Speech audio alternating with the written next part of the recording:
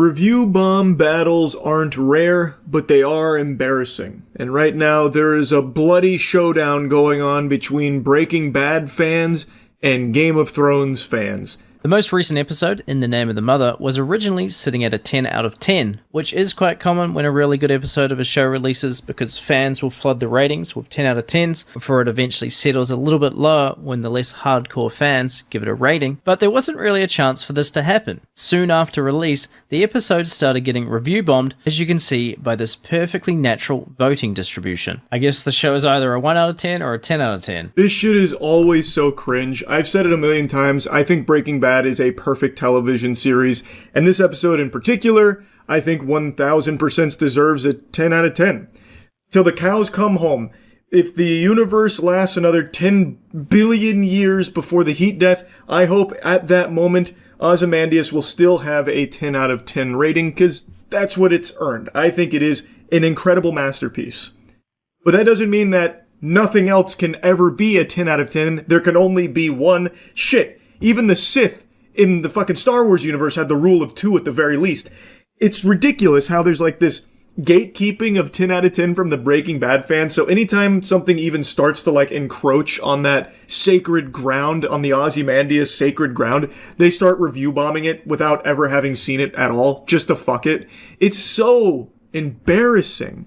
Like, there's a group of people in every fandom that for some reason take it so seriously that they put the achievements and the accolades of the property they're a fan of on their own soul. So in this case, there are people whose entire identity and personality revolves around being a defender of Breaking Bad and ensuring that this 10 out of 10 remain unsullied by anything else coming close, and they'll fight tooth and nail for it.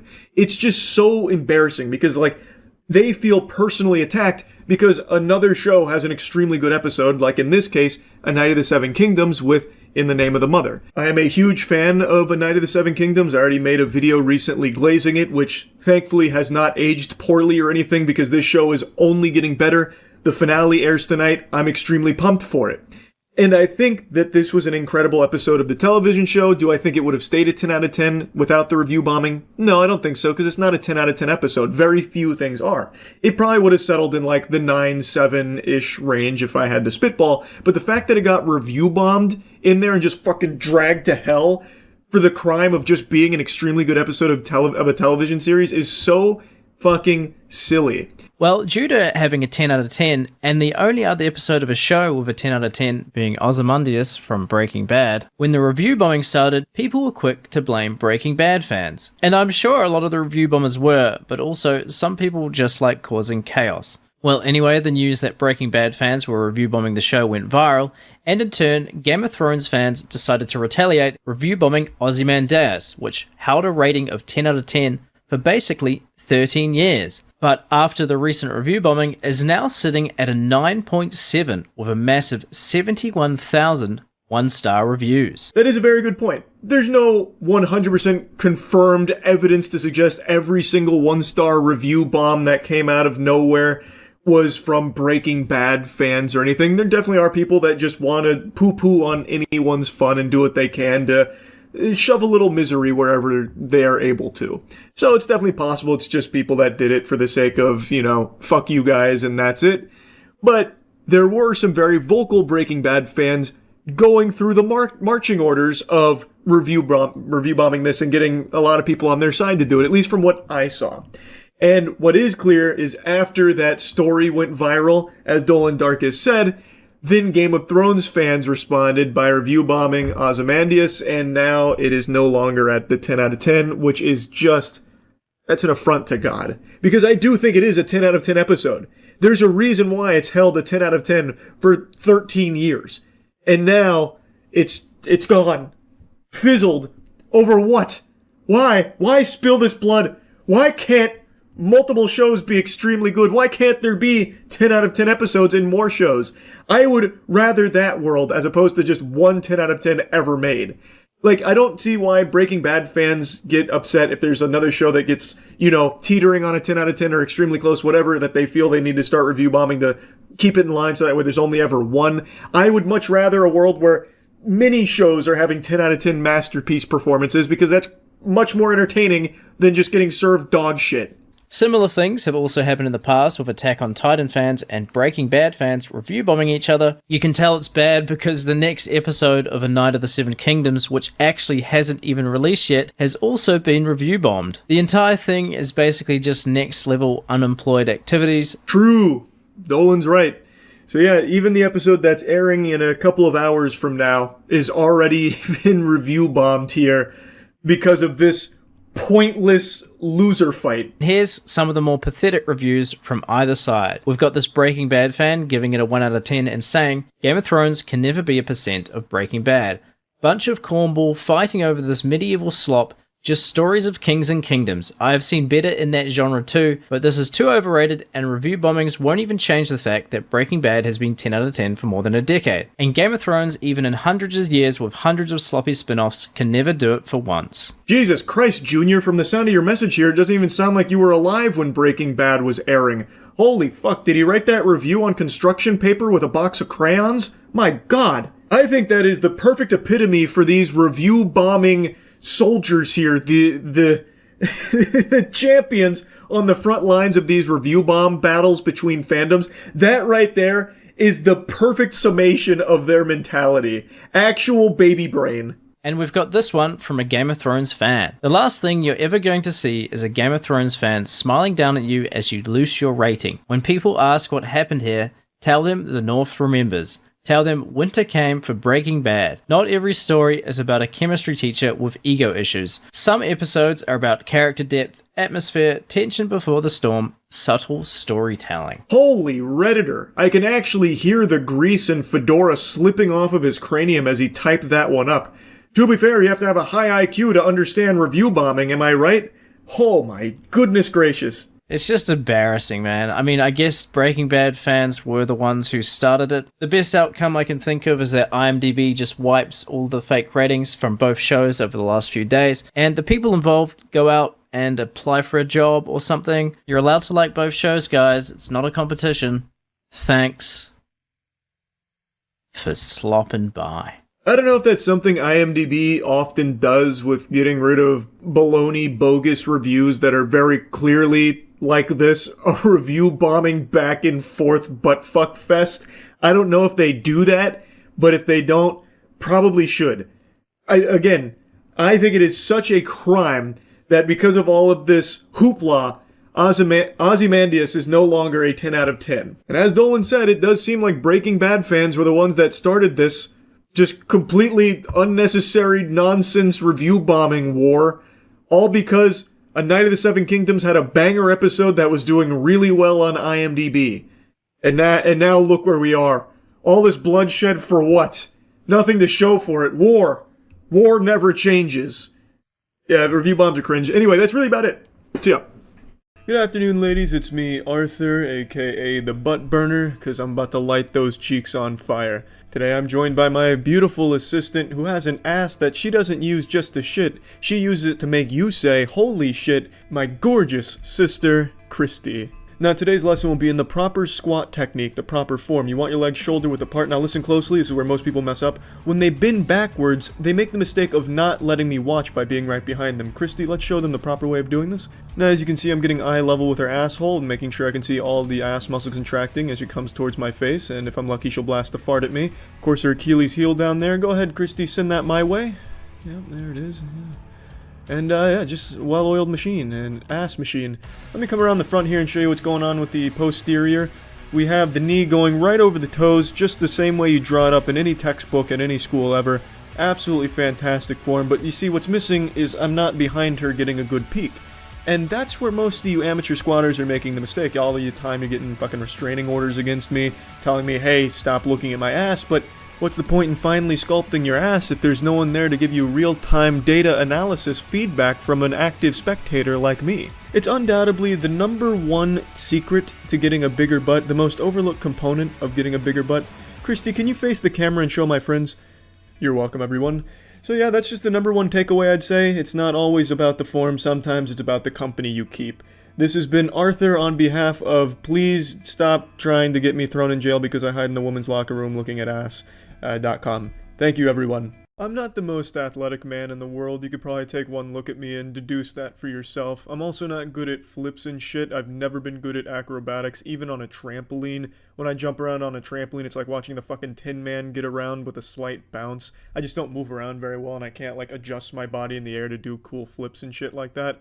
But I saw Cirque du Soleil's newest show, Axel, and I got fucking inspired. Cirque du Soleil always puts on these crazy good performances. I'm not sponsored by Cirque du Soleil, but I really enjoy their work. And after seeing Axel, I thought to myself, what would my talent show routine look like? What would it focus on? What would it be about? If the Cirque du Soleil CEO put a gun to my head and said, perform for me, swine, what would I do? And then it clicked almost immediately. Onions. Onions aren't exactly the first thing most people probably think about when they think of talent, but for me it was, because I have a rare gift to be able to eat onions raw without feeling a goddamn thing in terms of pain. My eyes don't water or anything. So if I could combine acrobatics, juggling, and onions, I might have something very fucking unique. And I've spent the last probably week or so consumed around 3,000 calories in onions, went through maybe $100 worth of fucking onions. Rest in peace all those onions that ended up on the floor and covered in dirt and shit, just to perfect this routine, and I think I've got a goddamn banger. This truly is the only one of its kind in the world, so please enjoy my onion performance. I'm like the goddamn Avatar Last Airbender, but instead of bending air, I'm bending onions. Took me a long time with this. Hope you enjoy.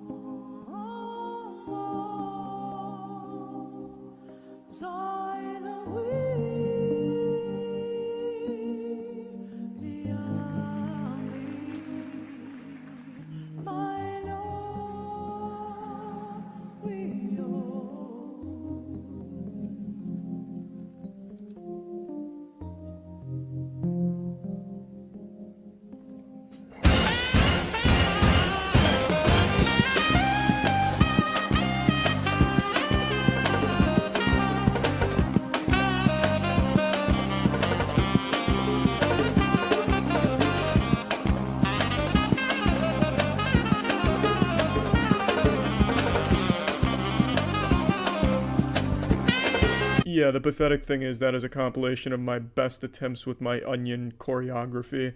So needless to say, I'm probably the best onion user out there. Perhaps the only one, I'd imagine. So that's a montage of all of my best attempts, and that's what it came out to be. Cirque du Soleil, if you're looking for an onion master for an upcoming show, I mean, you can reach out, I suppose. Yeah, that's it. So yeah. Jinkies. So, Highguard. Huh?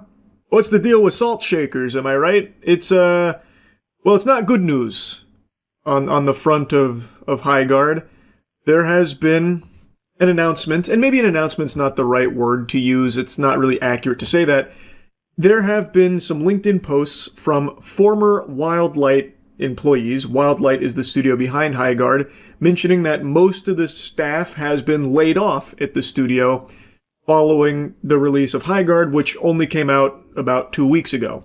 2 weeks appears to be like the curse, because Concord had something very similar where it only had a lifespan just barely longer than a mosquito, where it had completely shut its doors in about 2 weeks. It barely even was able to open its eyes after its birth. It seems like 14 days is the magic number that big budget games are given to either blow up or blow out your ass.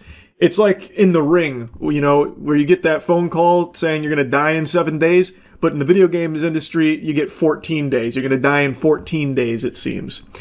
Now, in Highguard's case, they actually had put out a whole year-long roadmap, which made a lot of people believe more heavily in them committing to the long term of growing this, expanding it, and trying to make it flourish and find a player base. And make no mistake, this game did have a successful launch. The day this puppy came out, 100,000 curious sports fans hopped in there to check it out, but as of right now, there's just over 2,400 playing, which isn't really like the smallest potatoes ever. 2,400 concurrent players with nearly a 4K 24-hour peak is pretty decent for a lot of games, but given the scope of this project and the size of the team, it looks like they're closing the doors on a lot of the employees here. I don't know if that means they're looking to shut it all down or if they're looking to just downsize because they can't justify the spend any longer. I'm not entirely sure. That remains to be seen, but it's certainly not looking good for the future of Highguard, which unfortunately I don't think a ton of people were surprised by. A lot of people kind of predicted that this might happen. I don't think anyone read this shocked. Like, I don't think there was anyone like eyes wide open, jaw on the floor, stunned by this news, because releasing a game like Highguard in the current saturation of this market, it's kind of a death sentence. Like, those guards must be high to be expecting this to be like a massive success that blows everything else out there and finds its own footing off rip.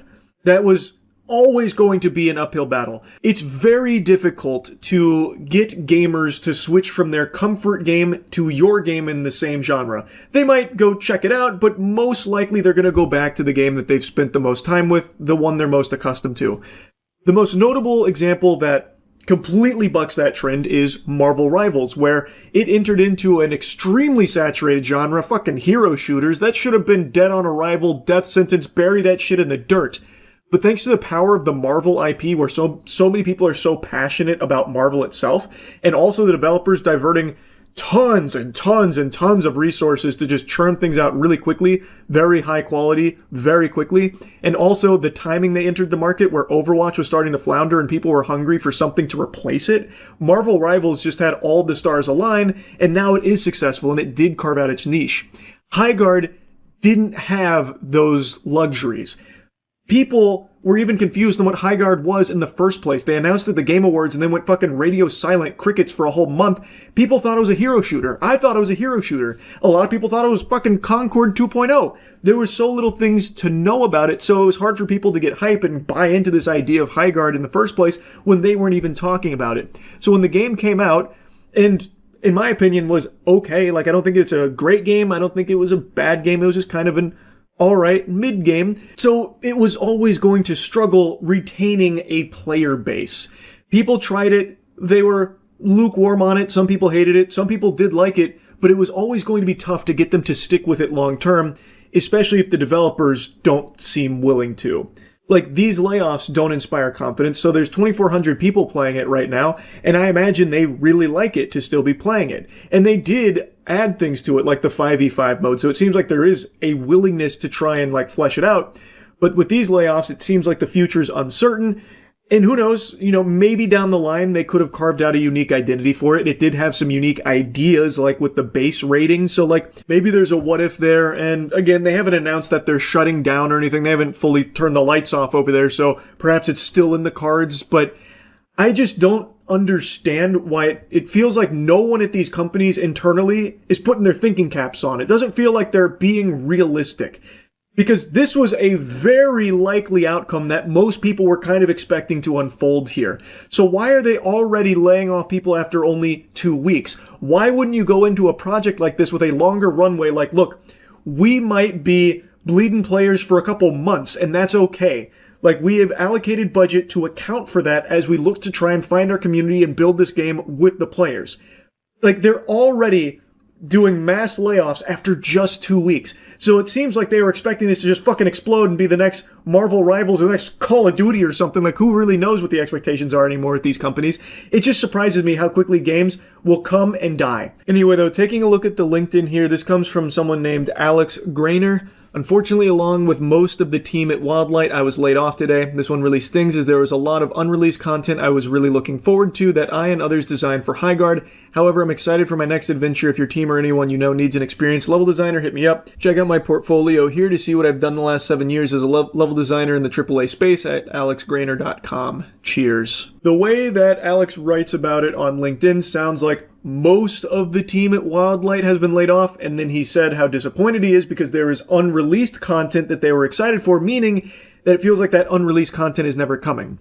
So my impression is that these layoffs are in preparation for shutting it down, especially when you also look at Josh Sobel's post. Today I was laid off from my job at Wildlight along with most of the staff. Once again, echoing that same sentiment that most of the staff has been laid off. You can't run a game like Highguard with most of the staff gone, and this was the lead tech artist. So this is like a pretty big position, it feels like. It was the best team I've ever worked with, and I've never put so much of myself into a project before. I wouldn't trade the past 2.5 years for anything. And then he goes on to talk about his experience. So if anyone has, a need for his expertise, to please reach out about it. To me, this feels like the end of Highguard, more like Bygard, because it's saying goodbye here. It feels like these posts make it pretty clear that most of the staff has been laid off and that it's likely winding itself down for that next step. It feels like it's in that stage where it's probably closing its doors. But I could be entirely wrong. It's just, the statement about the unreleased content that's not coming, these layoffs, most of the staff gone, as well as like a position like fucking lead tech artist. I mean, it'd be tough to keep the game going with basically no one left at the company, right? You would think. Anyway, though, this isn't something that I think is worthy of celebration or anything. I wish Highguard was better and performed better so that way they could keep chipping away at something and maybe make something special eventually. Like, take, for example, No Man's Sky.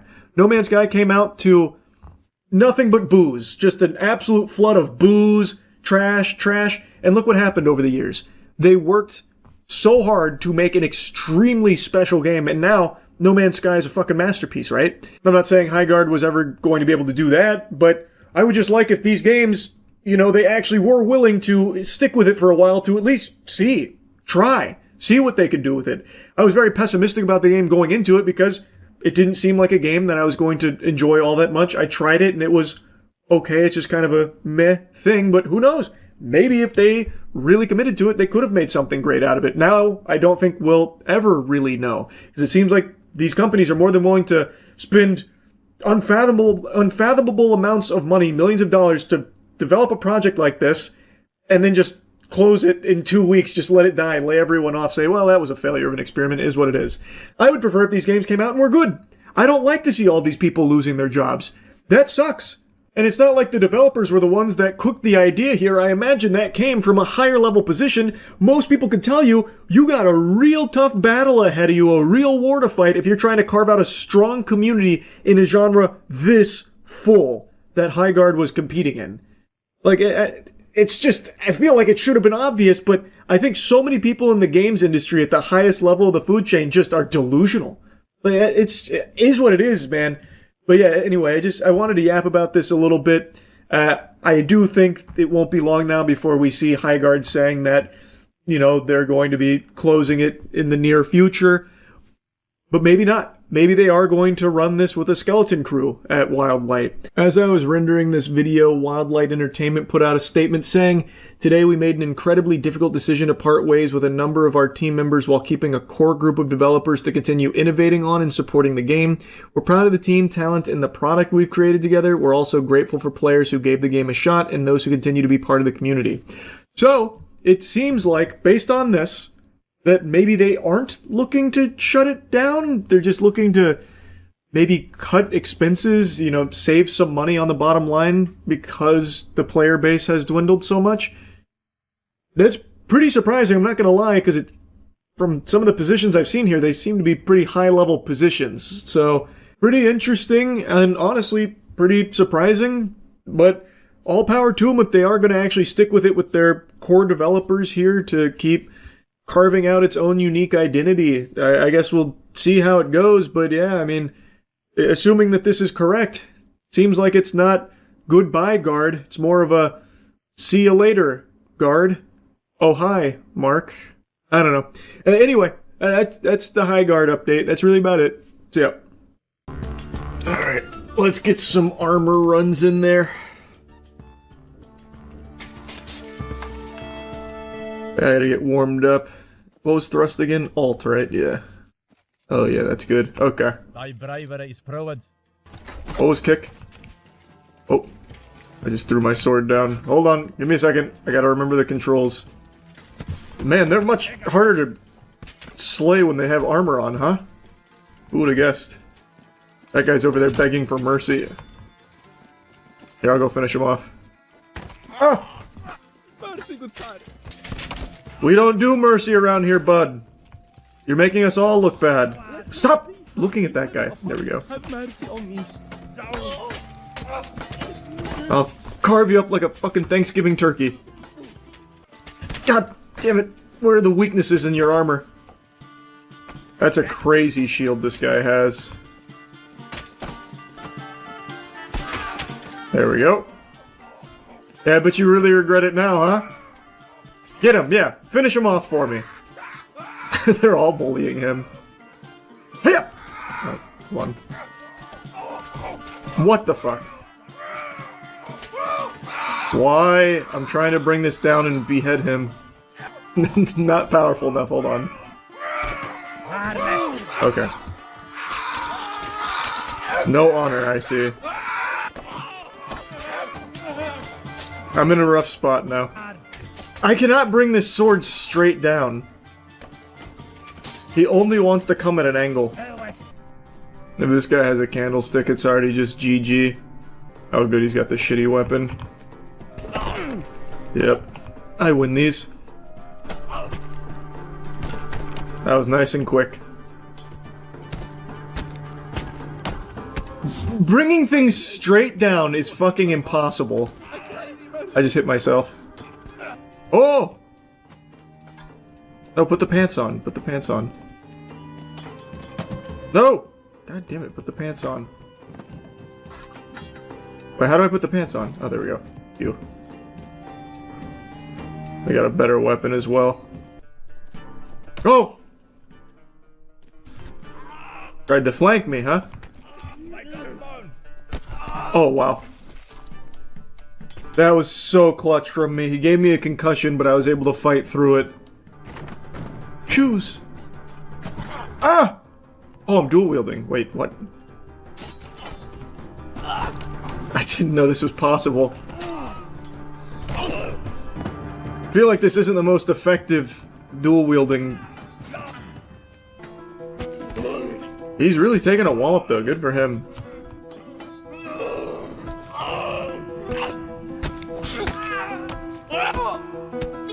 There we go.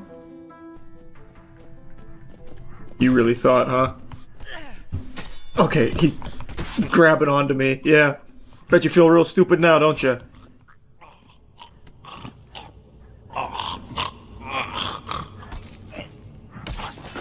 I'm trying to speed it up, man. I really am. Sorry, this is the gurglings.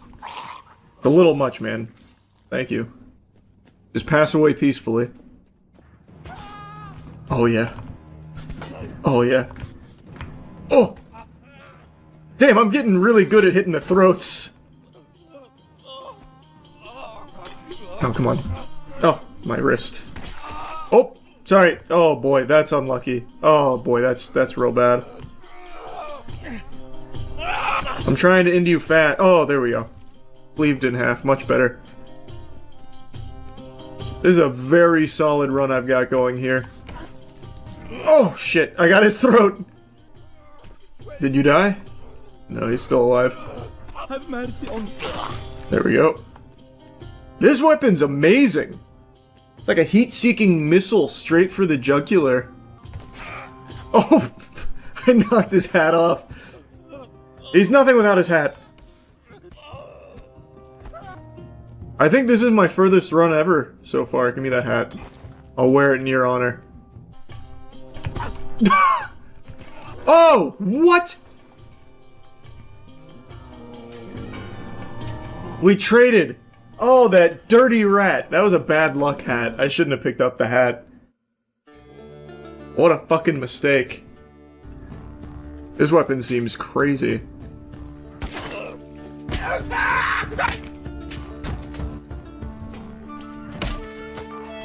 What the fuck? This thing seems nuts. Oh, I see that neck bleeding. Oh, Jesus. Oh. I can't believe he just pulled that off. If that isn't the biggest load of barnacles I've ever seen in my life. Run that shit back. He didn't earn that.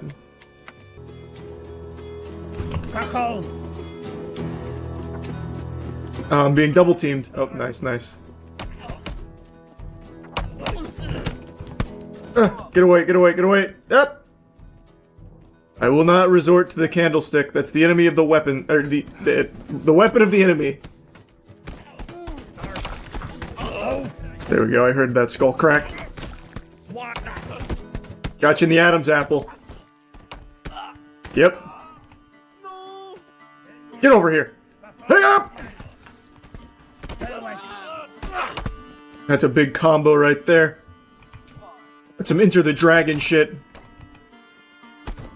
Oh, fuck. What are you doing? Oh, wow, this guy actually climbed over. Just die! You're taking up valuable space in my arena.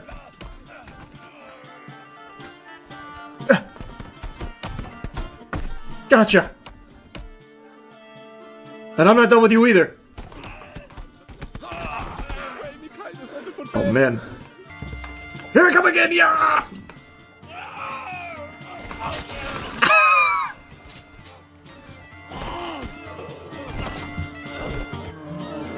Alright, these weapons seem pretty good. More! Oh, they had to disarm me here, and it still won't be good enough! My speed! You can't slow me down! Oh god, oh god. Hold on, alright, hold on. Hip! Okay, hold on. Oh, my signature weapons. Ah! The Bart Simpson strategy. Oh, shit, someone got me! I think I hit myself.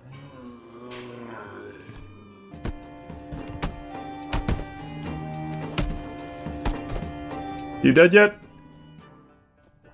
No? There we go. Darn! Oh, you're lucky. You're. Oh! You did not. Get him, Candlestick! Trip him! Trip him! Fuck! Now, this is by far my deepest run.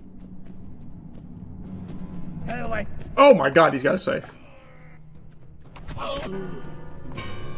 Wow. Wow, the scythe seems good. Wow. That instantly cut me in half. And he had 2 sickles as backup weapons. Holy. What a monster. He's about to fall. No! Come on! Yes! Now bully him! Get him! Trample it! Ah, let go of me! He's gonna get up! What are you doing? Oh no, he's stuck, he's stuck. It's exactly what I thought would happen. No! Mercy! Mercy! Alright, I'm back. God, it's like a rhinoceros beetle fight. Where you just try and flip the other one. Oh, you've given up entirely, haven't you? No! My feet! Get up! Yes! Get up!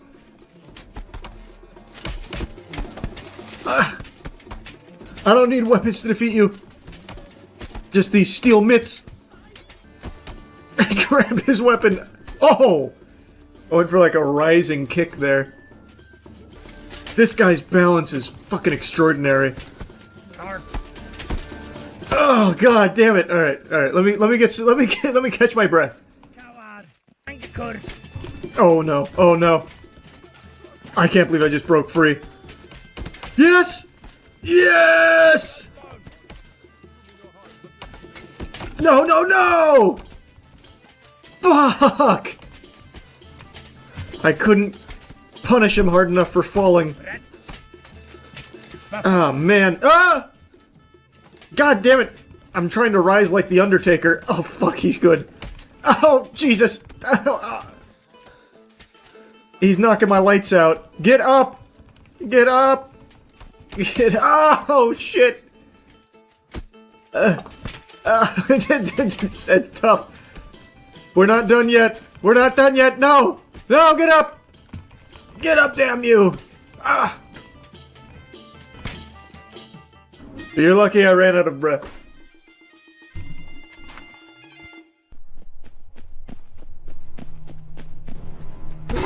Oh, it's the scythe guy. Oh! How did that happen? Ow! Ow! Ow! Shit! Give me it! Give me it! I'll at least finish the job. Ah! I know we're both in pain. Yeah, fuck. Slice him with it.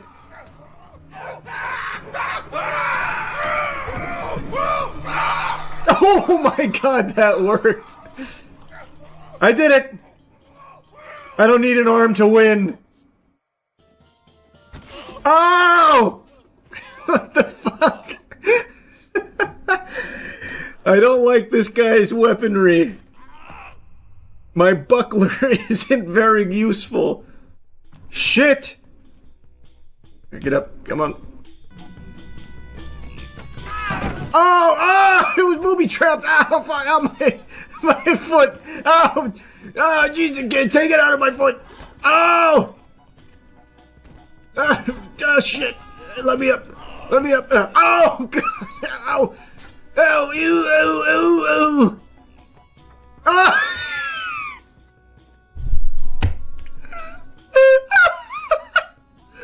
Fuck! Did you see where it went?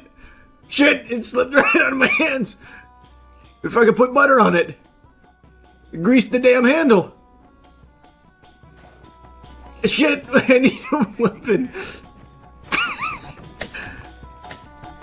God damn it! No! I'll beat you with the top of the box. Ow! A weapon. Ah! Fuck! Just give me the goddamn stick in there. Oh, they're huge. What is this thing? It's a chair leg. If you lose to me, you deserve to go straight to hell. Oh.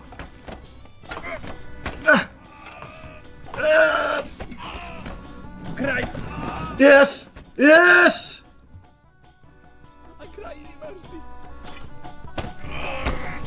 Never any doubt in my mind.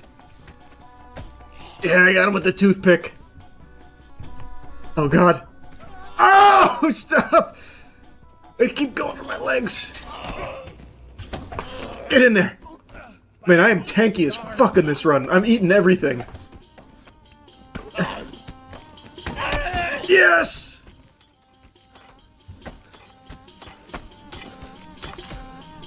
I am going ballistic with this thing.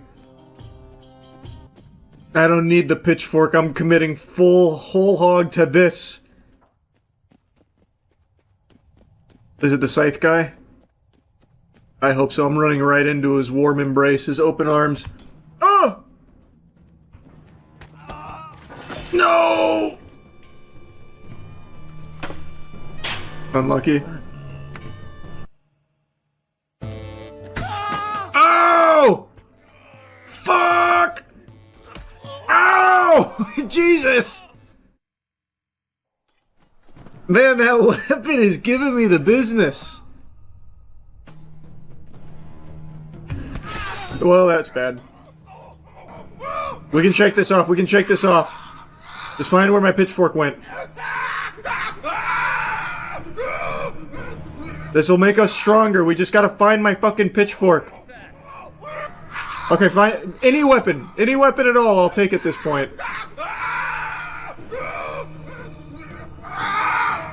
Where are all the weapons? It won't let me put it in my hands. I'm gonna have to try and stick them like this.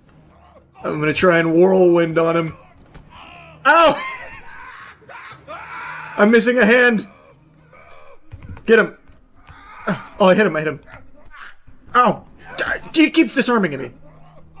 Oh, shit. I'm trying so hard to get this to touch him. Yes! That's damage. Oh, fuck. Damn it! Yes! No!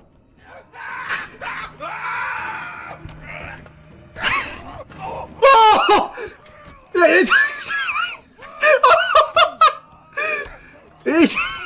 No way! I might be the best goddamn half-sword player there is. That's unbelievable. Holy shit, what a clutch. What an unbelievable clutch. They're just actually built different, man, I'm telling you. Don't nobody do half-sword like I do it. Oh, shit! Ow! Ow! God damn it, I hit myself on the fucking post. Well, right back to the abyss. It is unbelievable how good that weapon is. I can't even get in there on him with the sickle. Alright, back to the abyss. My fucking home. Alright. Is it the Grim Reaper again? Because I'm coming for it. I just need to bait out and attack first. My normal rule. Oh no, it's this guy. I'll still bait out and attack. Yep. Got him right where I want him. Yep. Falling right into my trap, huh? There we go. Gotcha. Oh! God damn it! No, I surrender. Jesus. I gotta find an opening. Oh! What the fuck? Oh god. No. That's really unlucky. Yeah, I think I'm cooked. Yep, there I go. Grab the candlestick, not his leg. Oh, wait! Yep! Oh, that was unlucky. Maybe we find a way to get up here. Wait, I'm biting him! Yes? Oh! This'll be the biggest mistake of your life! He's so fast. Yes! Darn! Blimey! Ooh, that was a good flurry. No! How? God damn it, I couldn't get my arm up high enough. Fuck! Nice. Roasted! Oh, what? I missed. Oh my god! No fucking way that just happened. Blimey! God damn it, you're lucky it stuck. Okay, you're not that lucky it stuck. That went straight up his asshole. That was huge. Alright, time for the Reaper. With the sickle. I just have to charge right at him. I'm gonna try and stay on the right side, though. Yep. Yep, you like that? Woo! Finally. Alright, who's the champion here? Oh my god, it's Slender Man.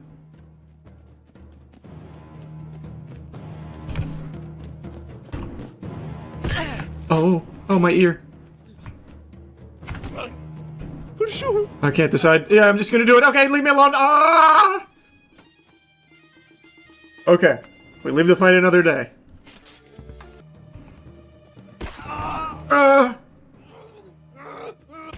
I couldn't give up in time. God damn it, that's such a wide range that he has. Holy shit! God damn it. Let me up.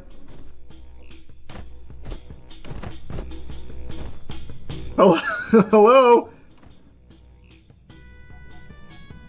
A poltergeist is taking me by my legs. Fuck, let me up!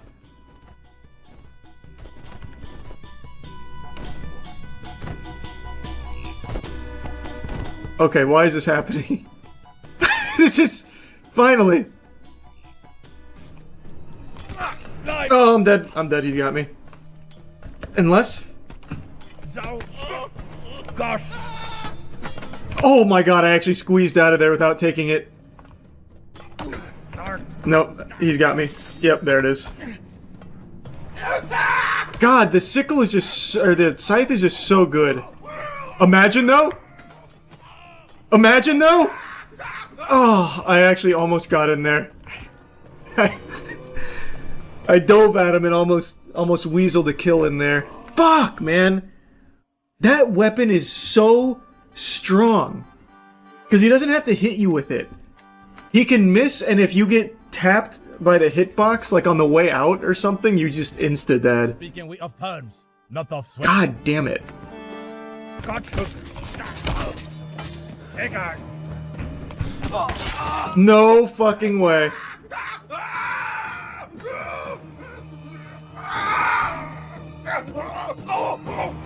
Cuckold. Oh my god. Mangakur. No way! What? What? What? What? What is going on with this guy? Now he's beating me every time. All of my good runs. Oh boy. I think he's got me. Yep. I don't know if they've like adapted to my playstyle or something, but man, they are really beating my ass here. Now, sir. Holy. I'm getting just insta-killed. Oh my god! What the fuck? This is absurd! I wanted the fucking stool! That keeps happening! I keep grabbing their body parts! Alright. No way I lose to him again. There's no weapons.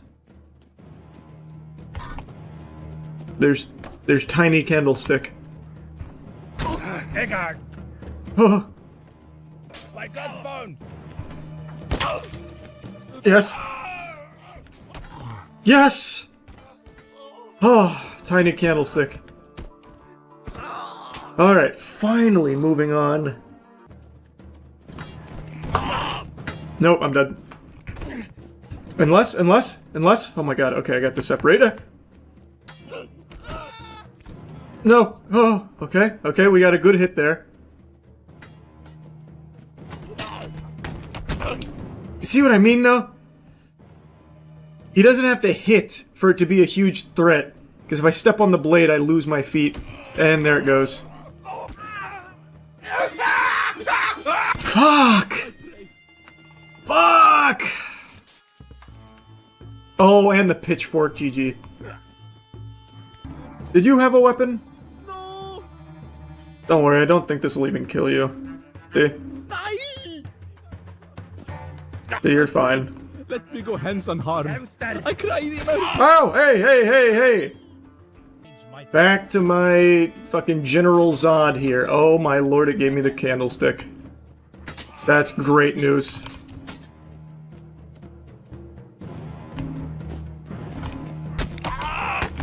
Okay. Oh, god damn it. Didn't mean to do that. I wanted to switch arms. Well, and then it still fell apart. That's crazy. That is crazy! How did it get stuck? What is happening? That is so... Oh my god. Case is calling. Where? I don't know what you're talking about. He's not... He said the stab with the knife. Which knife? The knife I just had? Because that knife fucking sucks at stabbing. Oh my god, there we go. Got in with the cleaver, finally, thank god. A weapon. Hey, man. Can you hear me? Yeah. I got some tips for you. What's up? Okay. So I'm watching you. You know I love me some half sword. Right. Okay. I'm watching you. First off, what I want to tell you, the knife, okay? I heard you make the point that the knife is absolute trash, right? Yep, yeah. I fear that, you know, when you get to the dude with the metal helmet and he's using the axe? Yeah. The best weapon that you could use against him is that knife, and it'll spawn in the middle. Is that a guaranteed spawn? I think it is, but the thing is, when you have a knife, never slash with it. Even like the cleaver, you know how them cleavers and dudes be cutting them steaks with in them cooking videos? Yeah. Even that one, if you can get down, all you gotta do is run up, double tap, left click, and aim it at their chest. And if you have the timing right, you'll one-shot everybody. Okay, I'll give it a try again. I was having no luck thrusting though. It was not working. But if you double tap left click with the knife, good lord, that was a nice one though. I must give you credit. That was Thanks, brother. That was a good burp right there. But yeah, double tap knife on the dude with the helmet. If you get the accuracy down, you'll literally stab him in the chest. He'll bleed out. It's like a one shot. I'm telling you, it's like a one shot. Okay, I'll start utilizing that more then. Yes, Sirski. All right, brother. All right, bro. All right, now it's gonna Chat, be did I clean help runs. You helped me. Yeah. Do I leave the Discord call? Oh, I got it. All right, I'll do more of the thrusting with the knife, but I've had no luck with it. Oh. Hook.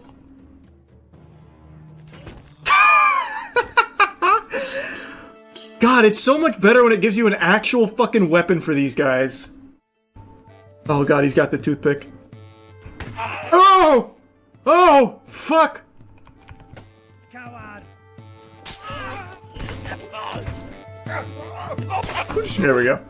Alright, we're back to Slender Man. Fucking finally back. Alright. Alright. And there it is. Okay. God, his range is unbelievable.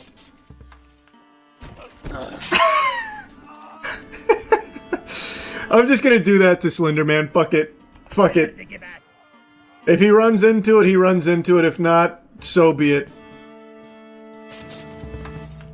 Ah!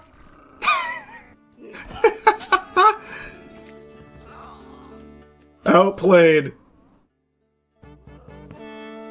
Finally moving on. Oh god. You get that oh my god, it's a 2v1. Maybe I can make them fight themselves. I'm gonna try and lead this guy into the other guy so he pokes him with it. Big brain strats, check this shit out. Ready? Bait it. Bait it. And that couldn't have gone worse. I got stuck on his sword. That's a damn shame. That is a damn shame. Oh my god, I have to do... This is already cooked. Yeah, there's no way I kill this guy with this. There's, like, I actually just don't think it's possible. Unless I'm just built different! Pussy. What'd I tell you? Easy. Oh, wow. Ate a fat spoon there. Blimey! Oh, wow. Yeah, go talk to them. Go talk to them. They were saying mean things about you. That you're ugly and you stink. You're tacky and I hate you, fucking idiot. Ah! Lord of God, Domingo, have mercy on me. I spent. Let us shave. Ah!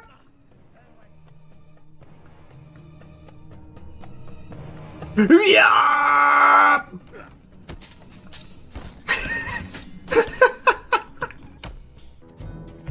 Ugh.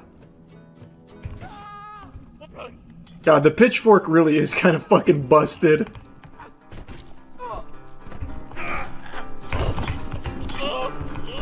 Just look at the way I work this guy. And he's still alive.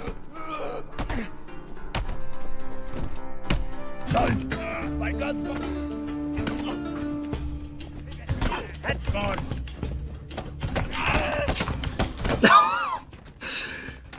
Blasted his fucking hat off. And it'll happen to you too, it's more likely than you might think. Ah, my hat! Oh, wow, he got me on the backswing. Alright, you see that backstep? That was huge. Okay. Now this is where legends are made. If I can pull this off with this fucking setup.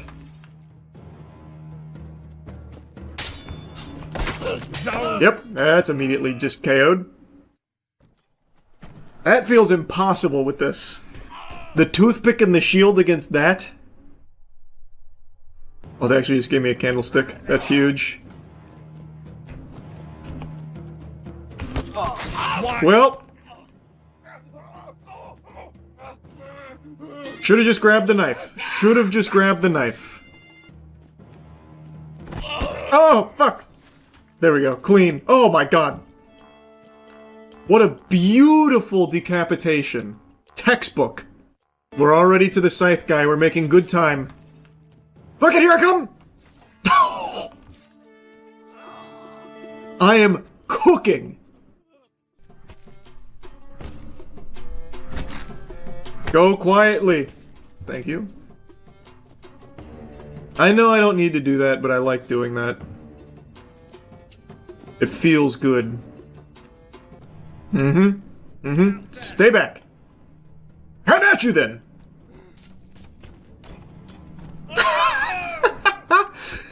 Okay. I am very surprised that worked that well. That's so cringe and you know it. Let go of it, it's mine. Let go of it, it's mine. Pussy. Let go of it. I fucking said let go of it! Damn you! Let go of it! There we go. Hold on. What? It's going right through his head. He's achieved immortality. Oh! Wow, that dodge was unbelievable. And I missed the knife again. He's having a really hard time picking up this knife. There we go.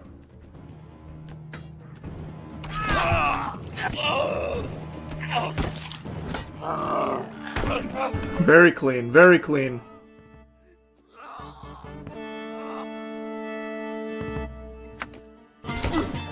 Yeah, hold him down. I got. Oh, fuck. I got the wrong guy.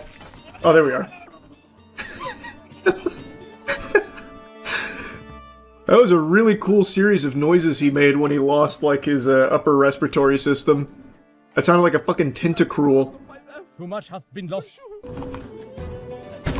Oh my god! Excellent kick! I see you know your judo well. You already know the strat.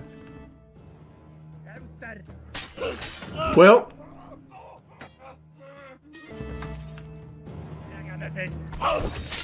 Okay, I'll be back in a second. This guy's got great technique. I've come to bargain.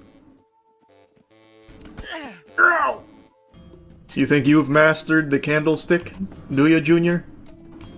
Oh! Oh my god! Okay. An impressive move. Oh my god! How did he just do that? I'm trying to kill the other guy. Hit him with the sharp end. Oh! What the? Oh! What the fuck is that strength? There we go. That's what you fucking get!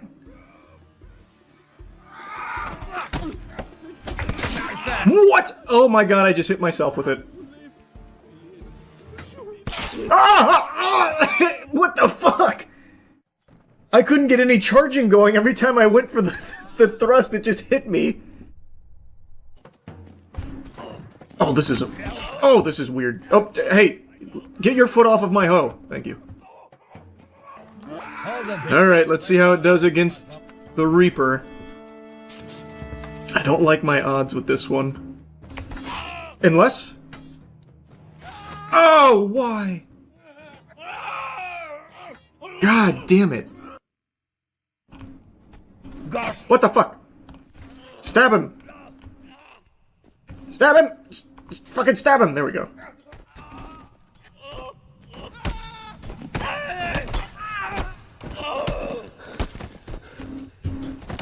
Why won't you die? He's still alive. He's gotta be so dizzy. Okay, okay, this is really unlucky. I need to get up now. Please let go of my skull. Please let go of my skull. Get up, get up, get up, get up, get up, get up. We gotta get the fuck out of there. I will take anything that's not what I currently have. Signature technique. Engage.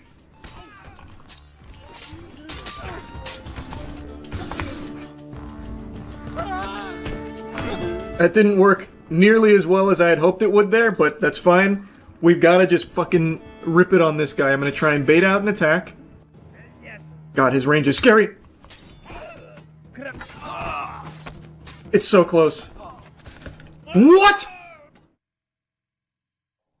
That's such baloney.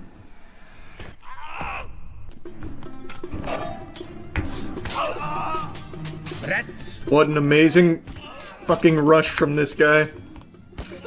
He's actually beating my ass so hard right now. Yep. Yep. That guy just went fucking crazy on me. Wow. Keep kicking him. Maybe we get out of this alive. There we go. Nuts now. We're in the nuts. Darn. Eventually, we'll pop those puppies. It's just a matter of when. Blimey. Yep, just stay in there. Just stay in there. Keep tanking this shit. I can tell we're about to win. Damn it.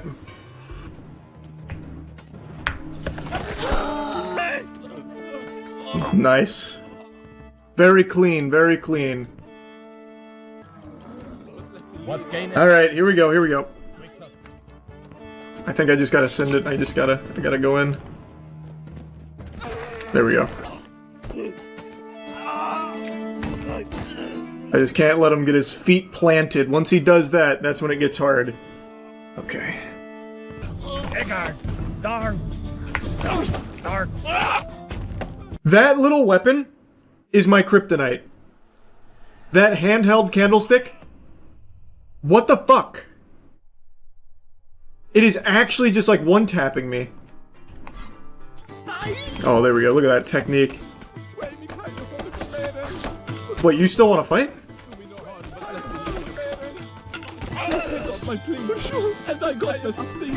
There's no way you still want to fight!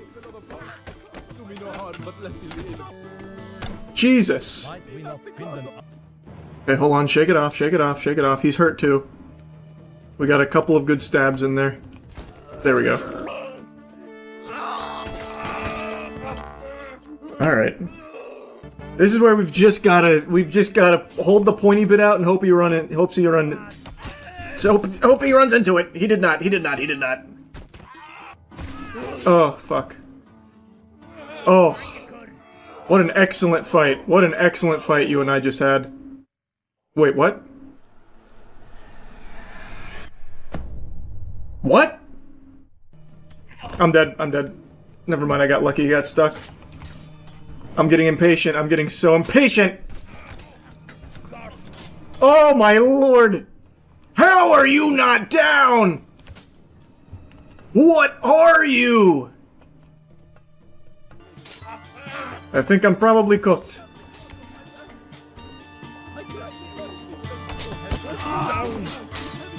Yeah. He knocked me unconscious. Whoa, wait. How did this just happen?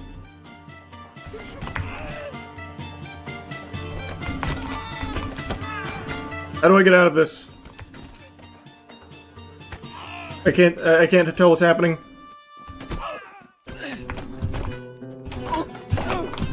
This guy is one hell of a warrior.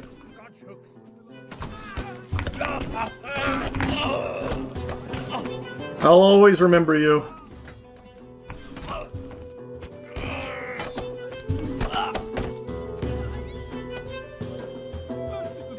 There's no way he still wants to fight. I can't even hit him from out there.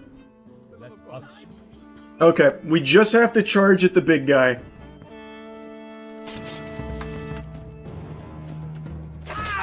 See, that's the only way to kill him. He just has way too much range otherwise. That's the only fucking way. Okay. Finally back. Christ. No way. No way. No way. Friends! Friends! Friends! Do something about this guy. He's bullying me. Help! Do something! Stop going for that guy. He's immortal. Okay, good. Give me a second for my arm to regenerate. Yeah, alright. You guys got him. You guys got him. I'll coach you through this. Use the Mordhau grip.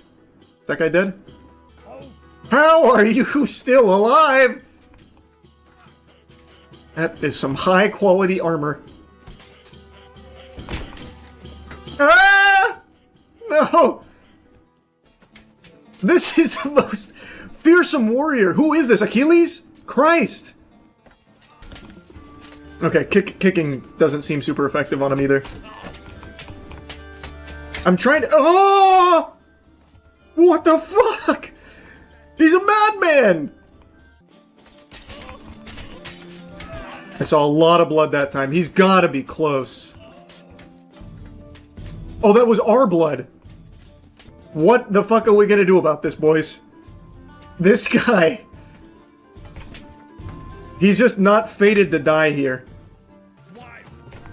This is unfucking believable. Why did they even have the teammates for this guy? He can solo us. Okay, wait, he's finally— oh my god, finally. Who was that under the mask? Jesus Christ.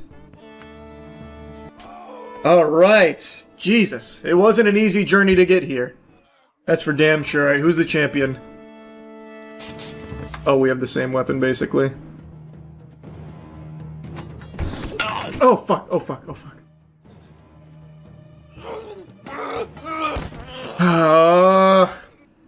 I need to just charge in there on bosses. I 100% need to charge in there on bosses. This is gonna be so hard in the abyss on this guy. Oh!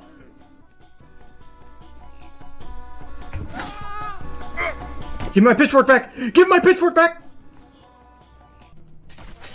And there it is. And that's GG.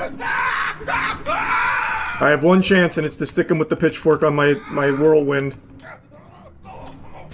Nope, he got me again. I actually hit him with the pitchfork, too, on the way out. He's actually grabbing me. This is unbelievably brutal. Wow. Wow.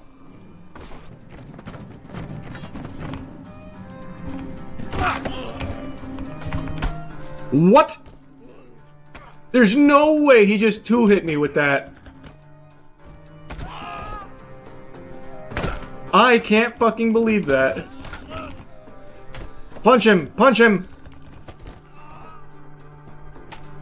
I can't believe that just fucking happened. Hold on, wait. Let's gather our strength. He thinks he's got us. Hold on. Just recharge our battery. Play possum. Play possum. And now we're up. Come on, baby. Come on, baby. Come on, baby. Yep. Shake it off. Shake it off. No. Come on. Come on. We can get up. We can get up.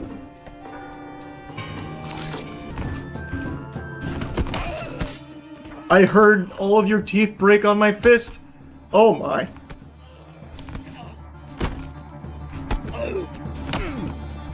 Give me the hammer. There we go. No way you still want to fight. Alright, I don't think I'll kill Reaper with this, so if I die here, I'm throwing in the abyss so I can get a better weapon. Okay. I think someone had already pre-sliced him before he got out there, and they just held him together with duct tape. There's no reason that should have happened like that, but I'll take it.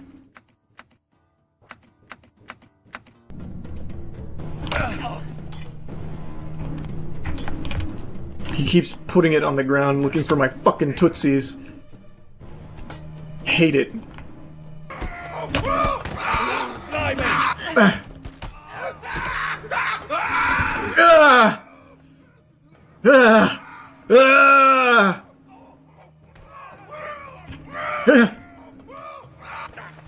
Get away from it. Fuck.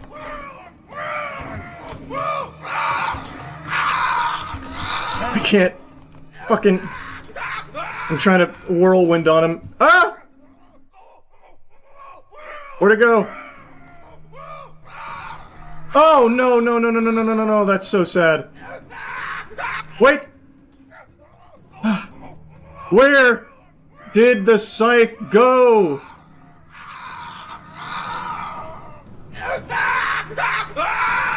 Where is the scythe? Jarvis! Locate scythe. Fuck, man. Oh! No! Oh, I almost fell. Alright, I know where the scythe is. I just need to get him to stall. Yes! No! I didn't have enough strength to pull it through him.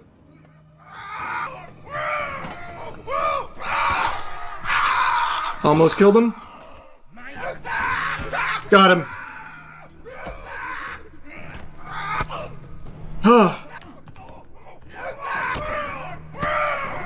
Oh boy, what a fucking fight you and I just had, huh?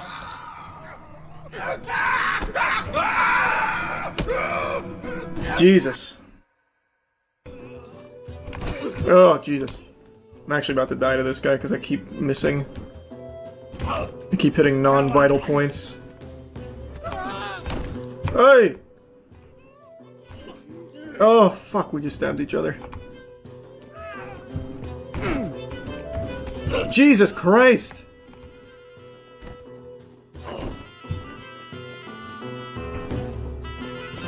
I actually cannot get in there.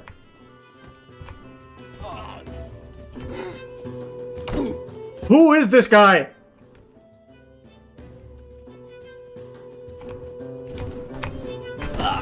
Oh, god damn it. Let's try maybe two-handing? There we go, finally. Could not generate enough power to pierce that guy's flesh. He was like made of dragon scales. It is hard to swing this from right to left. He does that every time. Oh wow. I haven't seen that kind of gore before in this. Oh! Wow! Very cool. Slenderman's been beating my ass tonight. We gotta switch it up. Hello? Pick it. Hello? Hello? Wow. Wow. Wow. Unbelievable. Unfucking believable.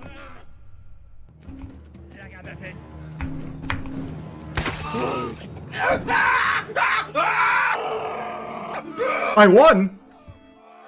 Yeah! Yes! I wasn't giving up. Oh, that was big. Alright, we're finally back. Christ. Gangster! Oh, Wanderer! Oh, I got in there. That was actually all me. Okay, wait a second. Wait a second.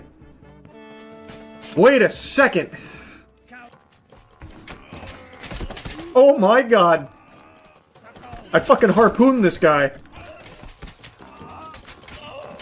Give it back, give it back. I know you're dead. Just give it back. Give it back!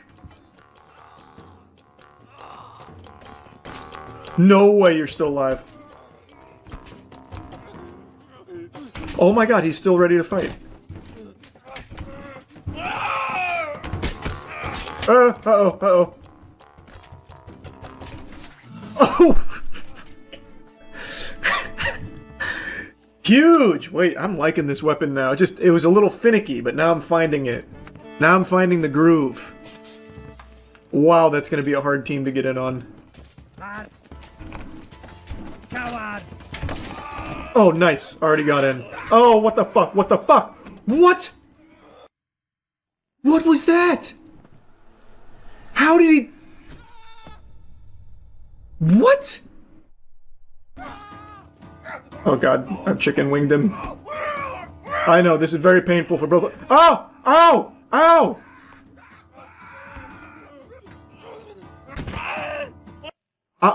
What? How does that keep happening all of a sudden? I can't speedrun this anymore. That guy's just too ready. What the fuck? Crikey! Varlet! That guy he's got my number. I can't do my speed strat anymore because of that guy. Let's try you. Are you just as prepared? No. It's just the guy on the left. It's just this guy. And he's still going. There we go.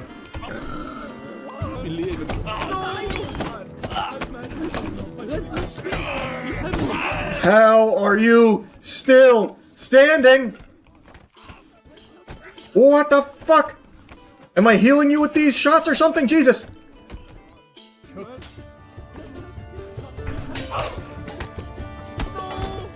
No, it just crashed. Fuck, I gotta reset. Oh, it didn't crash. Good. Good. Oh, he's teabagging. What the fuck? We killed each other again! What was that move? What did he do? What the fuck was that? That was like an Ishin Sword Saint maneuver. What? How did that happen? Surely you're done now, right?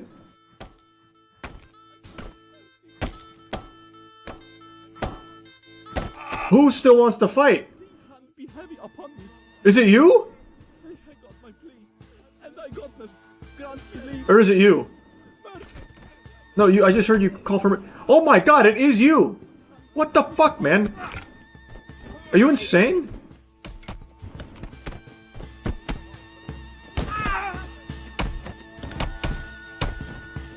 It can't be him, but it is him.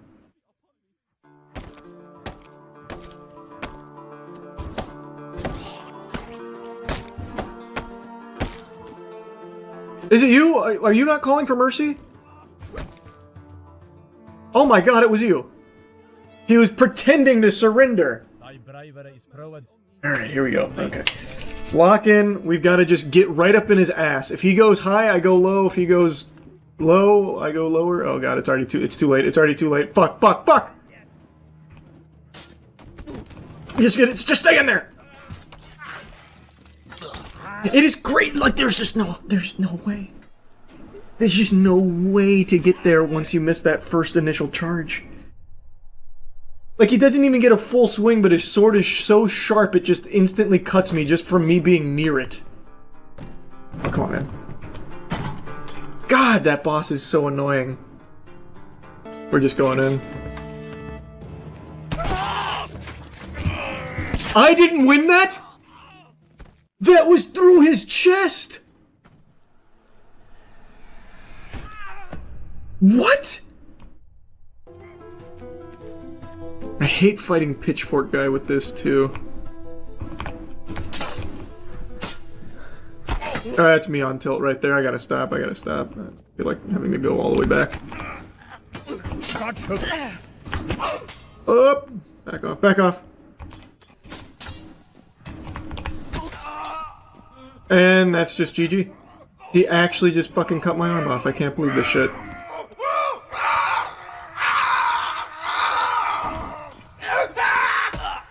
Why couldn't I pick that up with my other arm?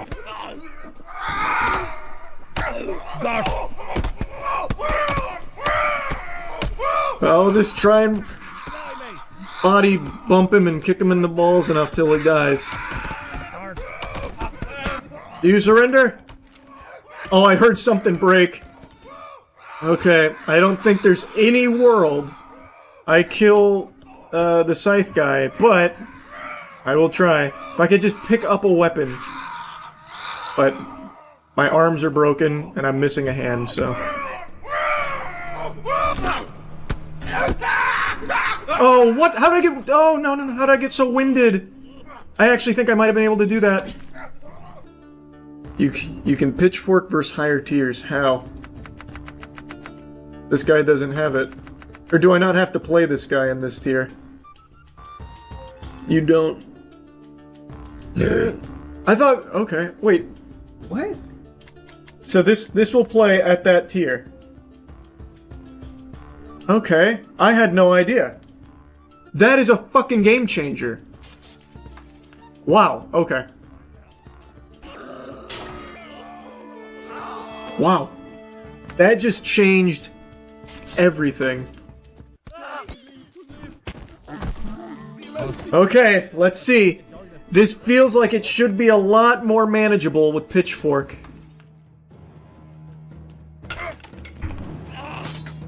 Okay. Yep. Yep. Yep. Alright, well, that was the ticket. I see. I had no clue you could do that. I thought you had to play that tier. Which one's my friend? I can't tell. I'm just gonna poke in there at... Okay, it's the tank. There's not a single fucking opening in there anywhere. Show you a fucking cuckold? Ah! I have no idea how the fuck to kill this guy. Legs, maybe? Ow, ow, ow, ow! Even his anus is armored. Nice. Good work, good work. Way to find the opening, way to find the opening. Good work, boys, good work. Alright, we're back to the boss. Okay, okay. Come on, come on! This guy's very scary.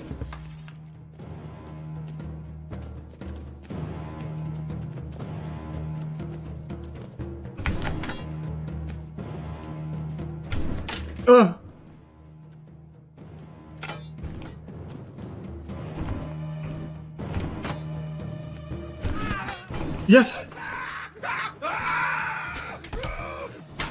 Let's fucking go, baby! Uncharted territory. Soldier rank, let's go! That was clean.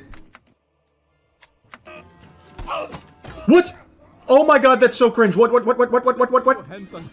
That weapon jumped up and slit my Achilles heel. Holy. Mercy, good side. No mercy, no mercy. Okay, last guy, last guy. Oh, fuck! He's got a head of steam. Oh, it's a short guy, too. We're so cooked. Unless? Unless? Keep him wrapped up. Oh my god, I actually just TKO'd that guy. Let's go, let's go, let's go. Alright. Come on! Finally! Alright. New boss. New boss! Who do we got? Who do we got? Oh, fuck. Oh, fuck. Oh, fuck. This seems hard. Oh, okay.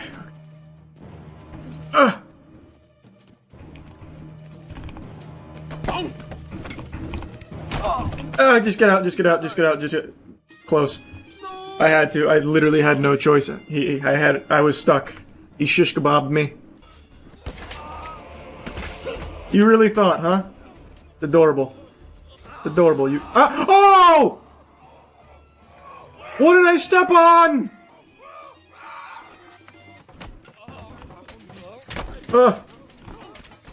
Nice.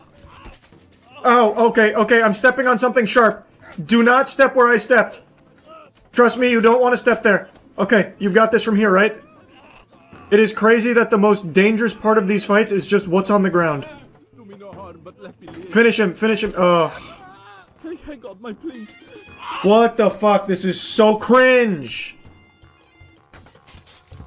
That is now the third time that's happened here. Oh, what the fuck? That cut my hand off, by the way. There was no power behind that at all.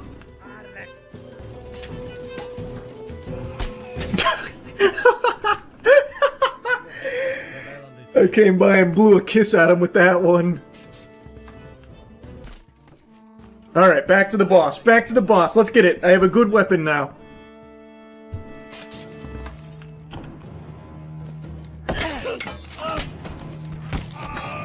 Instant kill. You love to see that, pussy. Yeah! Yeah! Let's go! We are cruising on this run right now. You get hit by this, it's your own fault. I'm using no technique. Oh. Oh, wow.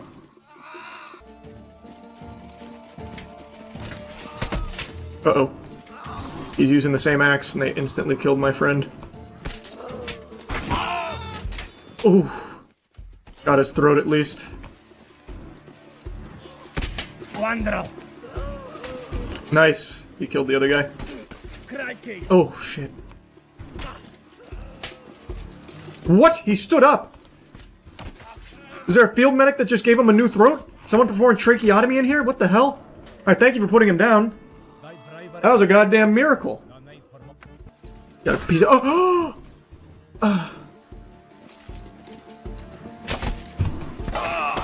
Clutch. Actually so clutch. Boss. Oh man, that was smooth.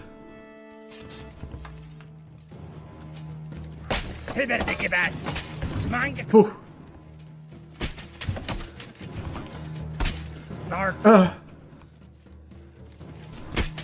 Oh. Okay, reset, reset.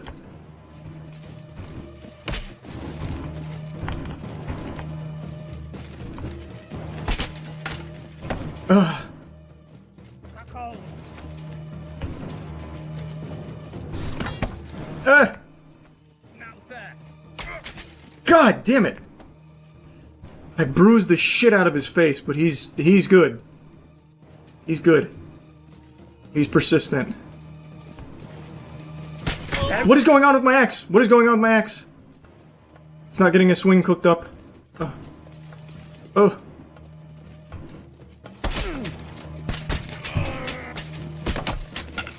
Oh. I'm getting desperate. I'm getting desperate. Ow! Ah! Ah! Ah! Reset, reset. Reset. Oh, he's wiggling his fucking wiener at me. Christ. God, he's tall. Oh, shit. No, no, no. It's okay. That's okay. Man, I had a really good hit on him in the beginning, and then it was very hard to get in again.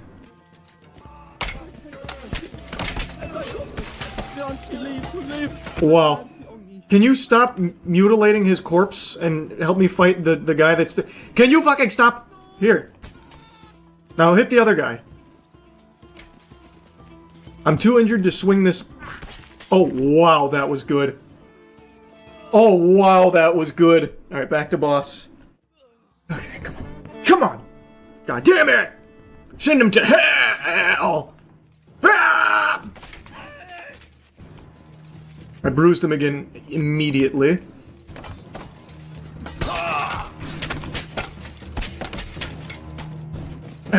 Reset, reset. No. Yes. Yes. What is happening?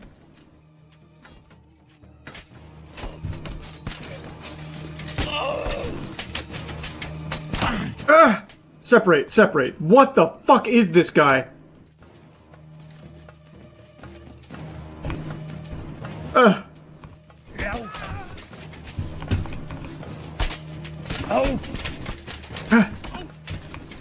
This guy is unbelievably unhinged. This is a fucking psychopath. Holy shit.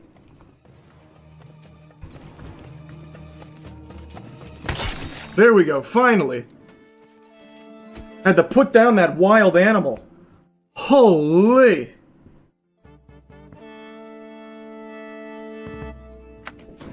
Nice, we are so deep. I don't really want to use that fucking drumstick. Oh yeah, we're doing axe again. I'm all in on axe. That was fun, that was nice, I felt good.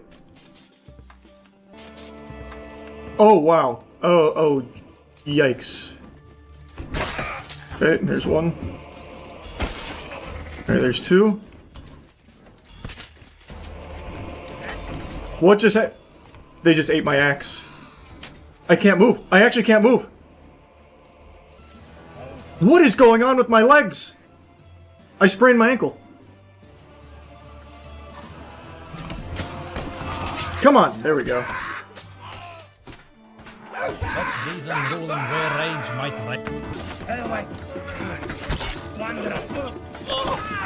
Oh man, imagine I went through and just one-tapped him as well.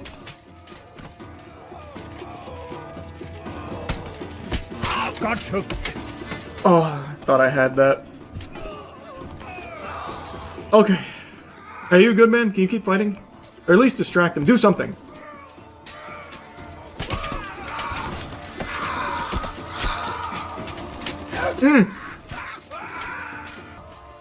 Keep distracting him. You're doing a really good job, actually.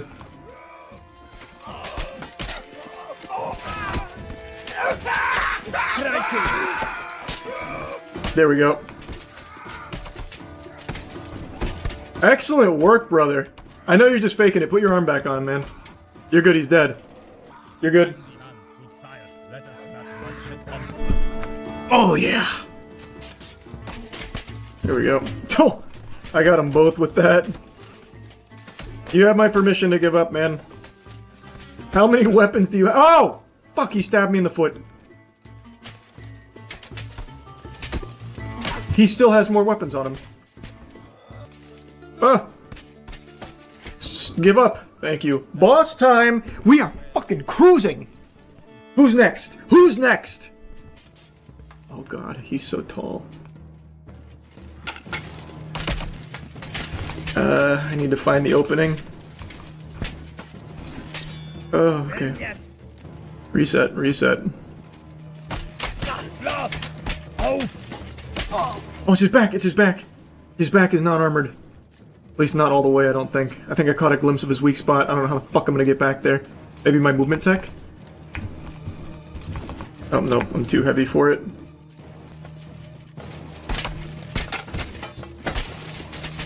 Oh, I tried to rip through his arm there. That was close.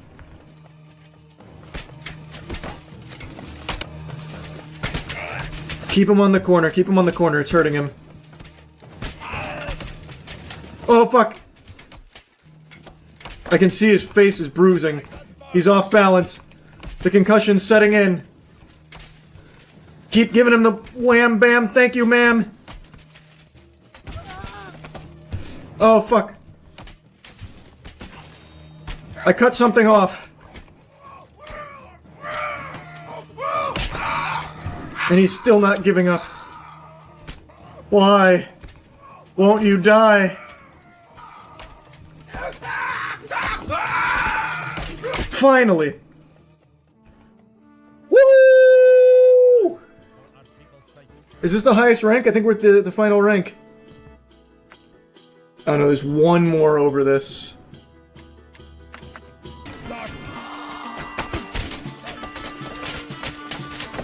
I'm making him motorboat me! It's not working, it's not working. I'm separating us. Or at least I'm trying to. There we go, finally. I'm not loving this weapon. Who just came here? There is no world you are still alive right now.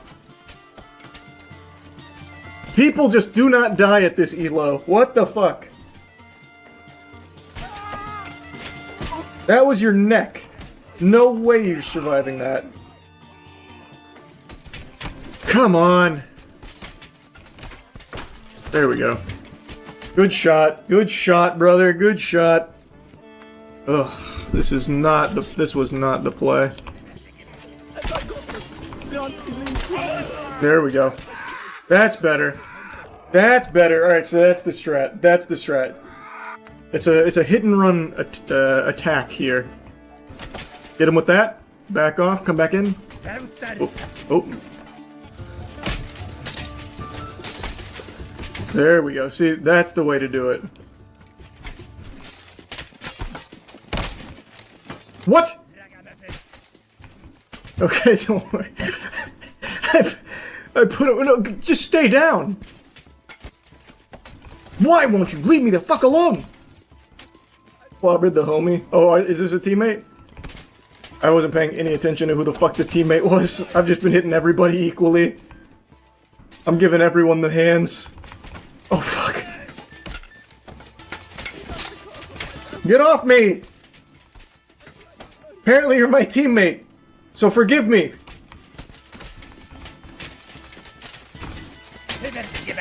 Ah, fucking get in my titties! Oh, okay, I'm winning myself. That was stupid.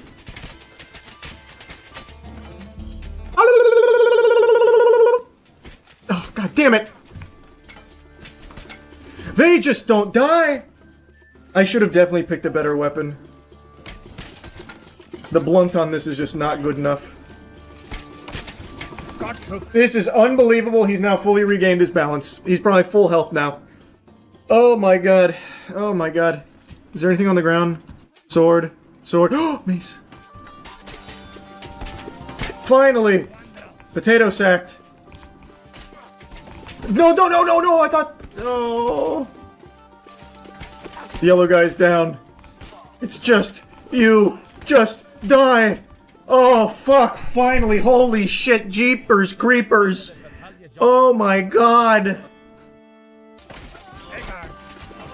Yeah, really, really fucking gang up on him.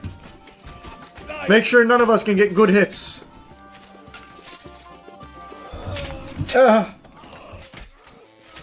He's showing us his back. Finally. No way. Okay, thank you. Christ. This guy's gonna be the problem. Oh! Yep. Yep. Yep. Dislocated my knee again, I guess. Come on, damn it! I'm whirlwinding. Oh, there we go, got him in the neck. Boss time, baby! What do we got? What do we got? Yep. That's gonna be hard. Then yes.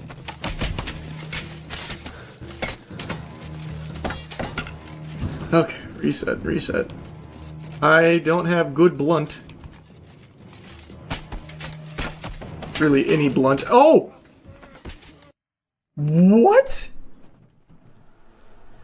Wow, it's been a long time since I've been in the abyss. That's so sad. Oh, this is gonna be rough. This is gonna be fucking rough. Start. He just refuses to die. I'm not gonna go candlestick. I don't know what boss I'm fighting. I don't remember. Oh, it's gonna be the fucking crazy psychopath armored guy. I'm cooked. Oh, that was unlucky.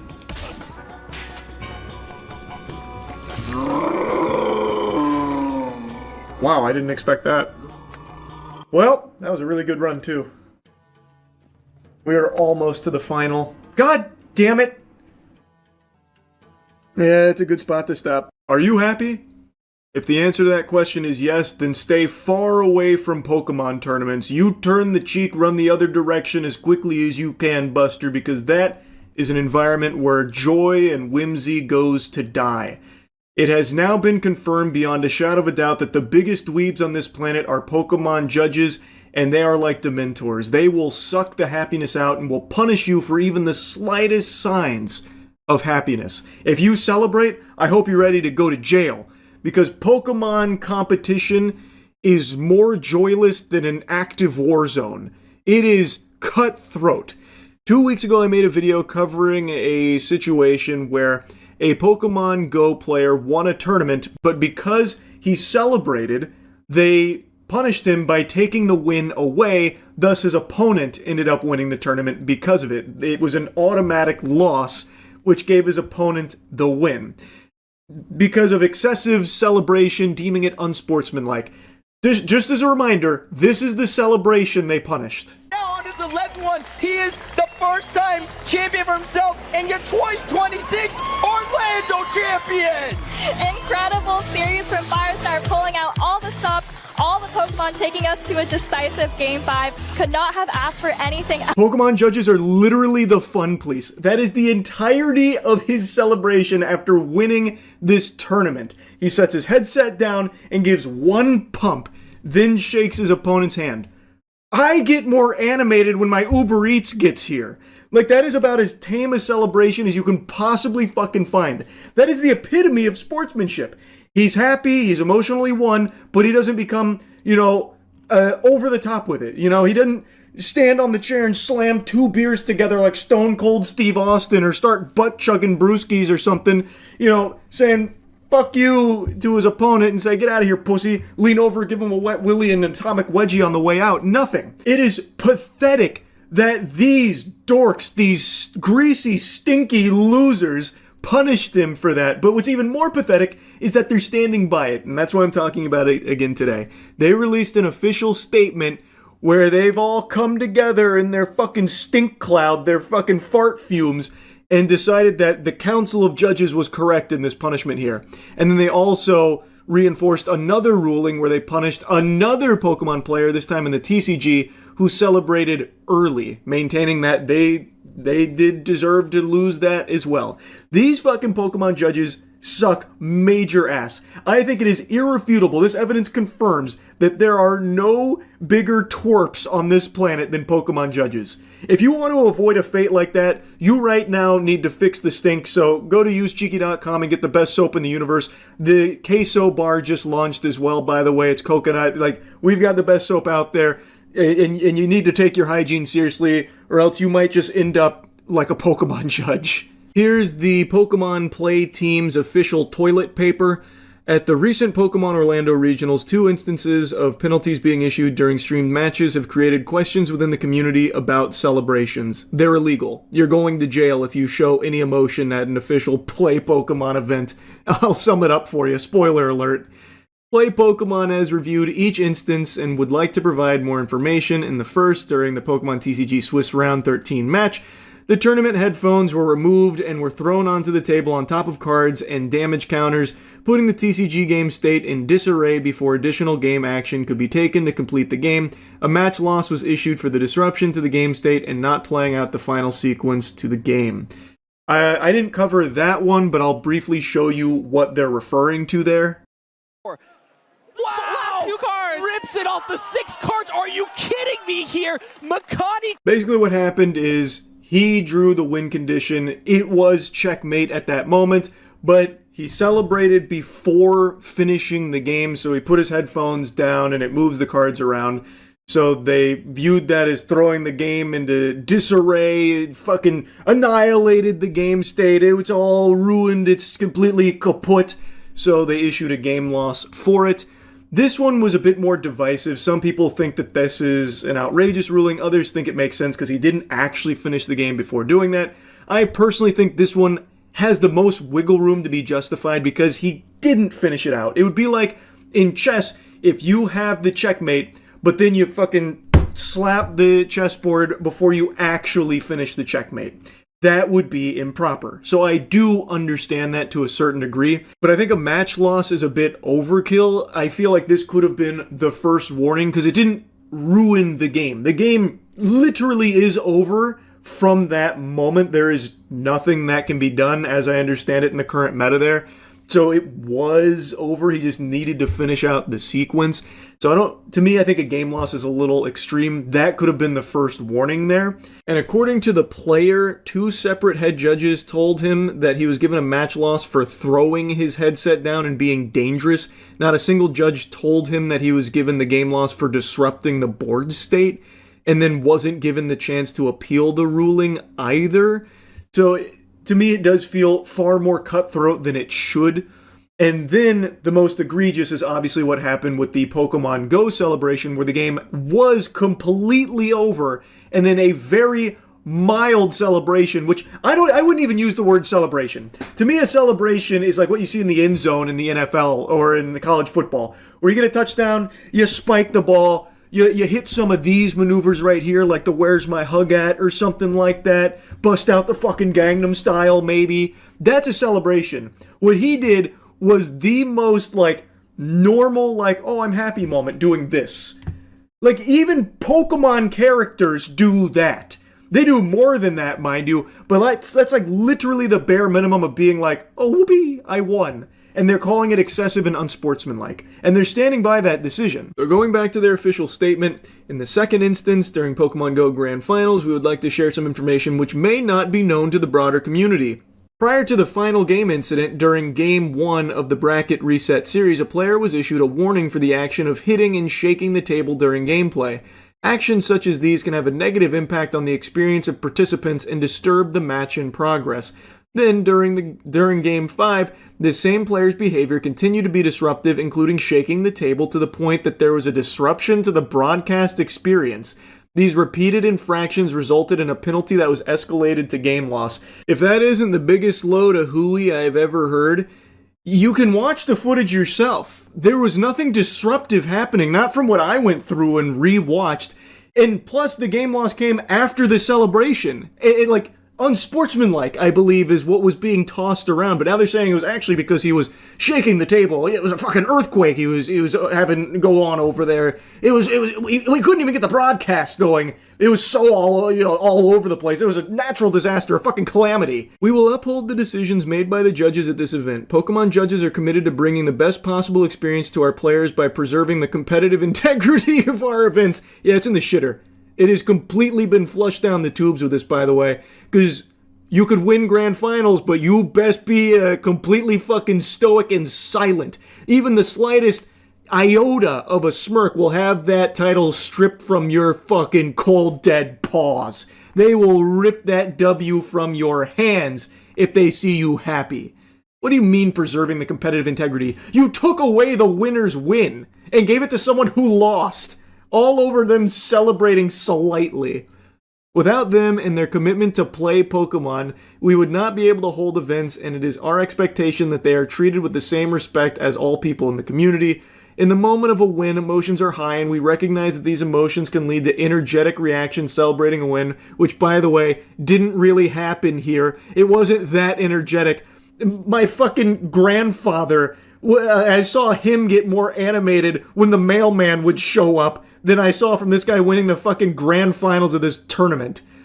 It wasn't that energetic, mind you. We want to support this authentic positive reaction and not discourage this excitement. Celebrations are not an issue, but actions that disrupt or negatively impact competitive integrity can be. We will continue to listen to the community of players and our judges on how best to evolve our tournament system rules and how penalties are enforced. the Play Pokemon team. They sign it off. Now, Firestar73, the player who had his title ripped from him for his celebration, did make a statement after this official Play Pokemon piece and said, "The incident you are now for the first time claiming was the basis of the decision did not affect the gameplay at all, yet decided the whole tournament. That is 100% correct. It had no impact on the game at all, even if he was shaking the table, which I don't see any strong evidence of him being over there like, you know, the waves of the ocean, moving the table back and forth all wobbly. I don't see anything like that. But none of it affected the gameplay, no matter how you spin it. Section 2.1 requires a clear explanation of any infraction and its penalty, and I was never given this as the basis at all." That is also true. Apparently that was never relayed. There's even a community note that talks about this. Firestar wasn't given an initial warning for shaking the table. This is a major infraction under section 5.1 of the penalty guidelines, and then it also has something about Makani, who received a game loss for a headset throw and wasn't able to appeal, and section 433 of the tournament rule handbook allows for an appeal. So they're not following their own guidelines, basically. Which doesn't come as a surprise to me, because it feels like these are complete losers that are power tripping and looking for any excuse to exert their authority here. Did I just catch you showing emotion? You lost now, Buster. Ha! Give that back. Don't you ever show me a smile again. And I mean it. I'm a Pokemon professor, by the way. So cringe, man. Actually so cringe. So they're standing by the decision. Firestar73 does not get the win that he earned. Also in the TCG space, Makani does not get that win either. They're standing by both decisions there. I think the most egregious is the case with Firestar73. I think there are no grounds for that. I think that is a complete sham. And I think the community should be very alarmed that this is who controls the events. You best be on your most emotionless behavior in the future of this competitive scene here. The competitive environment of Play Pokemon events from this point forward better be quieter than a fucking library. It's gonna be like a funeral in there, not an ounce of joy. So, I guess that's what they're looking for, that's what they're trying to cultivate. This shit's so stupid, man. It's so embarrassing. It's so shameful. Had to yap about it. I had to give you the follow-up. That's really about it. So, yeah. The amount of restraint I've shown over the last week resisting the near insatiable appetite to insult NVIDIA for DLSS 5 has been nothing shy of, like, saint-worthy, I would argue. Like, I have been the Zen master when it comes to this topic because I wanted to wait until the dust fully settled because I just knew, I smelt that stink in the air and I knew Krampus was right around the corner delivering some misery. I had a feeling it was only going to continue to snowball into this avalanche of embarrassment for NVIDIA, specifically their CEO Jensen. I knew that he would continue to make a fool of himself, and boy howdy, has he ever. So, I'm going to show you some clips that I've recorded throughout the week on it, so you can watch it all unfold here in real time. But to give you where we're at right now, after the initial backlash, Jensen went out there and said, "Everyone's wrong, you guys just don't see the vision. It's not just a slop filter. It's called neural rendering, you swine. It's the most sophisticated form of art this planet is capable of producing, the apotheosis of video games, where we have AI come in and guess on what it should look like. Yeehaw."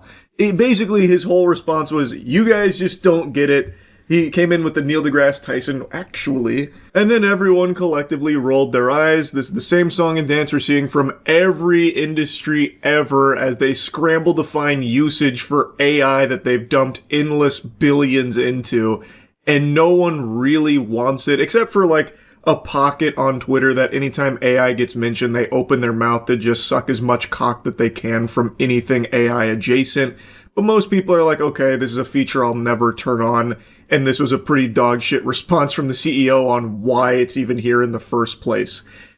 And then today, it was revealed, thanks to a YouTuber having further correspondence with NVIDIA, that Jensen might have told a big old fib.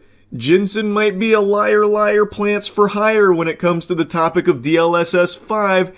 And based on his further insight here, it's looking like everyone else was right with their theories on what DLSS 5 is doing, which is basically boiling it down to being a fucking Snapchat filter you can slap onto your games where AI guesses and it just makes like a little fucking filter for everything.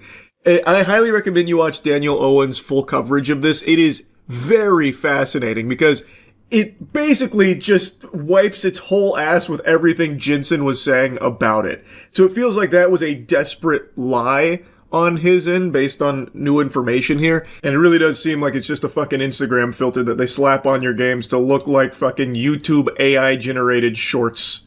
Cool. Very awesome. All right, now anyway, let me show you some of the older clips that I was recording throughout the week. That's kind of like the, current timeline. That's where we're at. Now let me show you like the lore and how we got here. Zoinks. NVIDIA just made a new announcement here for an upcoming feature. I really don't think that it's gone over as well as they had hoped it would. It has been a unifying moment, really, that brought everyone together under the same banner of disgust. Pretty much everyone's giving this big thumbs down, boos. It was this showcase right here, announcing NVIDIA DLSS 5, an AI-powered breakthrough in visual fidelity for games, coming this fall. DLSS 5 infuses pixels with photorealistic lighting and materials, bridging the gap between rendering and reality. Oh yeah, it's hitting all those glorious buzzwords you love to see. It's not just rendering, it's considering all the endless possibilities, gawk on cock. Like, it's just, even the announcement feels like it was AI powered. The whole thing is just really uninteresting to the vast majority of people, and the showcase for the power of the tech is laughable. Actually laughable. NVIDIA, more like Activia, the way they just took a shit here with this announcement. Gee willikers. My heavens to Betsy. My eyes have been blessed. After seeing the glory of DLSS 5 in action, I can't even stomach the idea of looking at Resident Evil Requiem with its old graphics out of the box. Ugh. At long last, Resident Evil has been saved thanks to the power of NVIDIA's DLSS 5 slapping a Snapchat filter on the game. I don't think it enhances the visuals at all. This isn't an improvement. It just makes it look like less of a game and more of a YouTube AI short. That's it. It just has that same glossy, soulless, wacky fucking feel to it. So now it doesn't even really look like a game anymore. It just looks off. This is the same DNA of those goobers that always go online saying like, don't worry, I fixed Breaking Bad. I ran it through Gen AI to improve its visuals, and it like handsome squidrifies everything. Like in their first example here, Grace actually looks like a different character with DLSS 5 on. It looks like it really messes with the model's face here, even though I'm pretty sure it's just an AI filter. It takes some liberties there, and it's not just Grace, but I think that one's a pretty clear example. It looks like a different character from the screenshots we see of it there. Like, it's just, I don't know, it's that same, like, I hate this mentality of, like, alright, here's what the artists made, here's what they developed, but we know better at NVIDIA. Let me show you what AI thinks this should look like. The real vision. This is probably what they intended, which does nothing for me. It doesn't enhance the visuals, at least to my taste, so it's definitely something that I'm going to keep off. Now, of course, this is a feature that you can toggle on or off at your heart's content, so you're not forced to have DLSS 5 on, but I imagine a lot of people will elect to because there's plenty of people out there that just like to have their eyes glaze over and just clap at photorealism AI. So this is going to be right in line with something I'm sure they're very happy about. Even though I also don't think this actually looks photorealistic in a game. It looks like when you ask Grok, hey, make this image ultra realistic, and it just makes that shit look jarring.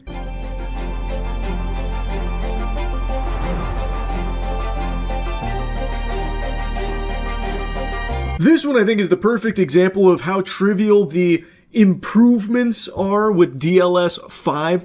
all it did was bump up the saturation on this character's clothing and face, where their face almost looks blown out, like cel-shaded even, almost like a Borderlands character, and then added a few additional wrinkles. Cool, I guess. What an amazing feature. I just think it's so obviously off, too. Like, even if you never told me that this was some kind of, like, AI feature or something, or filter, whatever, and you put this Hogwarts image of that character side by side with the DLSS 5 enhanced turbo version of it, I would still gravitate towards the actual video game graphics looking one as opposed to the one that looks like a goddamn Thomas Kincaid painting where it's all like glossy and off. Like it doesn't even really look like gaming graphics in the first place. It does just look like standard AI slop shorts. Ugh, this section was a double whammy of sin. Not only does the AI filter here look like shit, but it also had to remind me of Starfield's existence. Ugh. And somehow it does the unthinkable and makes Starfield look worse, like the characters in Starfield look worse. Now they just look plastic, as opposed to like lifeless husks in the actual Starfield game. With DLSS 5 engaged, it looks like little plastic, almost like porcelain creatures. And especially like that one where they're carrying the boxes, that looks like you're watching Spy Kids 3D without your 3D glasses on. It's just so weird looking. Like, I don't think it's an improvement visually. But all that being said, make sure all of you at home activate DLSS 5 on this video so you can watch me polymorph into Keanu Reeves thanks to the power of AI. Now, Digital Foundry also just posted a video doing a deeper dive here into DLSS 5.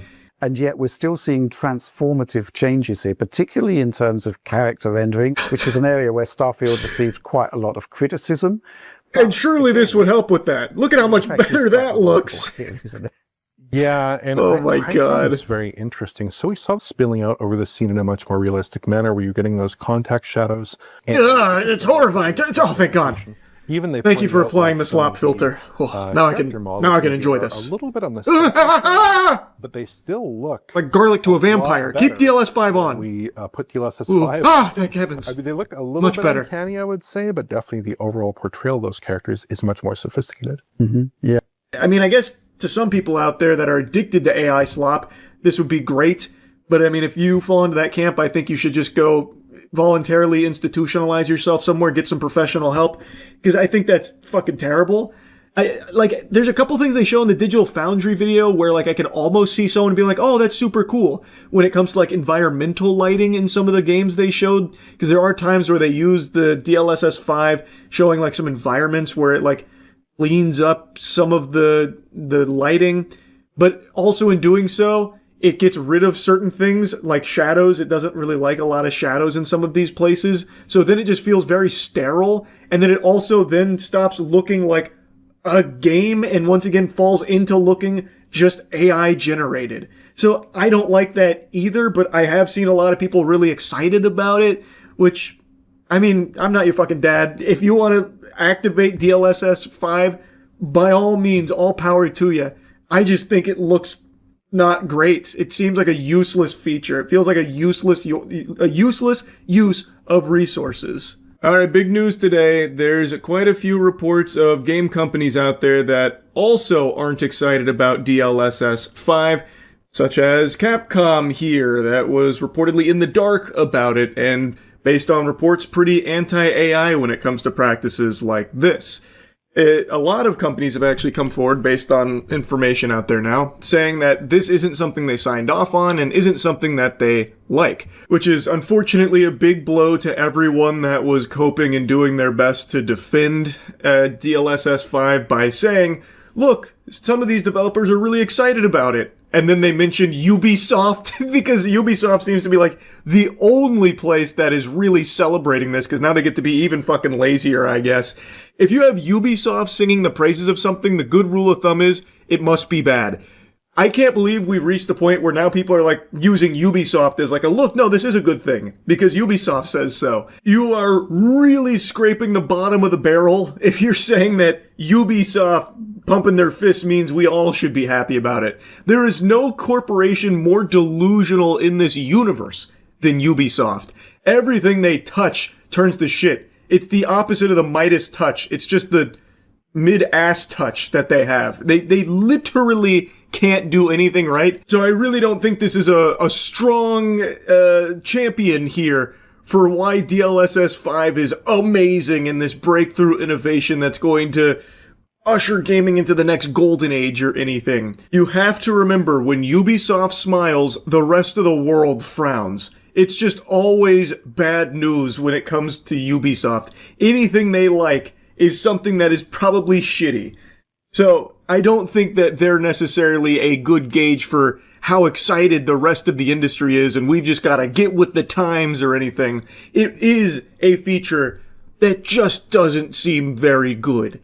It's something people aren't really asking for. Gen AI to overwrite some of the look of the game. An AI filter for their game so they can see it through the lens of what AI thinks it should look like. That's not appealing to me, and it's clearly not appealing to a lot of people out there. I don't think it makes the games look better. It just makes them look like just generic AI slop.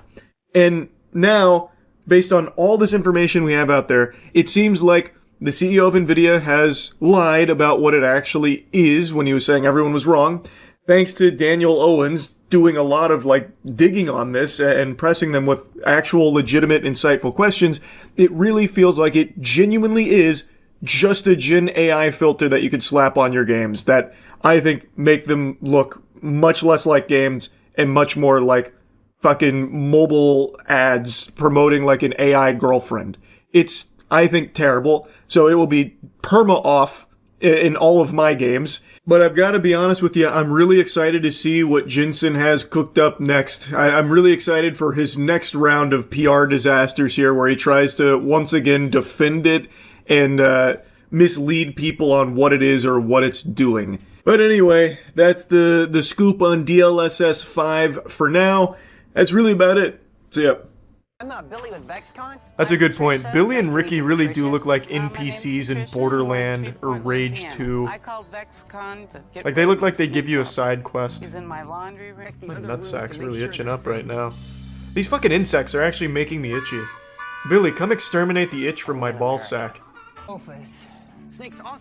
You know, if Billy was really as big of an exterminator connoisseur as he hypes himself up to be, he would be able to walk into that house and smell the location of the snake. Hey! You gonna eat this, Patricia, or can I have it? Picked the wrong place. That'll be it for today. Okay. As we exited It's on her back. What? Oh, you see him there? What happened? One of the producers let the snake down? The snake was snake goes today. It's out. Why is he torturing his mom with this? Why doesn't he just keep it himself? Hey mom, I know you hate snakes. I'm just gonna set this up here by your toilet. Please, let us take a moment of silence for the YouTubers that now post on TikTok. Thank you. It's like a fucking ASPCA commercial. It's weird, everyone on YouTube collectively took fat shits on Musical.ly, but now with TikTok, wait a second. Can call that home. Everyone's going to TikTok. No disrespect for any YouTubers, anyone that does post on TikTok. It's just not my cup of cum. I'm not a huge fan of it. I think it's one of probably the second most humorless place on the planet, second only to Reddit. And it's just a barren wasteland of fun. Going through your parents' divorce is more fun than going through TikTok, at least in my opinion. I think it's all bad on there. And to showcase that, I'm going to show you some of the most popular trends going on right now that I was able to find. So let's dive right in.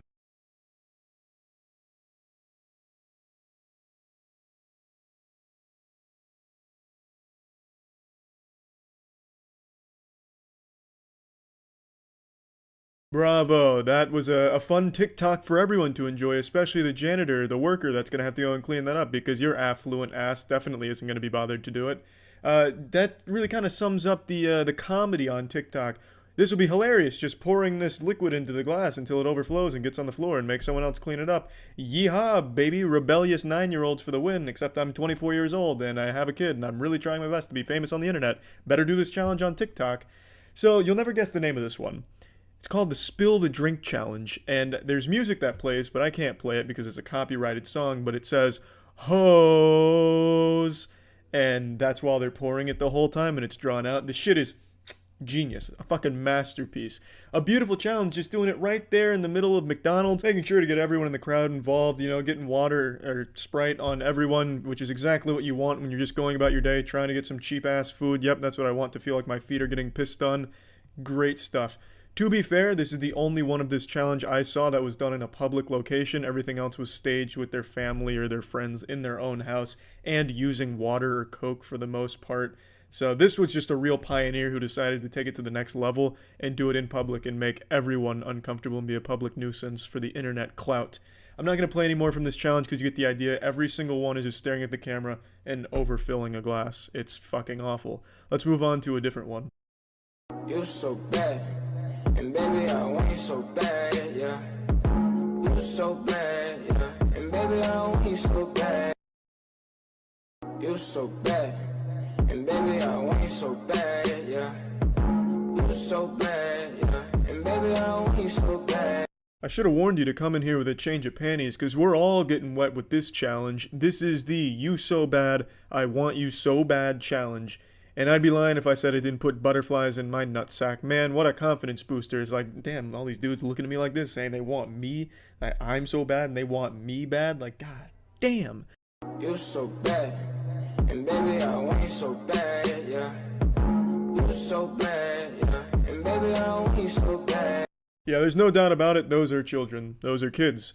I feel like even having watched this clip in the middle of a compilation puts me on a list.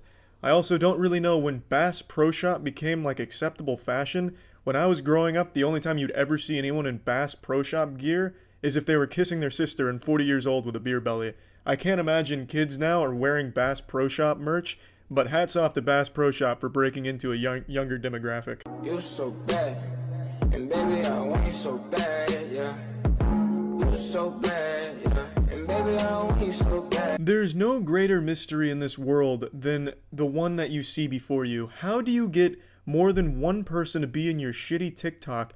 How does no one along the way say, hey guys, this sucks. Why are we doing this? This is embarrassing. Why is there no sense of shame when it comes to TikToks? I'm always surprised when there's more than one person in a TikTok. I get why one delusional person might think it's a good idea, you know, fucking biting on their lip and lip syncing and shit. I get that. But when you bring in like 3 other people, how does not one of them say, this is dumb, this sucks shithole? But hats off to them. You got 3 dudes gathered around with their red Solo cup trying to give the illusion that they're drinking alcohol, but they're clearly under 21, clearly under 18, so they're most likely just in there with fruit punch or root beer. And then you have one dude dance around the back. I mean, even scripting that and telling your friends what you're going to do, how does no one just say, no thank you, this is embarrassing? But whatever, a group TikTok effort, very popular, hats off to them, they're having fun. I feel like such a fucking boomer shitting on new generation entertainment, but I just don't get it. I don't know who's scrolling through TikTok, stops on this one, gets a big old smile on their face and leaves it a heart. Like, there's no joke there. I hate when the joke is the song or like a goofy dance. I hate that. I fucking hate it. That is my least favorite form of comedy. Big on Instagram, big on TikTok, was big on Musical.ly, which is TikTok. Just not for me. We'll move on from this challenge, though, and go to another doozy. Another real banger of a challenge. People that are on TikTok to look at girls, but I have to wonder who goes on TikTok to look at girls. What the fuck is the point of that when the internet exists? There's millions and millions of girls on the internet doing all kinds of crazy shit. You can find pretty much anything to suit your degenerate taste. Brazilian fart porn if you're into that. You can watch a girl put Fruit Loops into her gaping asshole while another girl puts a spoon in there and eats them out. You can watch a girl putt golf balls into another girl's gaping asshole. There is anything. The sky is the limit. Why go on TikTok? Why roll those dice? Those girls could be 14 years old, you fucking weirdos. It just makes no sense. I don't know who's going on TikTok to look at girls. I thought TikTok was supposed to be for like humor and shit, but it's clearly not because there is no humor. It's fucking awful. Let's keep going. Catbug! I need a bath. Yeah? Some yogurt. Yeah? And a place to go. Duty! If that's not illegal, it certainly should be soon.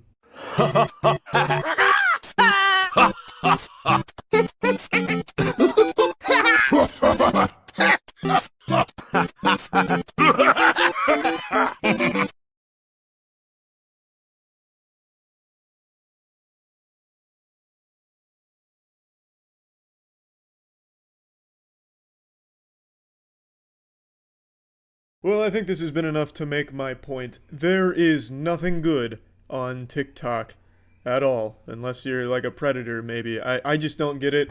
I never really thought I'd reach the age where I didn't understand new stuff.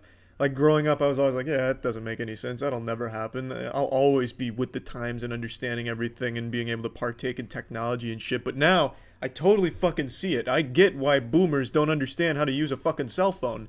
I get it. I am finally at a point where I just don't understand something that younger people like.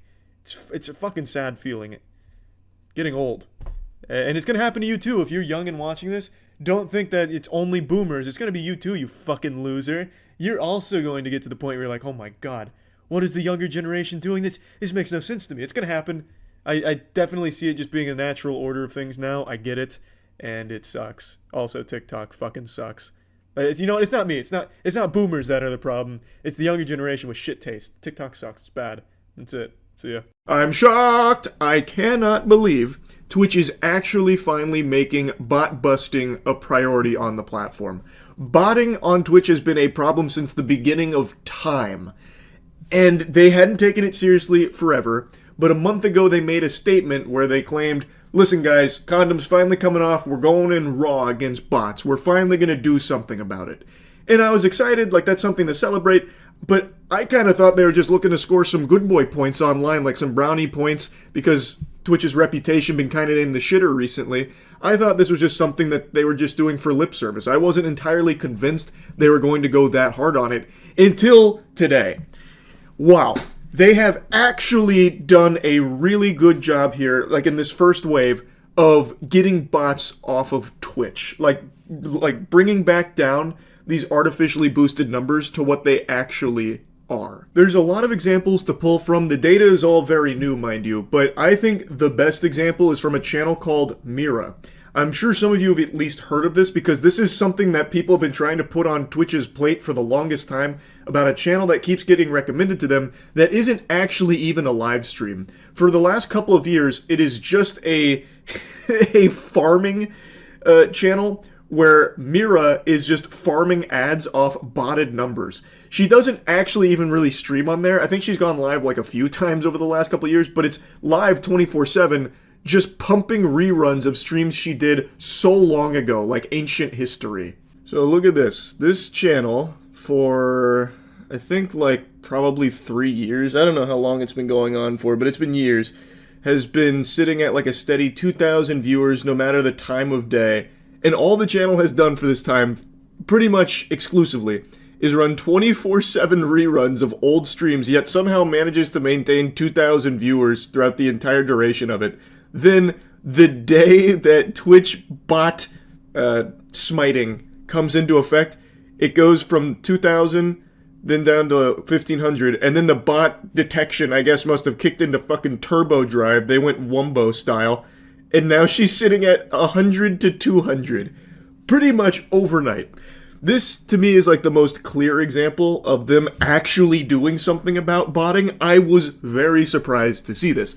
Her channel, which is live right now, by the way, because it's 24/7 reruns, this channel is constantly, or was constantly, recommended to anybody with a brand new account. Like, see how I'm not logged in or anything. I'm still on, like, light mode. This stream was recommended all the time, and somehow still had thousands of viewers on just reruns. Clearly, most, like, rational, sentient human beings aren't going to be watching that. Like, look at the chat. It doesn't move. And this is exactly what it looked like back then, too. No movement, there's no chatting, because it's not real. And now the bot detection is here, and you can see that it is finally working. Though I think there are still some bots, like some holdovers here, because there's no way there's 250 people here right now. It seems to me like there's definitely still some stubborn bots that Twitch wasn't able to get there, sticking on there like a hemorrhoid. The parasite bot infestation has been decimated, but not destroyed, because I cannot imagine 276 people being in this stream right now. Not even as background noise in like a tab they forgot on like an ancient laptop. I don't even see that being the case. I don't think there is a single soul in this realm right now. This shit is more empty than a theater showing Morbius. Like, I just don't believe that. But even still, it's clear that what Twitch is doing is actually pretty effective at blasting bots, which I didn't expect. Her channel, I think, is the best example of it, but there's a lot of other channels, like big streamers that went live over the last day, where their view counts have halved, or even more than halved in some cases. So they actually are taking it kind of seriously. Like I said, I was a little skeptical that they were even going to really try and take down bots, because inflated viewer numbers is good for the platform. Like, I thought they probably wouldn't actually put a lot of resources to it, but it seems I was very wrong. Now, another thing worth mentioning, this scam of like running reruns with bots is not exclusive to just her channel, but you have to wonder how much money she made off of that. This went on for years, and I'm so curious how much money she made just running old streams 24/7 reruns with botted view counts up to 2,000 to 3,000. That's probably a pretty substantial chunk of change. It's got a lot of people talking, and I think this is a really great thing from Twitch, to be honest. XQC made a tweet talking about it, saying, Twitch cracked down on bots in 2 to 3 days, and view botters / victims of view botting have been exposed. Streamers that are part of groups / orgs are seemingly being botted much more heavily. Don't want to start a witch hunt, but the data is interesting, go see for yourself. And then links Twitch tracker, which you can see for yourself. And people are scrubbing through with a fine-tooth comb, taking a peek at these big drops in viewer numbers. And right now, the findings are still pretty early, because this has only been in effect for like 2, maybe 3 days now. So it's still like very fresh data. This shit's straight out of the oven. But people are noticing that some of the biggest channels being hit were affiliated with orgs. So like XQC mentions, like some org-affiliated channels were, in a lot of cases, the recipients of some artificially boosted numbers, as evident by a huge drop in viewer numbers over the last couple days out of nowhere. Namely, OTK seems to be the big one. People are seeing a huge drop across the board for most of the channels that have gone live over the last couple days that are with the group. Another channel people have been paying very close attention to is Asmongold's. He's one of the biggest streamers in the world, and he went live the last couple days since the bot fisting has come out from Twitch, and they noticed that his average viewers for both streams had been about 20,000 less than normal. About 20,000 people were banished to the Shadow Realm here, and Asmongold even commented on it, believing that his account was probably botted. He believes with 95% certainty his channel was botted. And he agrees that removing these bot numbers and this fake phony baloney viewership from the platform is good for everybody there.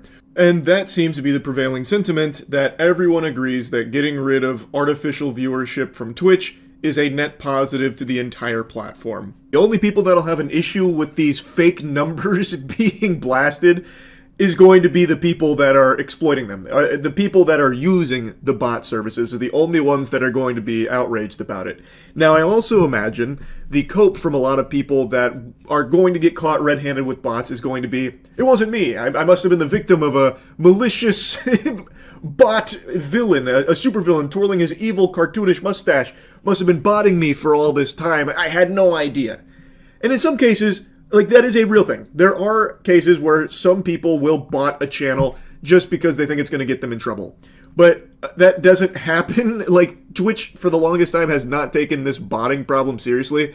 So that whole idea of, like, a bad actor botting a channel to try and get punishment put upon a streamer they don't like, it's not that common. It happens, sure, but it's not that common because everybody knows Twitch hasn't done anything about botters for so long. So how the fuck could that possibly still be a strategy that someone that doesn't like you would use? That's like you and your buddy going to the public pool and you eat pizza together, and then your friend tries to tell the lifeguard that you didn't wait 30 minutes before getting in the pool. It's like, okay, who gives a fuck? Like, that's the whole way Twitch has treated botting for the longest time.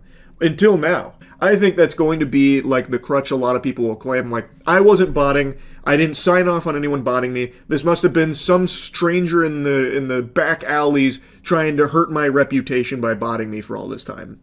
And some people, I'm sure, will be telling the truth, but it's going to be hard to know for sure.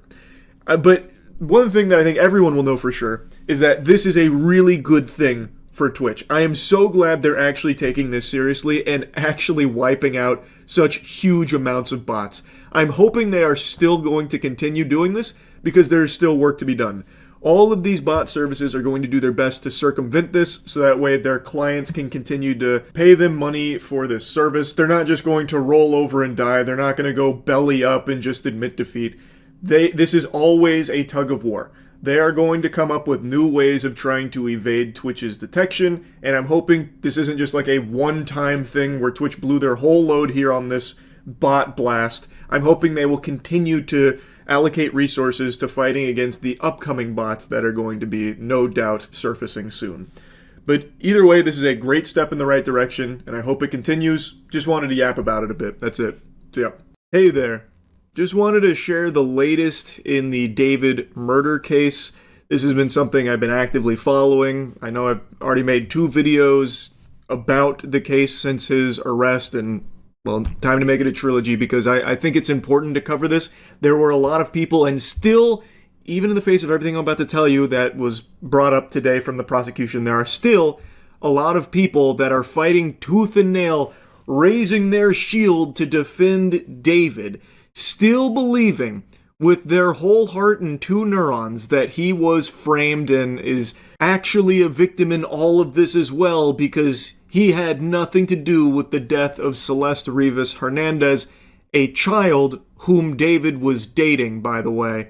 And the Dummies for David movement always likes to, bury that one as quickly as possible. He's homeschooled, so he didn't know. And he's just a little zany. He's a little quirky. He had no idea. That's bad. It's fucking lunacy to be acting like he's some blameless angel in all of this, in spite of all of the evidence that the public has access to. If you bother to do any amount of research on this case with just the information that is readily available to you right at your fingertips right now, all of it points to only one person who is most likely responsible for her murder, and that person is David. And now, as of today, we're getting even more new information, and it is fucking disgusting. They already mentioned a couple days ago that the prosecution has 40 terabytes here in this case against David. 40 fucking terabytes is an unfathomable amount of anything. And just a moment ago, they dropped like their first teaser as to what some of this new information looks like. The prosecution alleges that they found a significant amount of child porn on David's phone. Story number 2. A hearing just wrapped up for singer David in his first-degree murder case. The prosecution revealed details about disturbing digital evidence. Let's get to CBS LA's Rick Montanez with what we learned in court today. Rick, what are you hearing? Amy, Chris, the hearing just wrapped up within the half hour here, and cameras were not allowed in court, but I can tell you that the defendant, David Burke, was in court today in shackles and wearing that orange jumpsuit. The biggest new piece of evidence revealed, prosecutors say a significant amount of child porn found on Burke's cell phone. Now, I imagine that isn't just some baseless claim from the prosecution. They probably have all of that evidence as part of their 40 terabytes here that they will be providing to the court. There's still a lot of processing that they are going through right now because there is so much that they have gathered in this case over the last 7 months. But now they are stating they have evidence that there was a significant amount of child porn on David's device.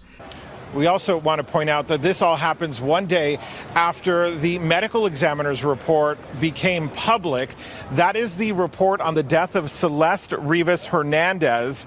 The report says, or I should say the family of Rivas Hernandez is absolutely devastated to learn the gruesome details contained in that write-up. That's according to a family statement. So this report says the 14-year-old girl died of sharp force trauma, but the autopsy was difficult because of the severe decomposition of her dismembered body when it was found in the singer's abandoned Tesla last September. The autopsy revealed the grisly nature of her killing. It being sharp objects, and then it was mentioned why it was so difficult for them to figure out what actually killed her. It's because her body was chopped up and decomposing in the fucking trunk of this monster's car. So it made it difficult for the autopsy to definitively say what the cause of death was. And since the autopsy brought this information to light, people have been going through David's music and music videos and noticing some really fucking haunting shit in there. Most notably with the anime video he made for his song Rehab, where there is a character in there that bears a lot of similarity to Celeste Rivas Hernandez. Now, the music video came out in 2023, but David met Celeste as early as 2022. And in this music video, David cuts off that character's arm and then throws a sword which stabs her in the stomach, killing her. In real life, Celeste had her body chopped into pieces and stuffed into bags, thrown in a trunk, and the autopsy revealed that her cause of death was sharp objects through the torso, notably her upper abdomen and hitting her liver. Now, of course, I have no doubt that none of that is going to be used in court in any way, shape, or form by the prosecution. I imagine they have far more solid evidence to be bringing to court in that 40 terabytes.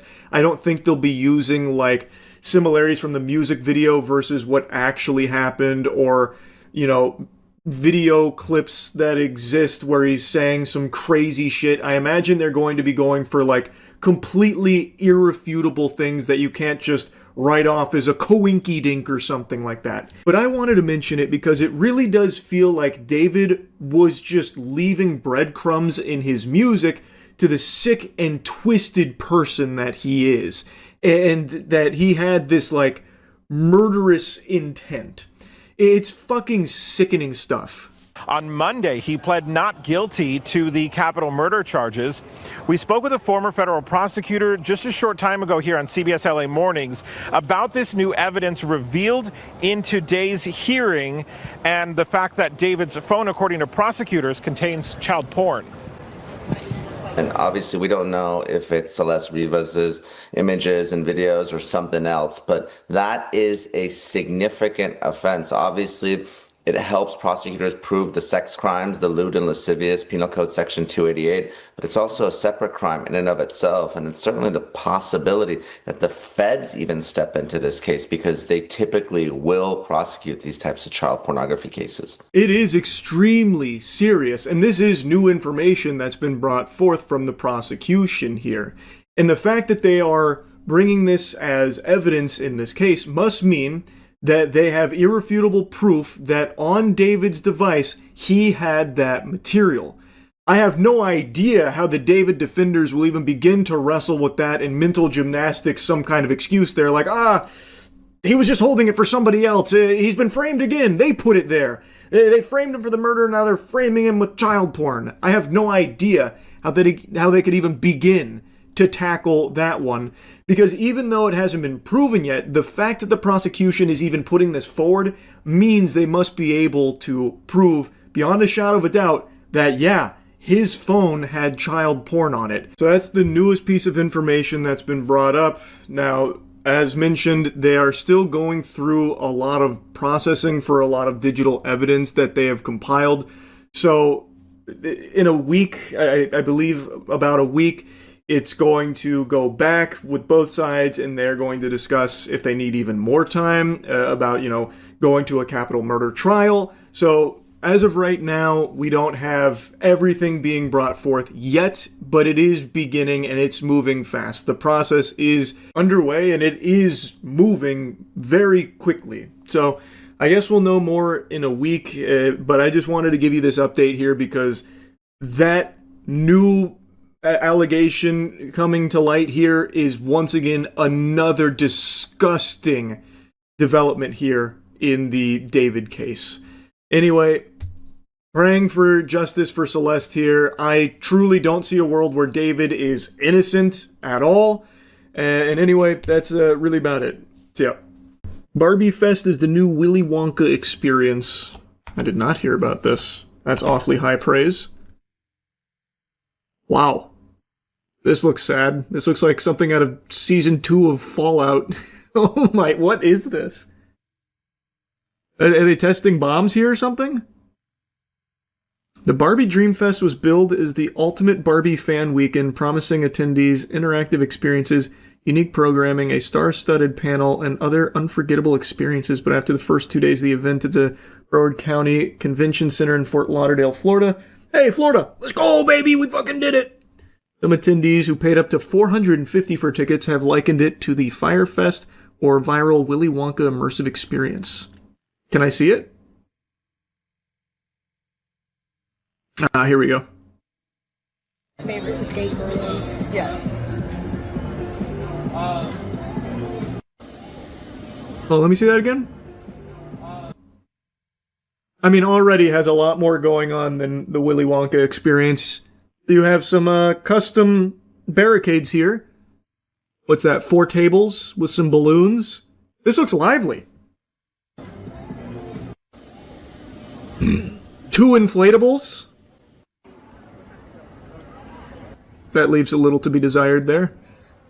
The Barbie Dream House. We're the life-sized Barbie Dream House right now, guys. Oh wow, it's a cardboard cutout. It is life-size. There. Wow, you can live in that. The hell did that say? Impala. Damn, they got a whole obstacle course set up there. Look at this. It's like a tower defense maze. Everyone looks like they're having so much fun. What's the problem? This seems like $450 well spent.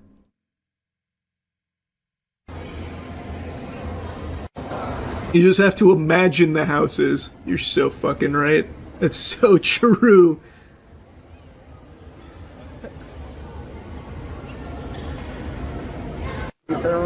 Okay, here is another sponsor that we saw, which I have questions about where the sponsorship money went.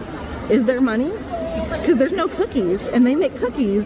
So what did they contribute? What? Sweet Lawrence is... they make cookies? That is a good question. You would think if they're sponsoring the Barbie Fest, they would have... Yep, they are gluten-free vegan cookies, it seems like. You would kind of expect them to want to be putting their product there. Maybe that's whoever's hosting this just really likes Sweet Lawrence. Thanks to our sponsor and partner, Sweet Lawrence. I ate one for breakfast this morning, so thanks for helping giving me the energy to put this on today. There's neon. Maybe that's the dream house. There's neon? Yeah, right next to it. There it is. Oh, is that the life size? I mean, we can't get up there with it, so. Wow. Pose. Pose. That really is a big wow moment. Yeah, that's how this is going. Wow. Wait, what was that? Oh, it's like a hair salon over here. Get your hair done like Barbie. Are you having fun? More sponsors. Okay, this is the biggest load of baloney ever. You're telling me Dillard's helped put this shit together?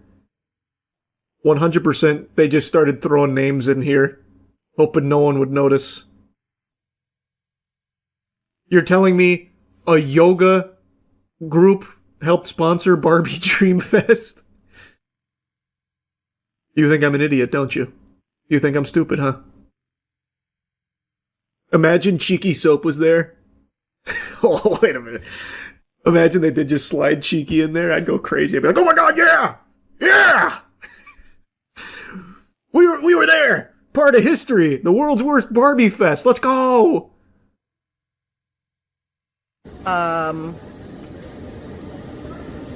They're here, I guess. These 3 are here. Those 3 are there. Michaels is there. No way. Show me the official Michaels booth. Michaels doesn't... What do they sponsor? They don't sponsor shit. Michaels is just like the #1 spot for arts and crafts supplies. You think they're sponsoring fucking Barbie Dreamfest? My left shoe.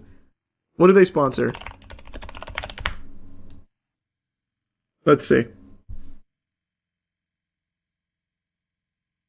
I'm seeing if they've ever sponsored anything else ever. I feel like they just brought in some Michaels product that they bought earlier that day. I also don't know why I thought I would find anything about what they've sponsored in the past by just typing in Michaels sponsor. It's just trying to put me in touch with their press packages. What a terrible search from me. I still just don't believe it, and I don't feel like looking harder now. With things, this This is the yoga one. Maybe it's not the store Michael's, just a dude named Michael. Very cute pink outfits in Perhaps. a lot of different sizes. This is real cute for the kiddos. Yep. This is here, Miss Rocks. That's gorgeous. That might be the yoga mats, yeah. Yes, that's the yoga mats. A lot of yoga. No, baby. No. I think the braiding loft... That might be in there. Yes, I think they're working with the glam bar. Didn't see that. Definitely didn't see that. I'm not convinced that this is a flop yet.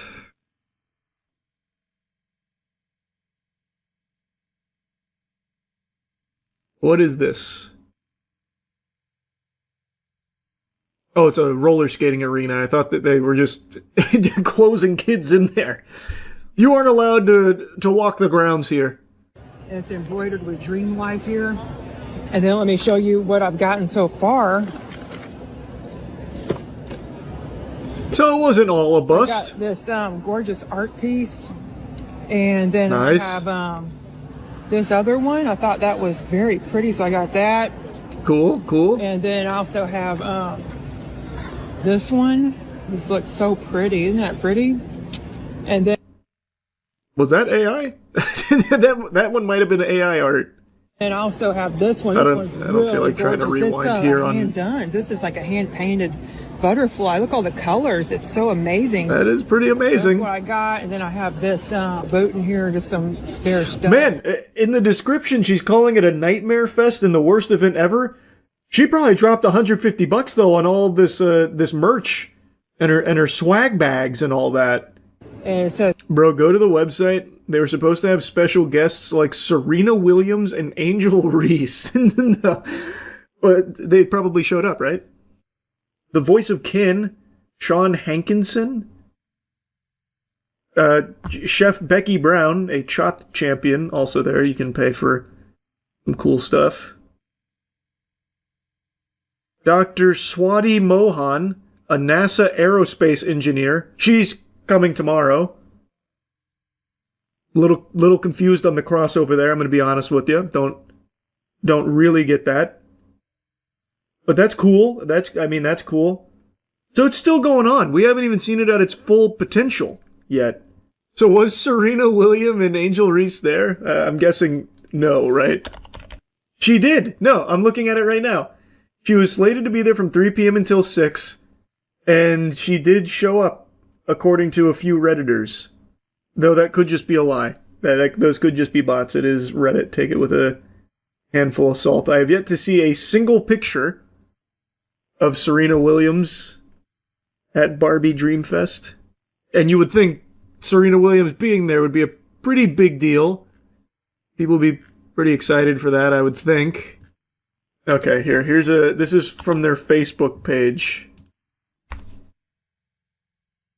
Barbie Dreamfest, March 27th to 29th, for a fan-filled weekend of limitless possibilities. What are the odds this is AI? I haven't seen any evidence of her actually being there. The only people saying that she showed up were like 4 commenters on Reddit. There's some videos on TikTok. All right, let me check TikTok. Let's see. Oh, here we go. Yeah. There's 2 ways. When you are a favorite, then it's She did show up. to lean into pressure. That's a different conversation. Pressure does create diamonds. True. I also think that underestimating is... How much did they pay her? Because that event is dead as fuck. Did Angel Reese show up as well? Wow. Yeah, the guests they said were coming, they did come. Here, apparently they had a little bit more here than we've seen in the other videos. I was skeptical for a few months as to why there hasn't been official photos of what the con would look like. In all Barbie Dreamfest ads, they looked like this, and since it's Mattel, billion-dollar company, I thought they would come through. I'm going to use these pics for my dispute. So this is how they advertised it, I guess.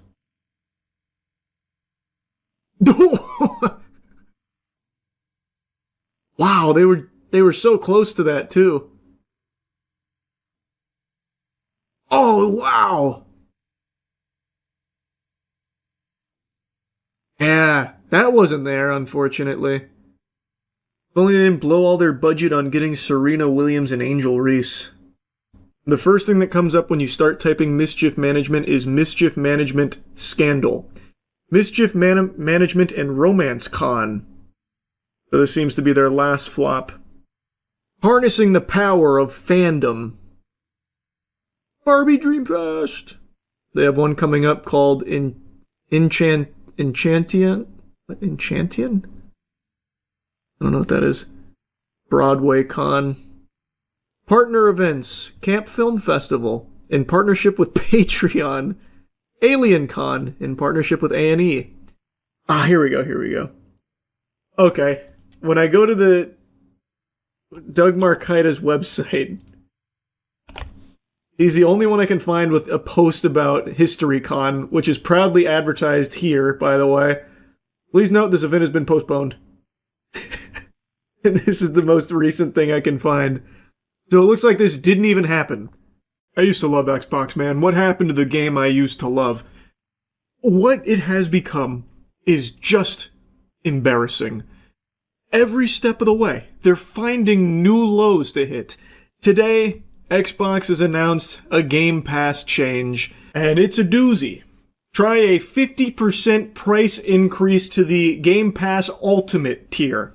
Yeah, and it is revolting. It's going about as well as me in a dunk competition. They have increased the price to $30 a month for the Ultimate tier, and the two previous tiers for Essential and Premium are just not worth it. The Ultimate tier is the only one that lets you get the games day one. And for a large number of people, that was one of the main draws of the service here. And even though the Xbox catalog has been like a fucking Magikarp over the last few years, just extremely weak, the value you got out of Game Pass at the previous price point made up for it. Like, it was worth it, and it's something that I glazed quite a bit.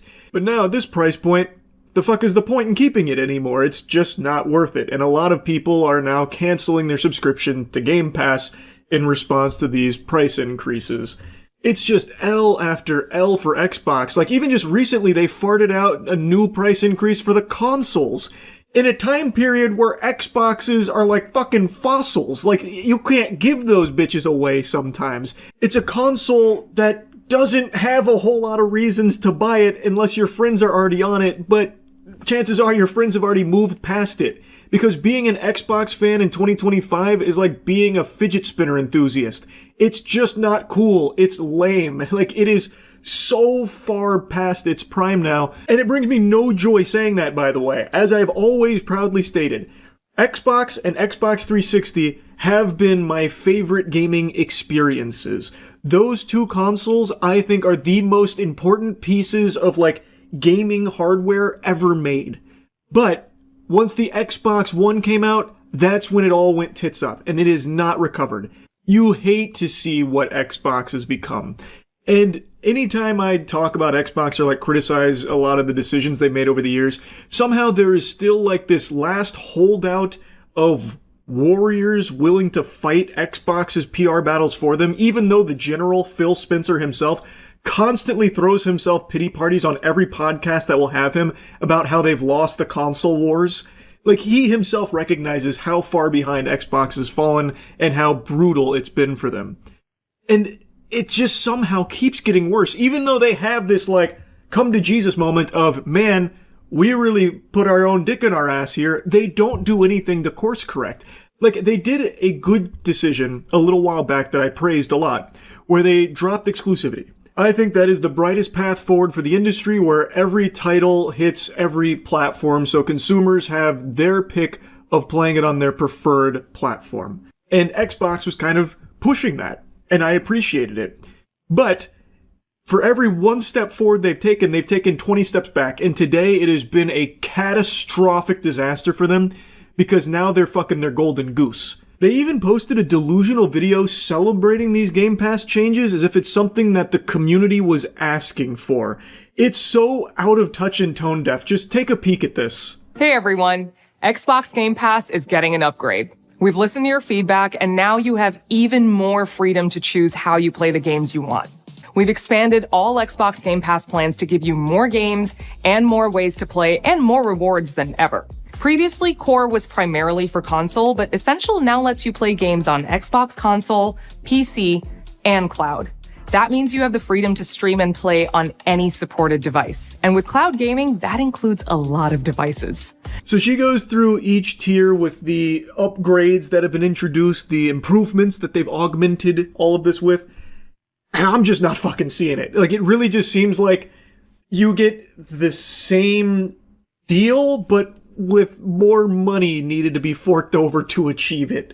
Like, the big thing that stands out to me is that they're putting more of a focus on, PC gaming. So instead of it being all about console, now you get more freedom to play on PC and like the cloud stuff. But for people that are like Xbox heads, they don't give a fuck about that.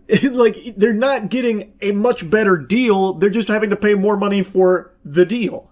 Like, it just doesn't seem worth it. And judging from the response from the community, almost nobody is defending it. I don't think there's anyone out there that actually thinks this is them listening to community feedback, because you need to pay $30 a month in order to like play Call of Duty Black Ops 7 on launch. Why would you do that? Why would you be paying $30 a month to then get access to a game day one?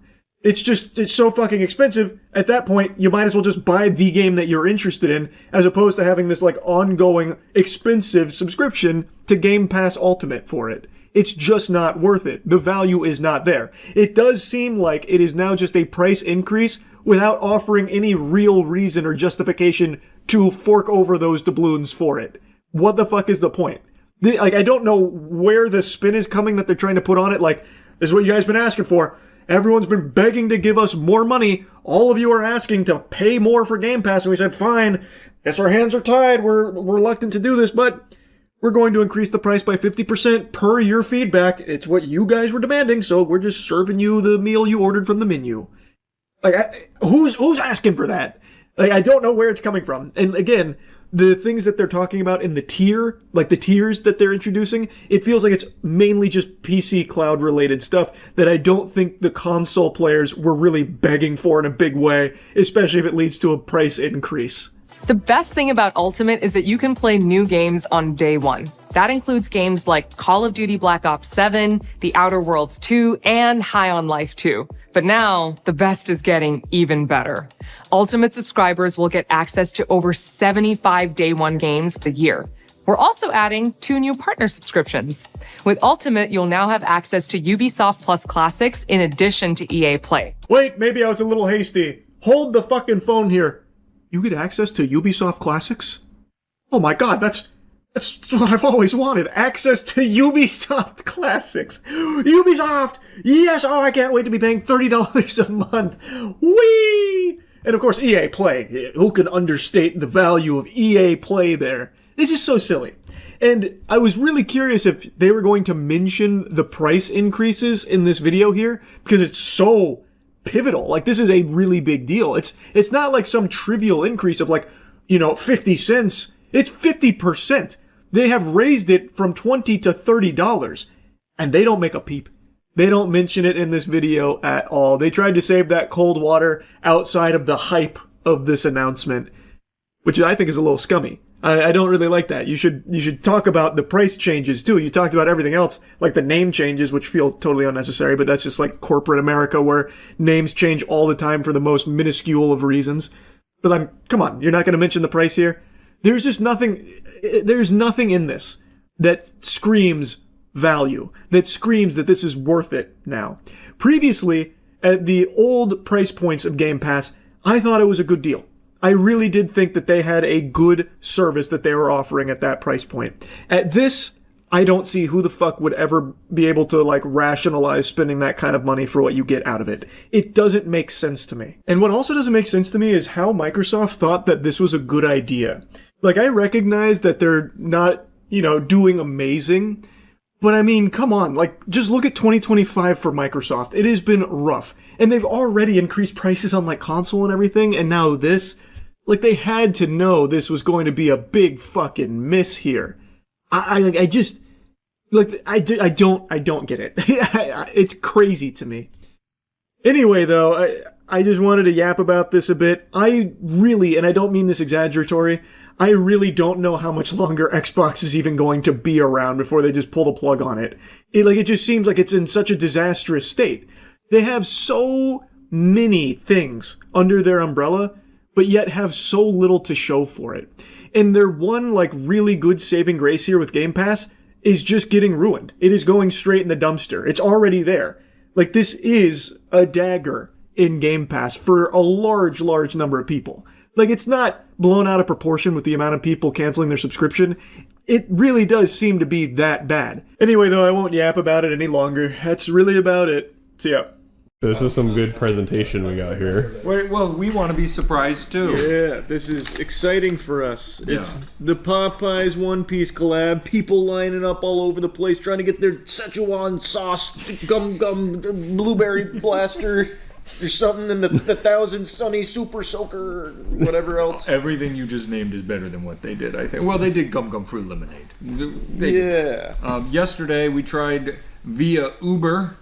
And we had 3 drivers canceled. The third one called me and he was like, dude, this place is fucking nuts. Like, I've been waiting for 30 minutes. I got up to the front and they told me they don't have anything One Piece. And they also have many videos showing the lines of people at Popeyes trying to get their hands on it, trying to get that treasure for themselves to sell it on Facebook Marketplace for $250. $250 was the cheapest we found on Facebook. Yep. So then, get this. I messaged Uber yesterday because Popeyes doesn't do what they're supposed to do when you don't have the items. They don't cancel it on Uber. Okay. They do not cancel the order, so I have to, which means I still get charged. Yeah. So I reach out to Uber support. They were like, we got you, no problem. This morning, I tried again through Uber. Popeyes calls, we don't have the items. Won't cancel the order. I have to cancel. Uber goes, fuck you. You have to pay for it. They already started the order. I was like, here's where they said they don't have the items. And they were like, they made your meal. And I talked to 4 people at customer support. I paid for the goddamn thing. They won't take it back. Really? I am either going to sue them or charge it back. I'm not sure which yet, but I'm pissed. Just do both. Yeah, That's fuck awesome. Uber, fuck Popeyes, fuck everybody involved in this, except for One Piece. That is crazy, yeah. Let's pull it out. Let's get in there. So this is the Luffy Bento box. Luffy Bento. It is $14.99 plus tax. It comes with the mac and cheese. Nice.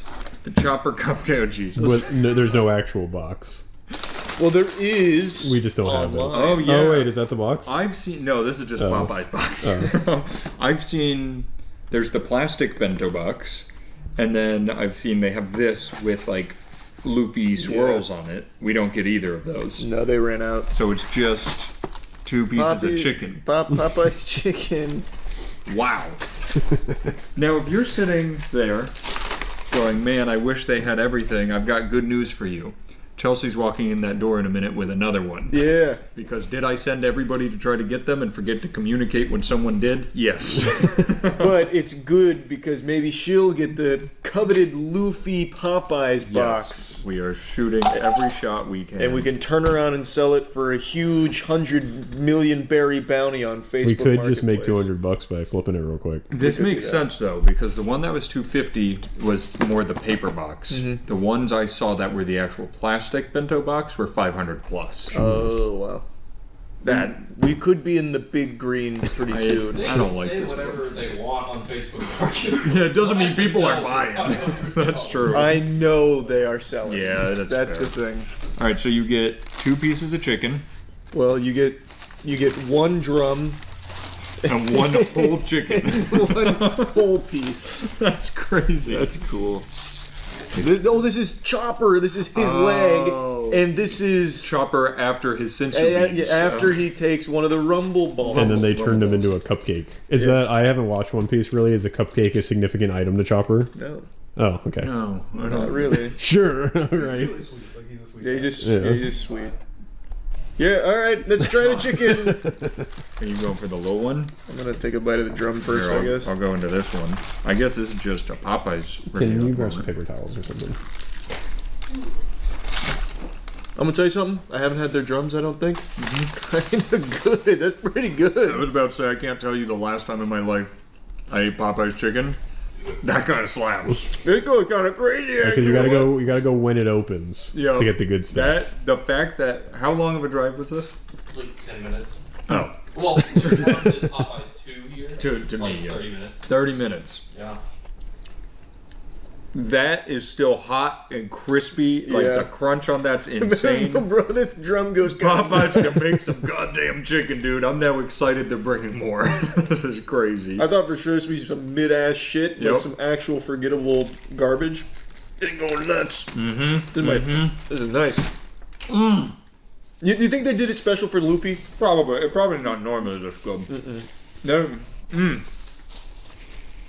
Oh my. Let me break out this mac and cheese. Yeah, let's get disappointed now that we're happy. Did they give you a utensil? Nice. Sport. Smells like mac and cheese. You're just gonna finish your drumstick? That's a good idea. It's very good. I feel like I'm part of the crew. Is that good? That's good. Is it really? Wait a minute. Wait a minute. Oh my. Popeyes, you've done it again. Didn't Popeyes win our chicken? The chicken sandwich. Yeah. But they're the bracket. You might recall in season 1, this channel, when we did the normal chicken tenders tier list, they were F tier. Oh, were they? Yeah, it's fucking terrible. It was actually inedible. Yeah, because I remember what we said was their nuggets too. Ass. Terrible. They did the sandwich and the tenders very differently, so the tenders were shit. I know this chicken is not exactly what this video is about, but it is unreal. Mac and cheese. Good mac and cheese too. It's well seasoned. I'm gonna tell you something. Tell it to them. We don't have anything cool One Piece related, but damn it, it's a decent meal. That's a kind of a good meal. Damn. Also, wait, side note, I realized we did the new Whopper. We need to do new Burger King. I didn't realize they changed a bunch of their menu items. What did they change? Wouldn't believe what their nuggets look like. I'm gonna show you a picture and you're gonna pass out. Yeah, let me get it. This had better be fucking good because that was a really hard sell on these chicken nuggets. Are you like sponsored by Burger King? What's going on? No, fuck Burger King.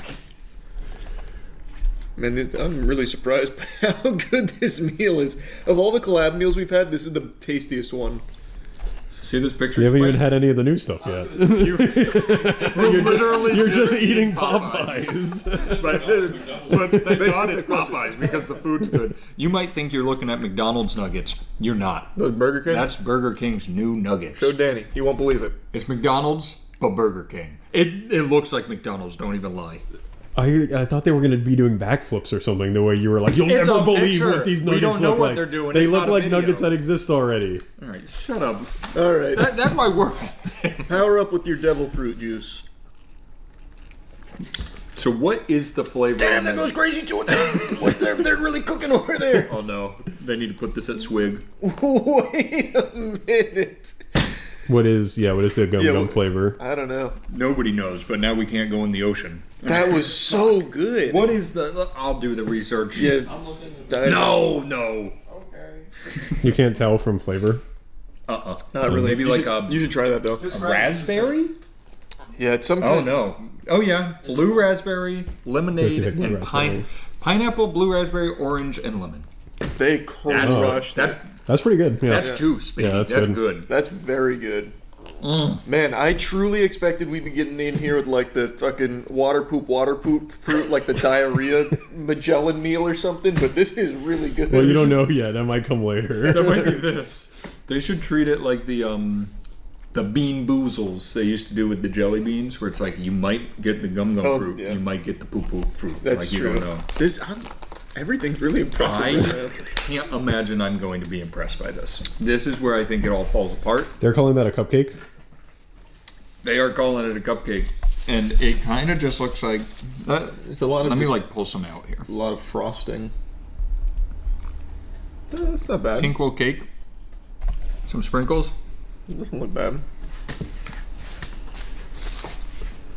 Does it give you the feeling of chopper? It's not bad. It just doesn't stand up to the hype of the other 3 items we had. It's just very... Great news, guys. You got the one piece Popeye deal. Please tell me it came with the... Is it in the bento box? Please. Everybody please. I don't think it is. No, it's not. It's Is that it? Oh! That is it. That is it. It's got the fucking 1,000 sunny buns on the side. We did it. You fucking did it. Look at this shit. Oh, he's got two. She's got two of them. All right, now here's the best thing. Aaron already knew that other people had it. Chelsea already knew. Zach has no fucking idea that we have One Piece bento boxes. He's coming in all excited. Yeah. Oh my. Is the presentation different? It is nicer. It is, yeah. It's all in one. Luffy would like that. All right, now we can do the real review here. We got Luffy on the front. Yes. Popeyes X One Piece on the back. Not as good as all the cheeky anime collabs, which you can check at the link in the description. We got Solo Leveling, we got Chainsaw Man, we got Your Mother. Damn right. We got that old broad in there. Trapped that battle axe. Trapped her soul in a bar of soap. She's sitting there going, please let me out. Rubber all over your butt. You guys should make a prison realm bar. What else we got in here that's different? I mean, I didn't get a drummy last time, so I'm gonna eat that. Enjoy your drummy. It's good, right? Do you hear that? I do hear that. Dude, Popeye goes crazy. That was such a good crunch. Mm. This is like the freshest stuff too. Like they were smiley. They made this chicken for you guys. They were so fresh at the one I went to that when I pulled up, I sat in the driveway for 5 minutes with no answer. There 30 minutes early. Hey. Like 5 minutes and the woman was laughing and I went, what? Yeah, that's really good. It's delicious. I didn't know they had game like that. That is lethal swag. I would say this is the worst thing in the collab. And it's not even bad. No, it's not. It's just unoffensive. It's just mid. Which is crazy because like in any other collab, this would probably be the superstar because everything else is mid. I completely agree. And all the other collabs we've had, this clears. Yeah. And it's the weakest. I guess all we're naming in the collab though is the box and the lemonade. Yeah. Compared to Popeye's chicken and mac and cheese, all the collabs suck. I am thoroughly impressed. I would say it's not worth waiting in like a 45-minute line. No. What are you people doing that drives you to go wait in these scalping? lines? It's scalping. They're selling them for $500 on Facebook Marketplace. But who's buying that? Like, what drives? Is somebody buying that? Let's Or auction off the ones you guys ate out of. See how much we can get. We should legitimately list these two like actual one-piece boxes And for just $250 see what happens. just to see if anyone bites. We don't have to sell it to them. You should list the other ones who would be like the One Piece meal was in this. I ate a one-piece meal out of this. That's a great idea. Just for like 50. All right, so we'll try listing them. Yeah, try listing them. We'll let you know how that goes. Dude, I know we keep saying it. That mac and cheese, that chicken, very good. Just unreal. Very, very good. I should stop eating it. All right, would you say this is the best anime collab we've had so far? I think comfortably. I can't think of any other, like, even just general collab meal we've had that's this good. You forget about the sauce. Sweetie meal. The Sweetie. The Sweetie meal where, like, she sold you McDonald's food. Nothing new. Well, she had the sauce, the Saweetie and sour or something. Wait, are these different colors? That one's a little different. Yeah. Interesting. Yeah. Awesome job, Popeyes. Good Keep work. it up. Good work. If you're watching this Popeyes Corporate and you want to do a Popeyes X Cheeky collab, you let us know. Yeah, we'll soap this up. Damn right. I go crazy. All right. We did it.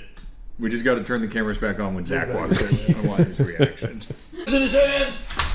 No, it's Wawa. Did you get the plastic pinto or no? No, that is Popeyes. No, they didn't give me the special Oh, one. they gave him the non-Luffy boxes. Yeah. So what happened, Zach, was I sent a bunch of people to Popeyes. And then we got to tell anybody have a when bunch. the others got to Popeyes. Yeah.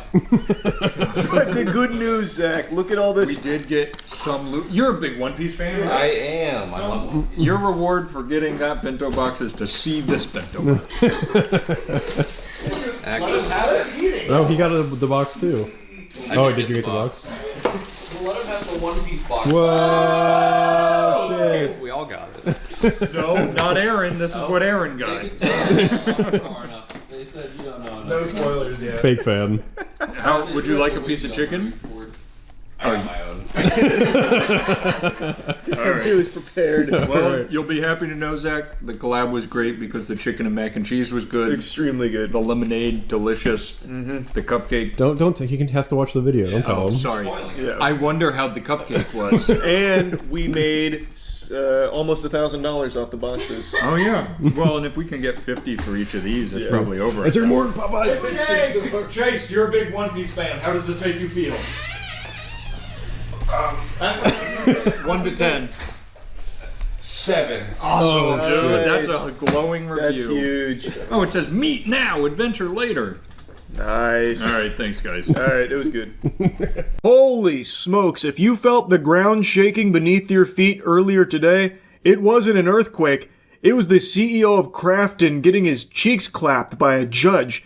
What a biblical smackdown. He got good-douched. He looks like a full-blown fool here, an absolute clown. Before diving into the spaghetti and the meatballs of this wacky meal that's been served up here, I'll at least give you the lore for those that don't know. Crafton is the publisher behind Subnautica. I'm confident most of you have heard of that game. It is a massive title, and the sequel, Subnautica 2, is a highly anticipated release. And last year, there was some serious turmoil, some big-time controversy. Crafton dramatically fired Unknown Worlds CEO Ted Gill. Unknown Worlds is the developer of Subnautica, as well as other senior team members. And Crafton also said that the game's launch had been delayed, something it blamed on Gill, even though its team had been working towards an early access release that would have seen them eligible for a $250 million bonus. This was part of their deal. There were certain milestones that they would need to hit, and they were working towards achieving those goals to secure the $250 million bonus. Gill and his former teammates immediately launched a lawsuit after all of that, suggesting that they were outed to avoid that bonus from being paid to them. And Crafton hit back and said the staff had resorted to litigation to demand a multi-million-dollar payout they haven't earned, and then accused the staff it fired of having stolen documents in anticipation of the subsequent legal action, muddying the waters over their exit. I covered this last year as the lawsuit was popping off, and I said then, and I still think it's true now, Crafton's argument is fucking nonsensical. You would have to be hitting whippets for this to be passing the smell test, because this is ridiculous. The claim is basically that the people who stood to potentially gain $250 million all collectively just decided to stop working on their game. They just said, fiddlesticks, actually. Bunch of horseradish. I'm just gonna go ahead and not do this job anymore that could net me 250 million clams. In what universe would that happen? Crafton's basically saying like, oh yeah, they stopped caring about the game, they stopped putting any effort in the game and working on it. They just all of them just said $250 million can go right up my ass. Right up my ass. So we had to let them go. We had to fire them. They weren't working. That is mind-boggling to me. That's very peculiar. So you're telling me the people that have developed Subnautica, working hard on Subnautica 2, when incentivized to the tune of $250 million, all said, oh, that's the straw that breaks the camel back. Don't want to work anymore now. No. I'm going to sit here with my arms crossed and I'm done with this now. I don't want the 250. Like, come on, that's ridiculous. That is ridiculous. I believe their side of things here, where it seems like Crafton was trying to wiggle their way out of this massive bonus that had been written up now, that they would have to be held to, because this is now a very crucial part of the deal. And it seems like they started sweating, panicking, because that is a lot of doubloons coming out of the old piggy bank there. So it does feel like they desperately tried to find a way to weasel their way out of having to pay that $250 million, thus opening themselves up to this lawsuit. And now, fast forward to today, and we're seeing not looking super great on the Crafton side of things here. Let's start with the silliest little nugget that's been squeaked out from this case, and I hope you've got your spitballs ready, because this one's a doozy. So the Crafton CEO allegedly was trying to brainstorm with ChatGPT how to wiggle his way out of paying this big amount, because he was unsatisfied with the contract Crafton signed. So Crafton created a secret task force called Project X. Incredible name, by the way. Very exciting. I can't wait for the huge house party Crafton CEO throws to celebrate how the lawsuit's going. Whose mandate was simple. Either make a deal with the founders on the earnout or execute a takeover of Unknown Worlds. When the founders refused to accede to Crafton's demands, Crafton pulled the trigger. Maria Park, Krafton's global head of corporate development, told Kim that it seems to be highly likely that the earnout will still be paid if the sales goal is achieved regardless of the dismissal with cause. Kim turned to artificial intelligence to help him brainstorm ways to avoid paying the earnout. ChatGPT likewise advised that it would be difficult to cancel the earnout. So even ChatGPT's not on his side, so then he probably went to fucking Grok or something like, Grok, can you put Ted Gill in a bikini and then teach me how to avoid paying him the money? The co-founders allege that Krafton refused to produce the ChatGPT conversations, later claiming they no longer exist. Also, another fun fumble here from Krafton was their last-ditch, desperate Hail Mary allegation against the former developers, where they suggested that the ousted staff had referenced racist views towards Korea and Korean people, due to a note submitted by Owen Mahoney, the CEO and president of rival South Korean video game company Nexon. Now, I hadn't heard that claim before, so I looked into it, and Jiminy Christmas, what a swing and a miss. I don't know who Krafton hired for their legal counsel here, but they did not call Saul Goodman. They fucking called Paul Foodman or something, because they are really not doing a good job here, because it turns out what this is referencing is Charlie Cleveland, one of the key staff that was let go, wrote down a note that was a transcription of advice from other people. So it's literally nothing he even said, by the way, and that's exactly what he made clear. So these are not my words. These are all transcriptions from what we were advised to do, like these are words coming out of two other people's mouths, not mine. Again, every single word, as far as I know in this document, is something that Owen said, not what I said. I'm writing down what Owen told us, so it has nothing to do with my opinions at all. So they put this fucking note in front of me. He's like, "You're racist, aren't you? We got them, they're racist. We knew it. All right, we win, right? Slam dunk, we're done?" But shockingly, that didn't go as smooth as they would have liked it to. And ultimately, it's led to what is just unfolded here now, where I know they're really steaming about what the judge ordered. Judge declared that Gill is hereby reinstated as CEO of Unknown Worlds. The judge found that Krafton had breached the EPA by terminating the key employees without valid cause and by improperly seizing operational control of Unknown Worlds. As a result, the board decision on July 1st, at which Krafton fired the founders, took over control of Unknown Worlds and delayed Subnautica 2, has been declared ineffective to the extent it infringes on Gill's operational control right. Krafton must immediately restore Gill's access to the Steam platform and is not allowed to impede Gill's authority over the early access launch of Subnautica 2.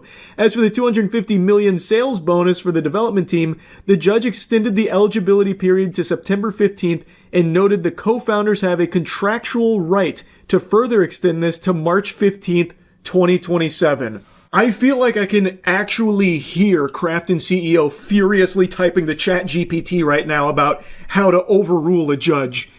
Oh my goodness gracious heavens to Betsy.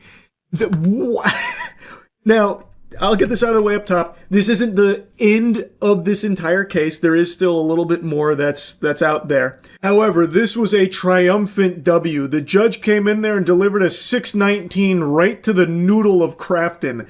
And again, I know he went tail tucked between his legs right back to the keyboard to ask ChatGPT how to unfuck his butt. Like, my goodness. Like, this is about as happy an ending as you can get, even though it's not fully over. Not only is Gill back as the CEO of Unknown Worlds, but Krafton can now no longer impede his operational control over Subnautica. So they can't get in his way anymore. So now, if Krafton CEO decides to, take a little peek into the offices, he's gonna just be there fucking fuming, like, like, they'd have to put him in a straitjacket so he didn't just go over there and start, like, trying to strangle Gill to stop him from working on the game to protect the $250 million bonus. Like, it is actually incredible. He not only gets his position back, but the $250 million bonus is once again back on the table. And based on all available information, I'm pretty confident they will hit the milestones required to activate that and earn the $250 mil, especially with the extension and stuff. So this is just a great outcome across the board here. Like, really good stuff. And Krafton, oh, they're being such good sports about it, they released a statement too, wouldn't you believe it? Krafton puts players at the heart of every decision, and that will never change. Over the past several months, Krafton and the Unknown Worlds team have worked tirelessly to strengthen the game and prepare it for an early access release, with a continued focus on delivering the best possible experience for the Subnautica community. We look forward to pushing out the newly updated version as soon as possible for players. While we respectfully disagree with today's ruling, we are evaluating our options as we determine our path forward. Today's ruling does not resolve the former executive's claim for damages or an earnout related to Subnautica 2, with further litigation still pending. In the meantime, Krafton's immediate focus remains unchanged, delivering the best possible game to Subnautica fans. Yeah, you can really feel the love. You can really get the sense that Krafton puts players at the heart of every decision, which is why they tried to fuck the developers up here, at the cost of the quality of the game, mind you, in order to try and save the $250 million that they had already agreed to as part of the negotiations. Yeah, Krafton really values the quality of the product and trying to give the community the best Subnautica can possibly offer by firing the co-founders. That surely will help. That won't be a detriment to the game in any way, I'm sure. And they already blamed the delay on the firing of Gil specifically, from what I recall. So, I don't know, Krafton. I feel like you've shown your whole butt here. I feel like no one believes you. You seem very greedy and very salty about how the ruling went. And they do reference that there is some further litigation, but overall, this is a big W, and it's something I wanted to follow up on here. Pretty incredible stuff, really. That's really about it. So, yeah. That's the sound of me in pain. It doesn't stop. It doesn't end. It's only getting worse. I just got up, and I felt the disturbance out there. I knew there was a problem, but I didn't know what the origin would be. I didn't know where it was coming from, but I had a hunch it was going to be AI related, because every single day there's some new company, some new change coming that is all about just fisting AI into every orifice the world is capable of opening for it. And now we've got the dynamic dipshit duo tag teaming here to deliver something nobody on the fucking planet is asking for outside of like drooling blue-screened brained idiots that for some reason want AI-generated music out there, out the wazoo. But Spotify and UMG, Universal Music Group, are now allowing premium users to generate AI covers and remixes. So participating artists that are signed with UMG are now going to be eligible for premium users to get in there and start tinkering and tweaking it with AI. Which, if you're someone that's excited about this feature and plan on using it till the cows come home, you are a lesser person. You are a nerd, you're a dweeb, you deserve to be licking toilet seats clean in the gas station bathroom. You are actually like a fucking lobotomite moron, drooling imbecile, and should be institutionalized. This shit is so beyond cringe, I can't find enough words in the English language for it. Why would anyone want to take an artist's music and just AI remix it for their Spotify playlist? Like, oh, this song was good, but I wish I could change the lyrics around a little bit. So I think I'm going to. I'm a premium user after all. Alright. Put my wetness on the guest list, tugging on my nipples till my chest piss. Walk to Circle K for some Chex Mix. Much better. Chef's kiss. Thank you, Spotify and UMG, for allowing me to improve this song so much. These delusional, out-of-touch zombies in the music industry are already signing multi-million-dollar deals with AI artists. They're not real. They're signing deals with ghosts, imaginary friends. And now they're feeding you even more AI trash here by letting you take real artists' music and AI remix it. Also, the AI artists they're signing literally can't own that work. It has already been set as a legal precedent that AI-generated shit is not copyrightable. So all of the artists that are being swallowed up, gobbled up here in the music industry, these AI performers, lack of performers, they don't even own that. So you can just go and make that yourself too. They can't do anything to stop it.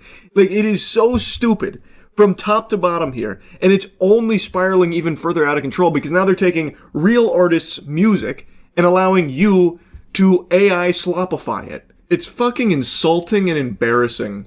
So this partnership here is a licensing deal for recorded music and publishing rights, enabling Spotify to launch generative AI music models in the future. With this deal, Spotify models will allow fans to create covers and remixes of their favorite songs from participating artists and songwriters signed to UMG. They then start spouting barnacles about how this is going to open up additional revenue streams on top of what artists already earn on Spotify by providing more discovery opportunities for this UMG talent. AI products will eventually become available to premium users as paid add-ons, but unclear when that's set to launch.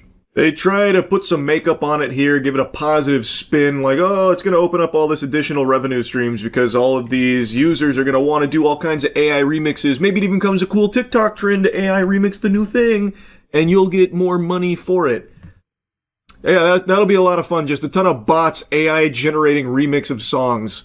That won't go wrong. Surely that won't be exploited on Spotify in any way, shape, or form. I'm sure I don't need to dive into the spaghetti and the meatballs on why that's a bad idea and is actually just going to lead to a flood of just complete trash drowning out real music because there's going to be so much AI remixing of these songs from these probably label shills that are just going to go through and try and like artificially inflate all the numbers and make the song seem more popular than it is through all of these remixes and shit. Like, I think that's just disastrous. And also, they try and put the spin on it that it's like covers of your favorite song. Oh, it's a creative expression. It's allowing you as the fan to get in there and express yourself with the music, giving you the AI tools to do it. It's not. It's not a cover of anything. A cover of something is still creative expression when a person is going through and they take a work and make it their own. Whether through changing of style or just in their own singing voice, giving it their own spin, that is a very human, very real creative expression with covers. This is devoid of that. It is AI going through off of a sentence, off of a prompt, and just changing it entirely and taking the human element out of it. It takes the soul out of the work. The art is then gone and has now just become a piece of Gen AI garbage. So it is not a cover, and I would never use that word to describe this. And just like all of these slimy parasites, they always try to flap their ass cheeks and fart out some nice words about it, like the actual goal is to be artist first. So Spotify is talking about its key principles for developing its AI tech, including that artists and songwriters get a choice in participation. Oh my god, they're so benevolent. They get to choose whether or not they're part of this. Actually, unironically, that is kind of rare, because by default, these fucking pushes are always just, you're in no matter what. You come hell or high water, you can't opt out. So it is actually somewhat rare that they get a choice, but the fact that this even exists at all is a problem. We recognize there's a wide range of views on use of generative music tools within the artistic community. There's not a wide range of views. There's sane people and there's fucking goofballs. The vast majority of normal people do not want to just be endlessly fed AI garbage. Just look at all the pushback anytime there's an announcement from the music industry about like an AI artist that's entering the scene that they're trying to like hype up. They get laughed at. Spitballs are shot at them. They don't like generative AI music tools in general. So it's not like there's some big debate on it.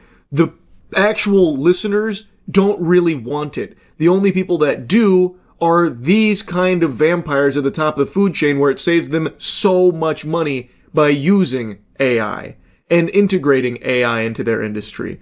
That's where the range of views come from. It's normal people versus extraordinarily wealthy and extraordinarily out-of-touch music industry executives. That's it. It's not really like an even split or anything. Therefore, artists and rights holders will choose if and how to participate to ensure the use of AI tools aligns with the values of the people behind the music. Yeah, but I doubt it, actually. I bet as an artist signed to UMG, you probably have very little flexibility and very little autonomy to do what you want.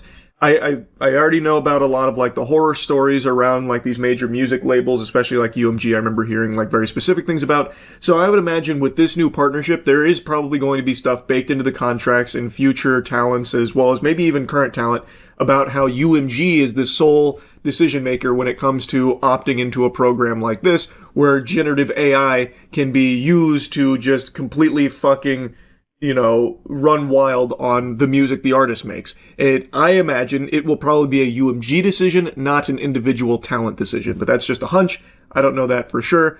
I just know a lot about how the music industry operates, and it is not artist first. I'll tell you that much. And these generative AI tools that Spotify is trying to like make look real pretty and really palatable, they're also not artist first either. By their very nature, they're not. And then goes on to talk about how big remixing has become and that there's other startups doing something similar about using licensed pre-existing songs and then instead of generating brand new ones and just remixing through that. While new AI songs lead to further market competition for artists and music companies, remixing existing tracks is often billed as fan engagement product, which can deepen the relationship between a fan and their favorite artist. Not really. This is not fan engagement, this is loser bait. You are a loser if you use this. I don't know how they can pitch this as relationship building with your favorite artist. That's already extremely cringe. But I just don't even see the world where somehow a fan starts remixing all of their favorite artists' work and now all of a sudden they're a bigger fan of that artist. It'd probably be the opposite. They'd probably just start to think that they're doing the work. Like, oh my god, wait, I'm just as talented as they are. Because these kind of people have like this fucking AI delusion where they think they're actually doing something. So they'd probably be like, oh, I actually don't even really need this artist anymore. I can just keep doing these AI remixes. I'm kind of like the actual talent now. I think that's far more likely. The co-CEO of Spotify gave a statement saying, solving hard problems for music is what Spotify does, and fan-made covers and remixes are next. Yeah, but that's not a hard problem. Like, there was no problem. You have made a problem with these tools. Fan-made covers and remixes have historically always been a creative expression. Take, for example, like parody songs. Weird Al made a whole career out of making really high-quality parodies of popular music. Or just look at some extremely popular covers on YouTube. Justin Bieber was discovered through his covers of songs. It was and is still an expression of creativity and a showcase of talent with these covers and remixes that humans are making. But generative AI, it doesn't do anything like that. It is not some kind of creative expression. It takes all of that out of it, making it just this fucking husk. It's not the same, and I don't know why they keep putting them on like equal footing. What we're building is grounded in consent, credit, and compensation for the artists and songwriters that take part. Through each technological transformation, we have worked together with Sir Lucian and his team to evolve the music ecosystem into a richer, more beneficial experience for fans and a more rewarding outcome for artists and songwriters. That's a load of horseradish. That is not the reason behind all this. It's solely because of money. It's AI hysteria where every company on this planet is desperately trying to find ways to integrate AI into their services because money, because they make more money from it. This doesn't do anything to improve the music ecosystem or anything like that at all. In fact, quite the opposite. Instead, this will just lead to a more bogged down, trash-filled AI slop fest, making it even more of an issue than it already was, because now you're directly putting those tools in the hands of these fucking losers. So it does nothing to actually improve anything. You have created a problem. The most valuable innovations in the music business always bring artists and fans closer together. That principle is at the heart of this pioneering AI-enabled superfan initiative. Oh, you make me fucking sick, dude. What a loser. What a fucking douchebag. Oh my god. Reading that out loud was painful. Which is designed to support human artistry, deepen fan relationships, and create additional revenue opportunities for artists and songwriters. Building on our long track record of leading the industry through technology changes and collaborating with Alex, Gustav, Daniel, and the team at Spotify, this initiative is firmly artist-centric, rooted in responsible AI, and will drive growth for the entire ecosystem. No one believes you, dude. Throw fucking tomatoes at this guy. Boo! Boo! Get off the stage. Boo! It's just so fucking out of control, man. I know I've been yapping about it a lot, but it is actually infesting everything and will only continue to spread. It is a plague. This desperate integration of AI into everything to enshitify it for the sake of the people at the top of the food chain making a little extra money on top of everything. It's so fucking gross. Anyway, that's really about it. So, yeah. Hello? You in there? Can you hear me? I'm just kidding. That's called acting. And speaking of acting, it's that special time of year again where we look at the top 5 worst films of the year. By we, I mean me. I give you the only objectively correct top 5 worst list. And let me tell you, After going through the garbage here, dumpster diving, I found that 2025 was a pretty special year for some bad super stinkers. It was tough, but I was able to narrow it down to the worst films of the year. Looking for the worst movies of the year. I know two off the top of my head. I know the worst and the second worst. What we need to fill in is the third, fourth, and fifth. Captain America Brave New World was bad, but definitely not top 5 worst of the year bad. This one's obviously in the top 5. Electric State was a $300 million super stinker disaster film. That was absolutely horrible. Snow White might be in there. I'll put it up here to the side. It might be just out of the top 5 worst of the year, we'll see. Though it does say something that it's one of the first films I've ever walked out of. So maybe it should be in there by default just for that fact. Woman in the Yard, also very strong in contention there for top 5 worst.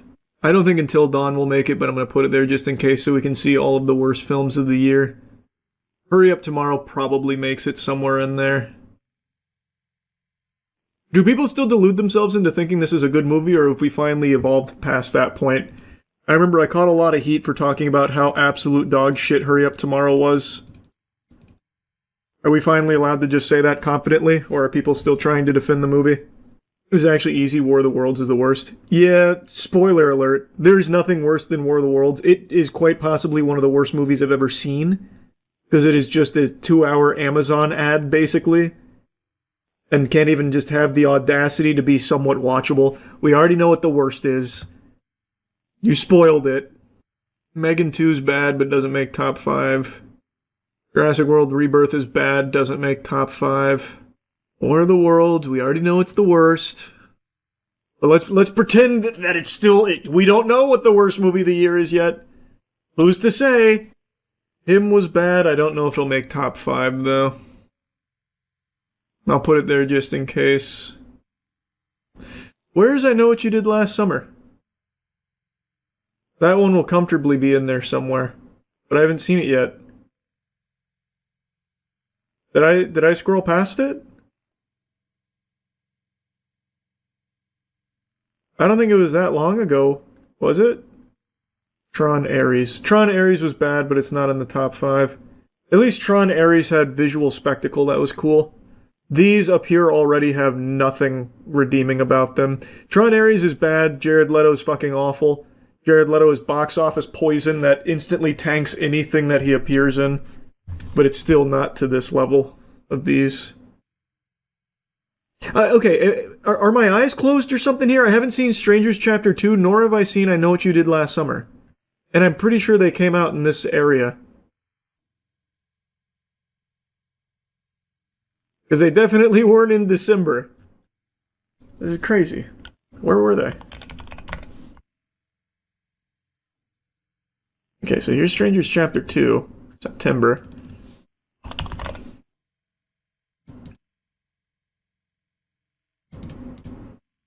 July! Wow, I didn't know it was that far back. Okay. These are definitely the worst movies of the year. So now let's order them.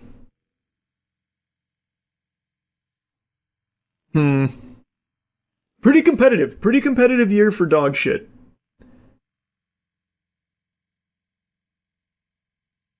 What about Five Nights at Freddy's 2? Nah, I think these are worse. At least I had somewhat of an enjoyable time watching that, even though I think the movie's terrible.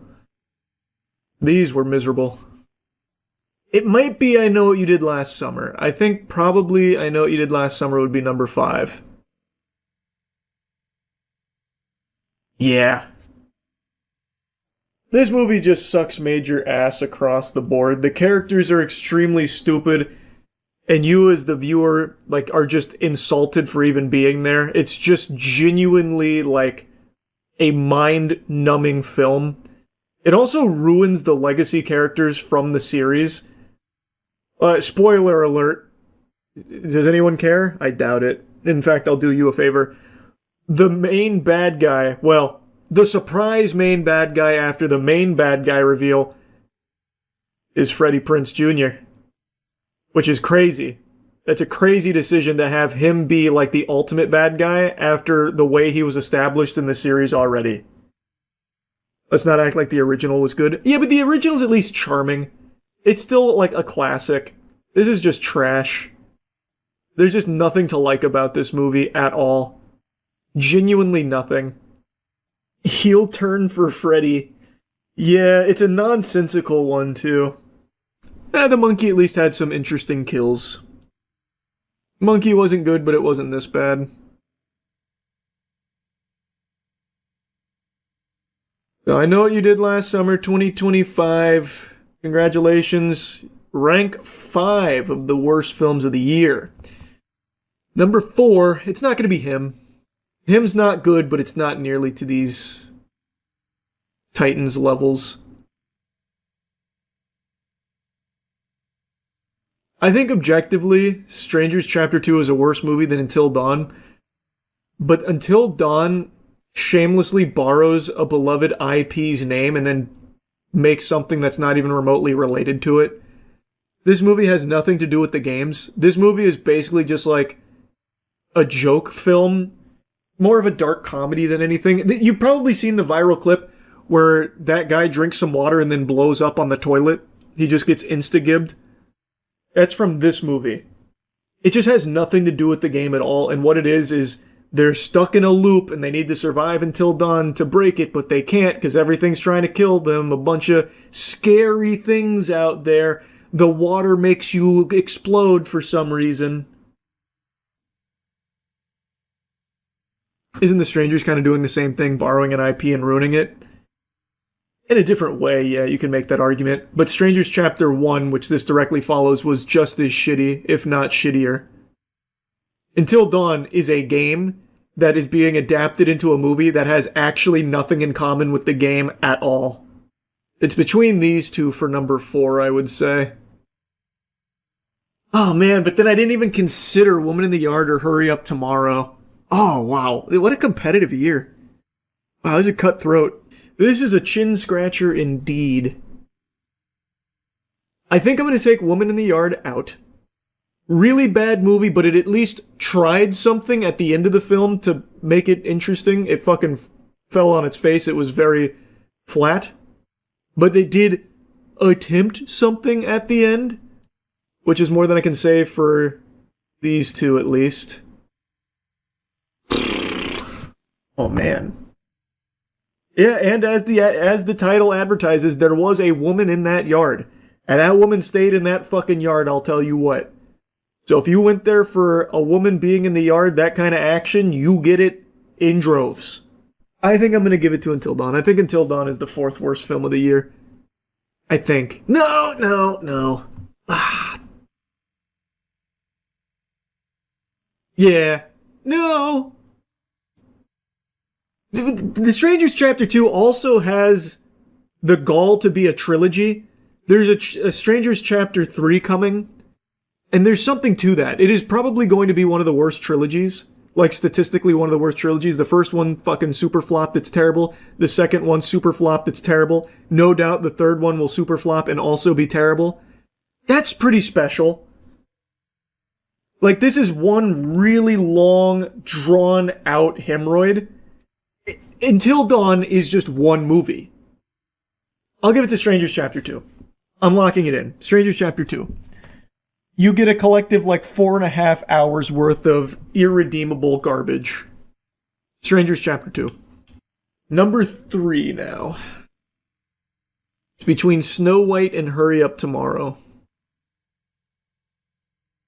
One of these will escape without being on the top 5. Maybe as an honorable mention, they'll live on. Snow White, I really didn't like it all. I don't think it's the worst live action ever made, though. I think it's very bad, and at points unwatchably boring, but I don't think it's the worst Disney live action has done so far. I left the theater, though, because I didn't really feel like waiting till the end. I left with 20-some minutes to go. Which has never really happened before. That's pretty special.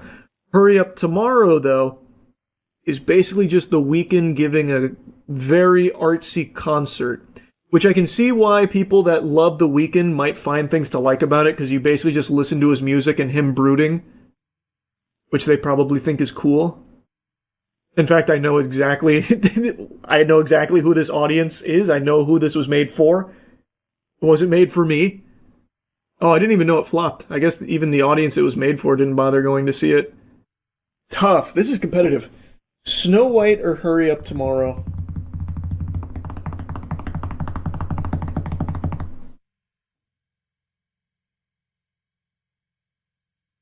The scene where he says, "Shut up," kills me every time. Hurry Up Tomorrow does have some iconic scenes with The Weeknd. Snow White has nothing. So maybe that's a point for Hurry Up Tomorrow to get out of number 3. Because I do remember more from Hurry Up Tomorrow than I do Snow White. Him being tied to the bed, having gasoline poured on him, and he starts singing a cappella. There are some good moments in there. Good, as in, like, silly, stupid.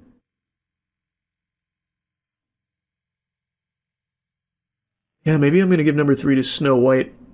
Because you can at least enjoy Hurry Up Tomorrow as a fun, bad movie. No one's ever going to turn this movie on again if they had the misfortune of watching it once. There's not a whole lot of enjoyment. I'm going to give number 3 to Snow White, honorable mention to Hurry Up Tomorrow. I think that makes the most sense. Number 2, it's Electric State. I knew going into this where Electric State would be. This movie super sucks, but the thing that really sets it apart from the rest is that it had a budget of $320 million, one of the most expensive films ever made, and I think very few people watched it, and those that did, like me, really were cursed with some very trash garbage. It's bad.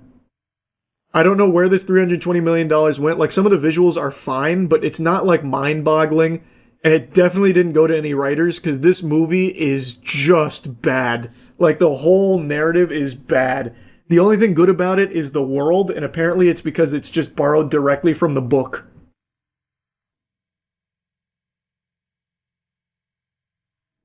Laundering scheme tier. It has to be money laundering, right? With a budget as bloated as this, it's gotta be to some extent money laundering.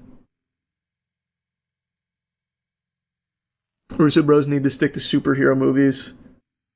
Maybe. If this is the best they can deliver outside of the superhero genre, absolutely. Electric State is an astronomically bad adaptation of its source material. The author was so insulted he refused to have his name credited. Is that true? I didn't know that. I mean, I knew that they, like, bought the rights to do this. I didn't know that the author refused to be credited. But yeah, easily number 2 worst movie of the year.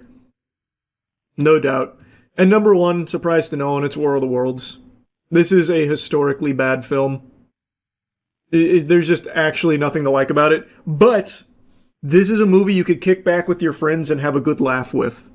This is a movie you can point and laugh at comfortably. Like, you won't be bored if you're watching this to shit on it. It gives you endless material to insult. All the Amazon product placement. To call it product placement is so underselling it. It's not product placement. The whole movie is about the product. A core component to the ending is the goofy boyfriend who's like, I work for Amazon and I actually fucking love it. Wait, Mr. Ice Cube, we have to get you this fucking thing. I forgot. I think it was a thumb drive. But you're too far away. Wait, Eureka! Amazon drones. I can fly an Amazon drone. So then you have an entire chase sequence of the Amazon drone avoiding alien spaceships. He's like, oh, Amazon drone. Yeah, my Amazon drone. Fuck. And then they, like, hack into that guy's phone to flip over the Amazon drone once he, like, turtles it. And it's all just about the Amazon drone program. Didn't they also use real war footage with aliens edited in? I read that. I didn't bother to dive too deeply, but I read they used actual conflict and then just basically photoshopped the aliens into it, which were fundamentally just Unity models, like Unity assets. God, it looked so terrible. Didn't the director go on record to say he didn't intend to promote Amazon? I didn't see that, but if he did, that's the biggest lie I've ever heard. That man's nose must have grown 50 sizes. That is some liar plants for hire right there. Amazon was a core part of the story. I watched the movie for the end credits. I forgot, what were the end credits? I remember he becomes a YouTuber. He becomes, what was the name of the hacker guy? I can't remember. Big Buster or something? I can't remember. Who were they chasing? Disruptor. That's what it was. Disruptor. We're all disruptors now. I get War of the Worlds is dog shit awful, but Charlie, nothing, and I mean nothing, beats Fuck My Son for the worst movie of the year. About an elderly woman that finds her mutant son who can't get laid, a young woman. Where did you even find a movie called Fuck My Son? That can't be an actual real production. That has to be some shit you found on like an indie site. Like just a random spot promoting like student film garbage or something. What is that? It's on the Wikipedia page. No way, I'm gonna look it up right now. This feels like something I probably can't put on screen. I just googled Fuck My Son. What a crazy thing to Google. American comedy horror film from Todd Rohal, based on the comic Fuck My Son, A Tale of Terror. What is this? Premiered September 11th, 2025. September 11th for the premiere of this. Wow, huh? A box office performance of $33,000. What a smash hit. Wow.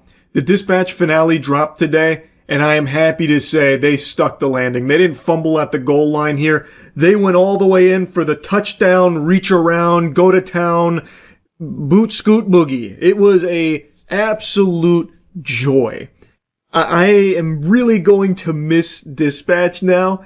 Like, I've been just glued to the episodic release, because I think they've done a great job with it, releasing 2 episodes every Wednesday. It's been so hyped, just looking forward to Wednesdays every week, and now we finished it. Like, it's bittersweet, because it was an incredible conclusion. Like, I think this finale was so good that it's put me in just such a joyful mood. I could probably watch someone steal my car right now, and it still wouldn't wipe the smile off my face. Like, I think they've done an amazing job with it. But I'm really going to miss not being able to play it every Wednesday now, a new episode, 2 new episodes every Wednesday. This game is just so good. And of course, I'm biased. I'm in the game. I play Sonar. But even setting that aside, if I wasn't in the game and I was just experiencing this with having no skin in it whatsoever, I would still be loving it just as much. And I stand by that. The game is so fucking enjoyable. So anyway, I just wanted to show you some of the highlights from episodes 7 and 8 here. Also, my whole computer shut off at the end of, while I was streaming, so it ended stream, and I left everyone on a cliffhanger. But what I was saying before my computer crashed was, what I really hope doesn't happen is that Ad Hoc goes the way Telltale did back in the day. I don't know how many of you remember this, but the reason Telltale games' quality declined so much, at least in my personal opinion, is because I think they were just biting off more than they could chew by taking on so many projects at once. They were releasing what felt like a new Telltale game every like 8 fucking months for like a ton of IP. So, you know, as Bilbo Baggins famously said it, not enough butter spread across too much bread type thing, where these games that were getting farted out didn't have as much time and care put into them, as much passion, because there were these strict deadlines, just so many and, you know, buns in the oven, that they didn't get a chance to be as good as their earlier works. With Dispatch being as successful as it is, this game has sold over 1 million copies in 10 days, and I imagine that number is only going to keep growing, since now it's wrapped up, and most people, I think, were probably waiting for all of them to be there so they could binge it. Like, as this continues to be even more successful, I really hope they don't do the same thing where they just start, you know, working on so many projects at once where they're not going to be able to give the same tender love and care to those games as they did for Dispatch. Because it's so clear when you play this, a ton of passion went into it. Genuine love went into this game. And I really hope it's able to keep it, Ad Hoc is able to keep that intact for all of their works, because when they are firing on all cylinders like they did for Dispatch, there's nothing else like it. This is one of the best written games I think I've ever played. Like, in general. I mean that too. That's not exaggeratory. So I'm very excited for more of Ad Hoc's work in the future. I'm praying, fingers crossed, we get a season 2. And that's not just for selfish interests of having another voice acting job with reprising my role as Sonar, hopefully, but I just genuinely want to play more in this world that they've built. I want to spend more time with these characters. It is that good. Anyway, though, if you want to see my whole playthrough, it's on the Moist Critical Gaming channel, but I just want to give you some highlights here, and mainly a lot of Sonar moments. Invisigal suspended, obviously, but... You didn't really do anything wrong. Consider cutting her from the team. I'm not saying you should. I'm just saying you should consider it. It's 100% your call. Can I get back to you? I really don't want to think about it right now. Of course. Yeah. It's just... I can't help but think that we've already cut a hero for far less. We had to send a message. You almost cut Sonar for nothing, just because he likes titties. It's a good point. This gets better and better. Isn't Sonar a coke addict? So what? That wasn't the reason they were cutting him? Robert explicitly mentioned boobies. The coke was secondary. I've found doing something good always helps when I'm feeling bad. We're fortunate to have that opportunity. Something Chase never took for granted. So, let's get to work. Time for a good shift. Sonar, you mind doing everything? You can kind of solo the whole city now. Pretty quiet day. The whole city's grieving. Sonar, why don't you get out there and cheer everyone up with some magic tricks? The hell just happened there?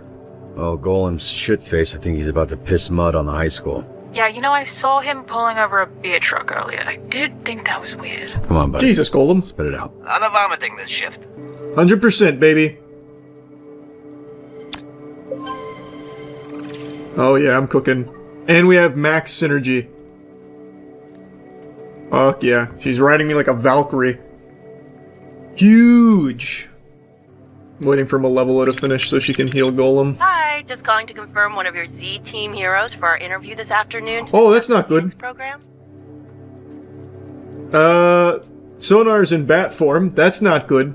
There goes all my charisma. Eek. Okay, Prism. All up to you. That's unlucky. What are the odds that I could get Sonar here, transform, and get him back in time? I'm fucking toast. I think I can do it. I really think I can do it. Oh, it's gonna be a close shave. Oh wow. 96? Do we? Oh yeah, we succeed.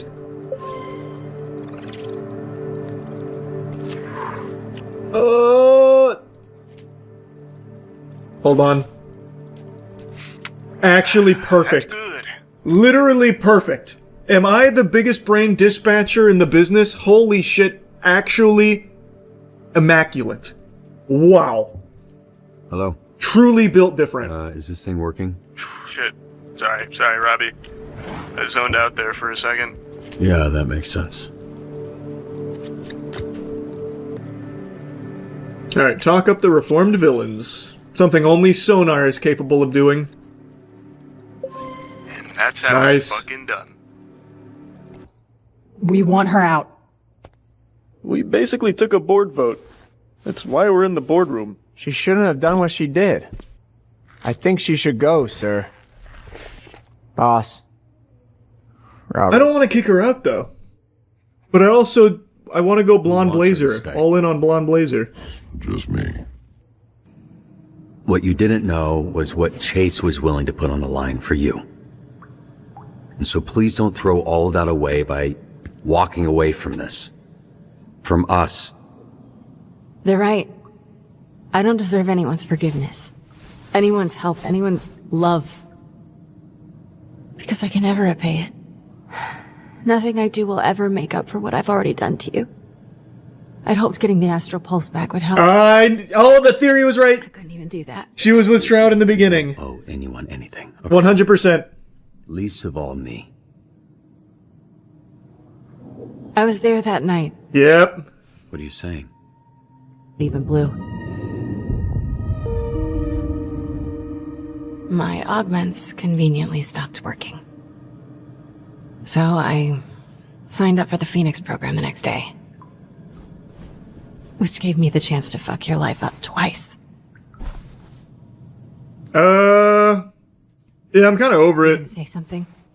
Yeah, it's all good. I forgive you. Water under the bridge. So there. Will you fucking chill out now? You can't fucking forgive me? You haven't even, processed what's going on.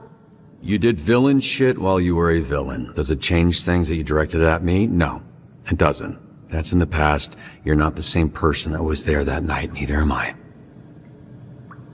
That's sweet, but I feel numb.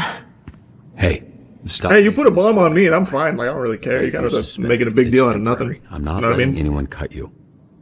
Yeah, he fucked up my suit, but then I made good friends with The Royd. same way you look at Blazer. Yeah, that's right, Even though. if it was just once, you know? That'd have been enough. I don't know what you mean by that. Yes. You do. Oh wow, she just literally won't stay because we won't fucking get married? That's crazy. You know what? I take it back. I'm actually pissed you put a bomb on my suit.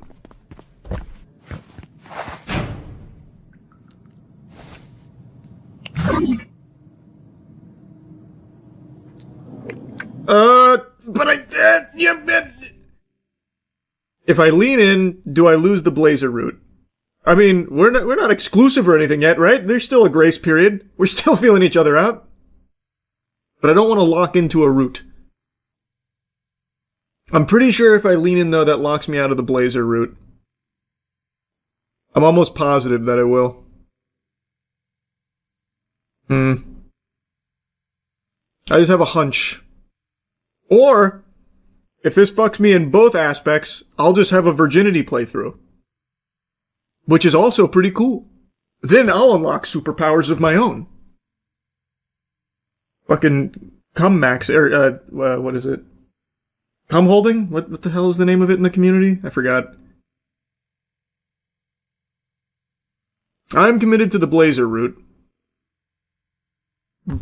I feel like leaning in would lock me out of it. Retention, that's what I'm talking about. Yeah, retention maxing.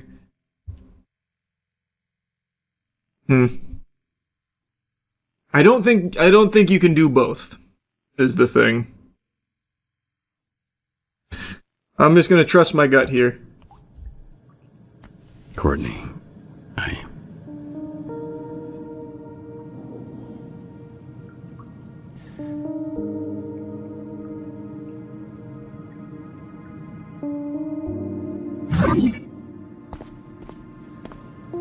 I'm trusting my instincts. could you two do me a favor and shut the fuck up? I want to start a bar fight. You got a problem? Is that you? No, it's not me. He's got long hair. I know what's going on. Cheers, fellas, to the fucking dream. To 5 minutes with the tightest ass in all of LA County. Yeah, motorboat those butt cheeks. Oh, hey! Right. End up blowing air right up her butthole. What's up? You don't like asses? Glass him. Might as well. Bar fight! Oh, not as far as I was gonna take it. Good on you, kid. Let me replace that drink. That guy is definitely Shroud.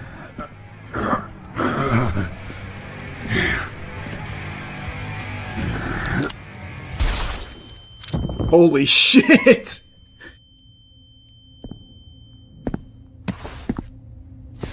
Obviously, you two don't need an introduction. With pleasure. Damn, Coop is back! Or the past. Spit! With the pulse. Hockaloogie! I'll control this city and restore balance. Oh, that didn't go far.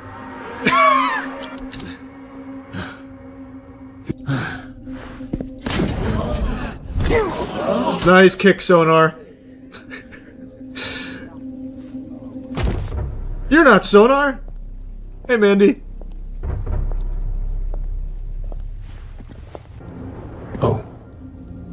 and by my calculations it was closer to 32%.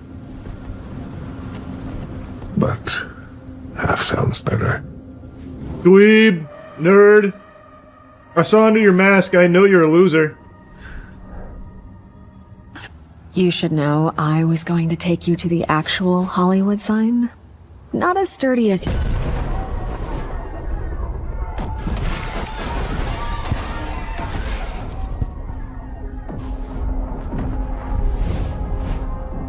Get me in front of my computer. I'll start dispatching sonar.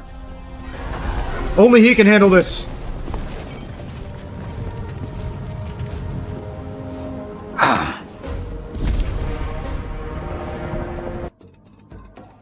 Keep 'em coming. This is 6 verse 5, right?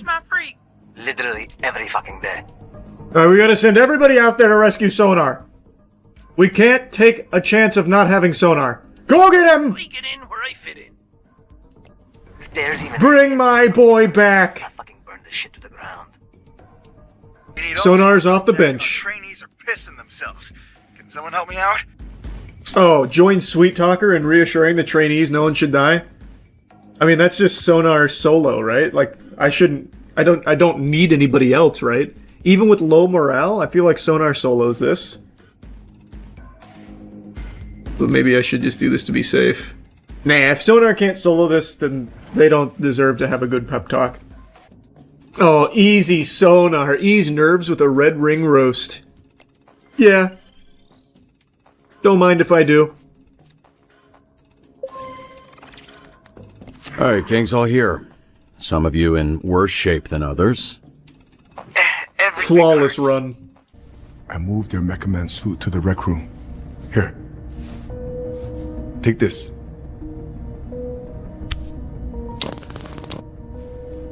We're fighting the Red Ring, Royd. I'm not walking home from fucking yoga. All I got, brother. Hey, don't listen to her kind of bullshit, okay? Keep her tied up.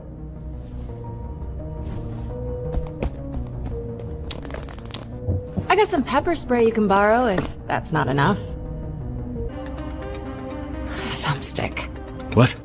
It's his name, because he sticks you with... They're all fucking idiots, Robert, but they're dangerous. I'm not fucking around to untie me. He looks stupid, but he is a killer. You don't have powers. You need my help. Just let me help. Please. I mean, yeah, I literally can't go it alone. Alright. Like, legitimately, I can't. Like, I can fight in a bar fight. What are you... I'm looking for... But I can't actually fight these people here. What did he do that for? Oh, I fucking wonder, Vizzy. Why would he lock up his tools around invisible criminal thieves? Robert! Oh, thank you. Just go get the gun! Oh, God, thank you. I wish you would have let me choose. I would have grabbed the gun. Oh, no, I got piss all over me.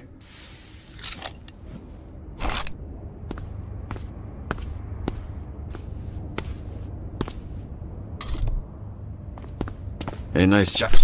Nice job. Why are his nuts out? Oh, thought that was normal. You mind helping him? Why would you crinkle cut your balls through your zipper if you don't have... What are you asking me? Can you just put his dick away? Feels like the dignified thing to do. Dignified for who? I know the guy a little, and it's bad enough he's unconscious. Yeah, here, I'll do it. I'll put his cock away, you're right. Piss everywhere. Thank you. That was very decent of you. Oh, perfect. I'm putting piss in my open wounds. Well, actually, I don't think it matters so much. It's sterile, right? Stick together. Yeah, because you were totally in control of that situation. Crazy, right? It's like real big, but super quiet. So cool. So fucking cool!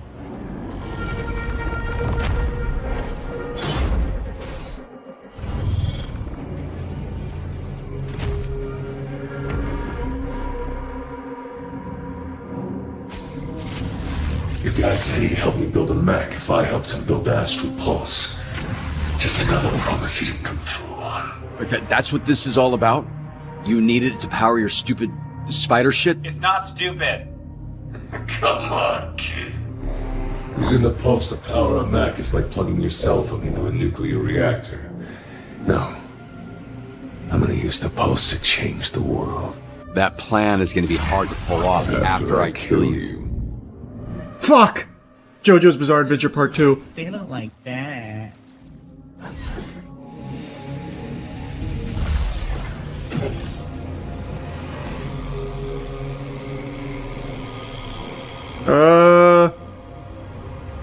Missile Fury.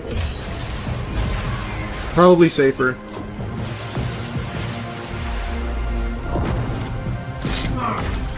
Alright, I chose wrong. Ah, fuck!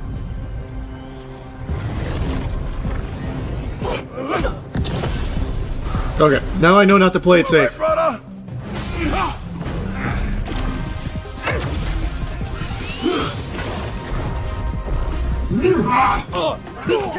Oh, he's not punching nuts anymore. The cross body block, that's my boy.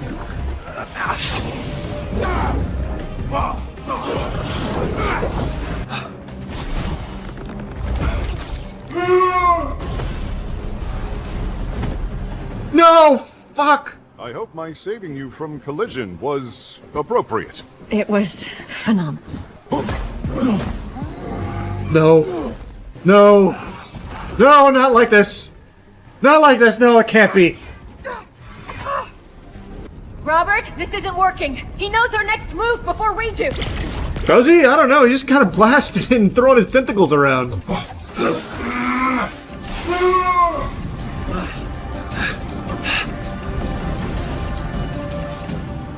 I've never been more insulted in my life. You fire me, a literal assassin, for some moronic bumfuck bat boy? What? His shit's in the parking lot. Did you know that? Ask the cleaners how much guano they come across. I'll apologize. Look.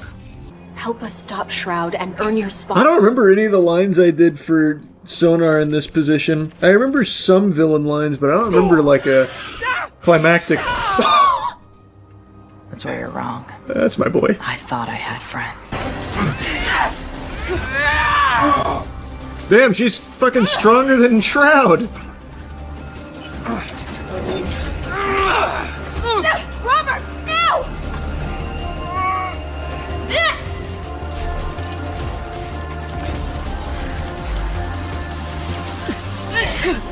Oh, shit.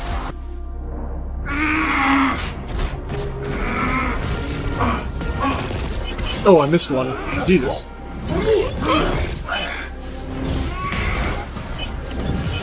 Oh, it's like Osu. Fuck. He wasn't letting me move in that direction.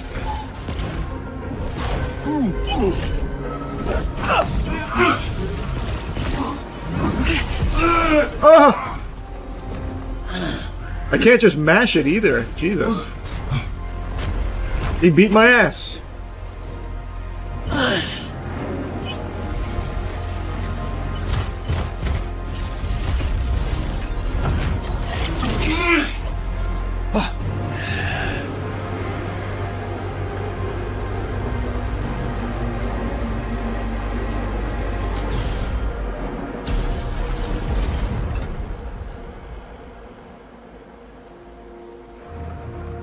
Shroud's got a new suit now? What the fuck? How long was I out? Blazer? You're the only one I told about my amulet, so I figured he wouldn't see it coming.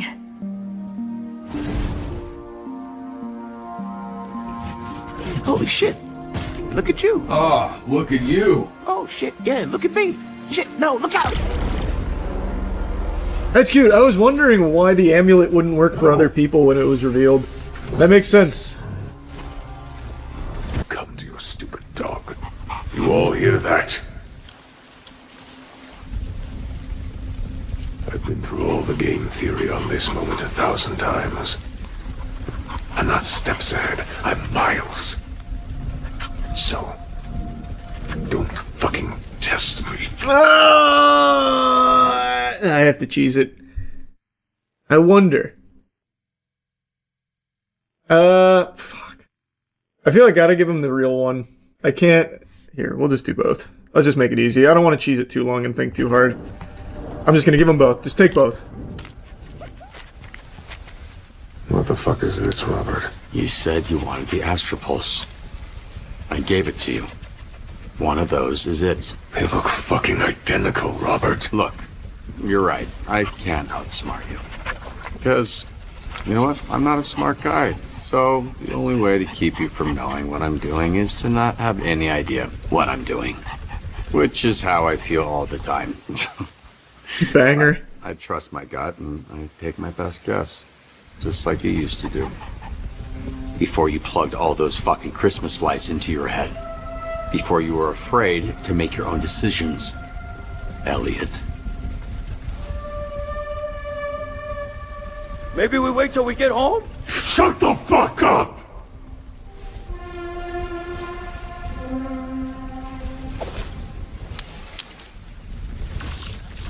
Fuck you.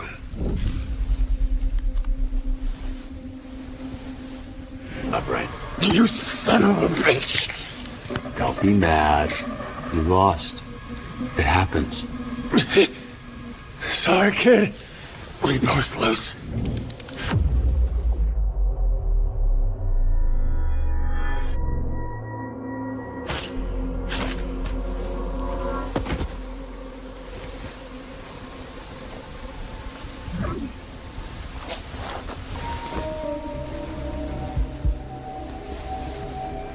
I guess I can still be surprised.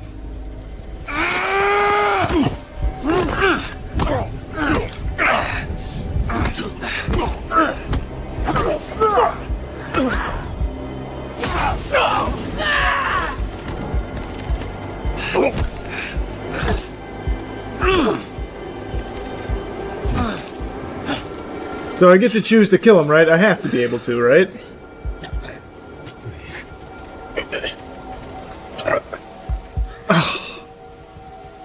I mean, am I getting... Okay, I hate cheesing it like this. These are tough decisions. It's not a tough decision. I want to kill him. But does Blonde Blazer no longer want to be my wife anymore? Does she end up being afraid of me? That's the only reason I'm thinking.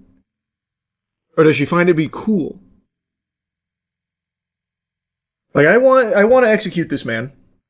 But do I miss out on love? That's the only consideration. It's the easiest choice of my life, killing this guy. But we have to think about the long-term ramifications. Fuck.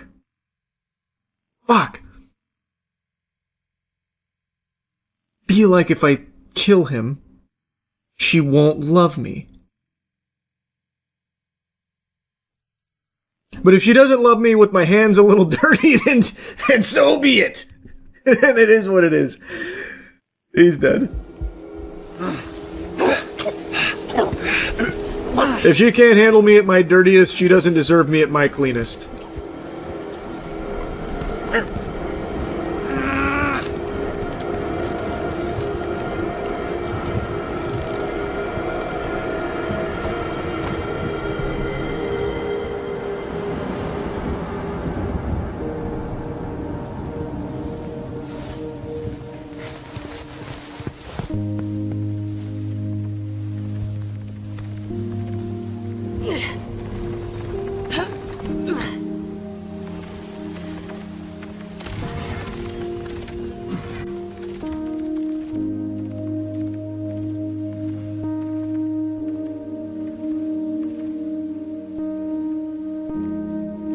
Oh, wait, what the fuck?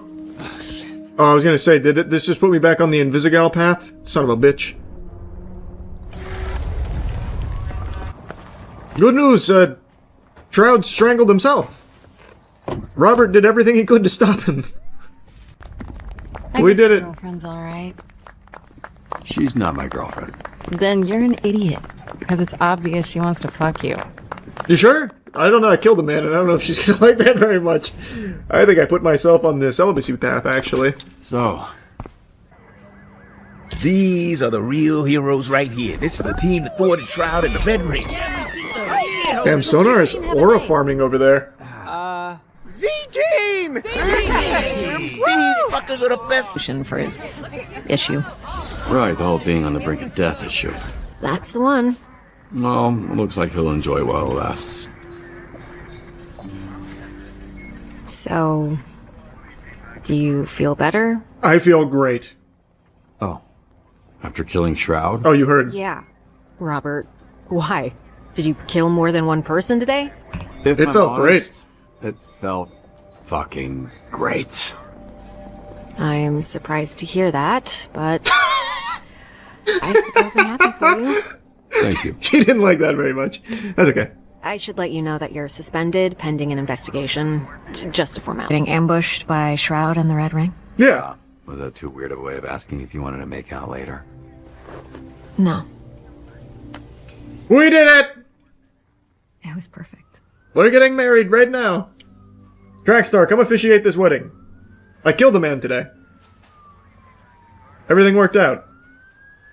Let's be careful with your disclosure. How cute. Whoa. Okay, instantly painful, actually. That was such a banger of a game. Holy. I thought it was going to end on a cliffhanger. I did not see how they were going to wrap it all up satisfactory in 2 episodes, but they did an incredible job with it. That was so fucking good. Oh my god, that was so good. Oh, so if you don't support her is when she goes the villain route. Got it. Only 24! Oh my god. Only 24% of players made the right choice? What the fuck? That's crazy, actually. What? No, there's no way. Imagine you have like a 10-minute villain monologue. Yeah, imagine. Alright, let's see. This is the villain route for Sonar. Let's see how I did. It's probably rough. I genuinely don't remember. Because when I'm reading the lines, it's hard to know, like, the context, like all the context around it, because I hadn't seen anything from the game. So I only have, like, little bits and pieces. So fuck, maybe I just didn't even know some of the lines were when I'm a bad guy. Can you take care of him for me? Obviously, you two don't need an introduction. I've been waiting for this. So cute. You. Do I just start, like, biting on his nipples or something? Oh, wait, why is the quality all fucked up? Fucking haymakers. Isn't working. I thought you wanted revenge. By SDN agents, heroes, and whoever else you and your ring have pissed off recently, which happens to be every gang in Los Angeles. Now, if... Oh, shit. Disrespect of the last true heroes. My line's better. That goes hard. Sorry about that. He knows our next move before we do!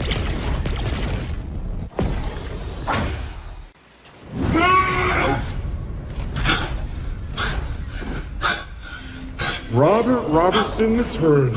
I fucking warned you that cutting me was a big mistake. Boy, I guess you're probably realizing that right about now, huh?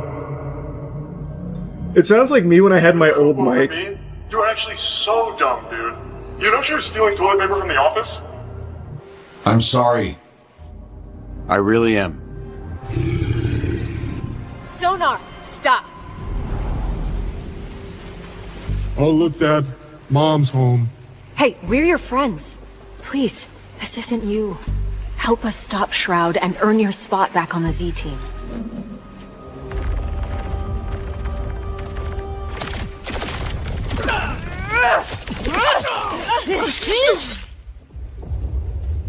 No, I don't think I will. Because you know what? Now I'm on the me team. And if you couldn't appreciate me at my worst, you don't deserve me at my best. The classic Facebook line. If these new augment Shroud hooked me up with give me some pretty sweet new moves. Want to see it? No, actually. Yeah, no, not really. Holy shit.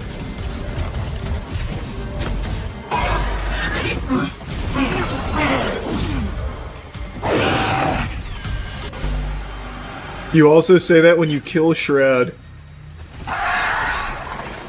Really? I need to see Sonar kill Shroud.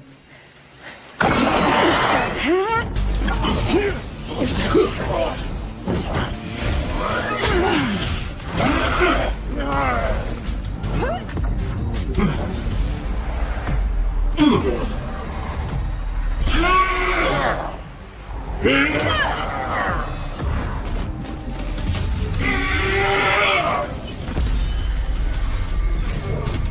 think I like the underground fight more.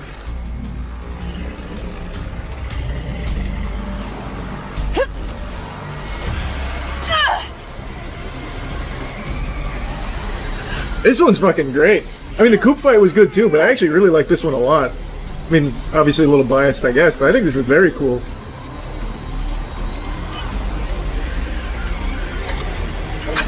That's perfect.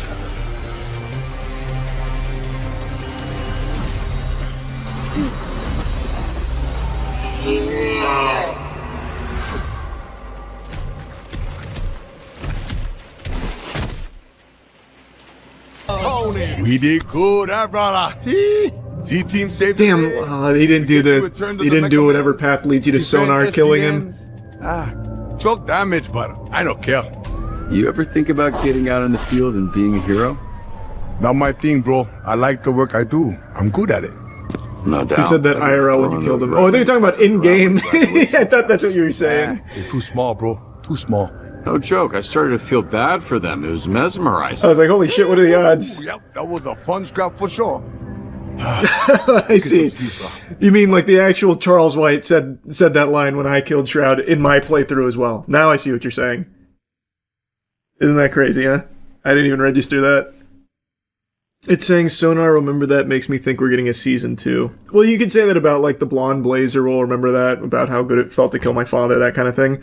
But as far as I know, there is no season 2 plans as of now. But like I said, I feel like there's no world they don't come back to it with how successful this game has been. There's no world they just leave it at 1 season. It's too big not to. And they leave it perfectly open-ended for more. There's no doubt in my mind there'll be a season 2. Yeah, my hair's wet because I just got out of the shower. I've been smoking on that West Virginia sticky couch co-op, and it's got me feeling like making fun of some more Pokemon scalpers. This has become a pretty embarrassing epidemic, with grown men fighting each other over Pokemon cards. A month ago, I was covering the Pokemon brawls that were breaking out across the country when Costco made the fatal decision to start stocking Pokemon products. God rest all the souls we lost on that day. Many a brave warrior were sent straight to Valhalla fighting to get their grubby paws on Pokemon boxes. That was always going to end one way. Death. Costco and Pokemon together, that's just gonna be catastrophic 100% of the time. That's like a nitroglycerin plant announcing they're gonna start selling fireworks. Anyway, it's not like the scalpers have been hibernating or anything, they've just been fighting in different locations without as much footage surfacing until today. I saw a goofy little fight break out at a Pokemon vending machine. Now, I've never seen one of these in the wild, but these are Pokemon vending machines where you can buy product out of it. And typically they're empty because scalpers come through like the Grinch and buy up the entire inventory and sell it online for a markup. That's how they live their life. Actually taking candy from babies for a $10 profit. It's fucking sickening. So in this video, these are apparently 2 known scalpers in the Bay Area that start duking it out at 10 a.m. off of a fresh restock. Now, speaking of fresh, if you want to start smelling better, if you don't want to be as stinky as these losers in the videos we're about to watch, then you need to start using Cheeky Soap. We actually just came out with 2 new scents. Absolute Cinnamon and Spope. Spope is spa soap. So we just combine the 2 words together. So this is like a eucalyptus scent. This one's obviously cinnamon. They're available now. Go to usecheeky.com right now. Now I can't play the audio because it's just DMCA music. So the person who uploaded this is the guy currently at the vending machine and is now getting boxed out by the Eagles hoodie gentleman. So Humpty Dumpty here with that NBA caliber box out, he's throwing that ass back on the guy who uploaded this. And I love this pose right here. This is that Spider-Man 2 stopping the train moment. Man is fucking, it looks like he's protecting the president, like he's about to like take bullets for the guy here, the way that he stretches out like that. I'll play the rest in a moment, but they're bumping and grinding at the Pokemon vending machine, and the guy decided not to keep the original audio in and elected to put a song there instead. I think that's a really weird decision, and I think the reason he would do that is because the Eagles hoodie guy was probably confronting him about scalping. That's, like, based on what I've been reading as well, that seems likely because that guy is apparently a known scalper who actually camps restocks of these fucking Pokemon vending machines, and it stands to reason that if Eagle's hoodie guy was calling him out on that, boo, boo, this guy stinks, he's buying every Pokemon box, this sucks. Well, he obviously wouldn't want to leave that in for the video because then nobody would be on his side. And if, like, you can see him at the Pokemon vending machine, he looks like he's about to place an order when the video starts, and then Kevin James from Hitch comes in here getting him with that fucking wobble swag, throwing that ass in a circle on him, getting him out of the way. So, if he just came in there out of nowhere to, like, kick him off the machine so he could hog it all to himself, I imagine he would have left the audio in because it was so unreasonable and so unexpected. That's just my working game theory. I saw a couple Facebook group posts as well as a couple Reddit posts saying they recognize this guy from their local Pokemon vending machines around the Bay Area, and basically doing the same thing where he'd be there right when it restocked and grab a ton of product from it. Now, I also saw that the guy who boxed him out has a lot of people who apparently recognize him as well. He's not some virtuous hero, Ass Ketchum is not using those cheeks for good. Apparently, he too cruises these Pokemon vending machines, buying up a ton of product from it. So, it does seem like the original caption of two known scalpers, fighting at 10 a.m. is accurate, based on everything I've read from the Bay Area Pokemon community, as well as some of the other people that have talked about this. Anyway, though, back to the action, you can see he is still in a wide power stance saying, "You shall not pass." And he's instigating this scuffle, by the way, yet he's leaving himself totally undefended. He could have caught the meanest knuckle sandwich of 2025. That move would have been super effective. It would have had him blasting off like Team Rocket. Anyway, though, the action's winding down in the fourth quarter and they go their separate ways. That was pretty awesome. That right there is what Pokemon's all about. At least in the modern day and age. There are so many fights for Pokemon cards. It is unbelievable. But yeah, like I said, these Pokemon vending machines are apparently a hotspot for scalpers. So, one thing that's been kind of popular is people will go there and just start filming and shaming some of the scalpers, and I really appreciate that. I think they're doing a very strong public service by filming these shameless fucking degenerate losers who go there buying tons and tons of product and then going online to sell it for a markup to kids or parents looking to buy something for their kids. Now, I also have said this before, and a lot of people disagree with me, but fuck you, I'm right.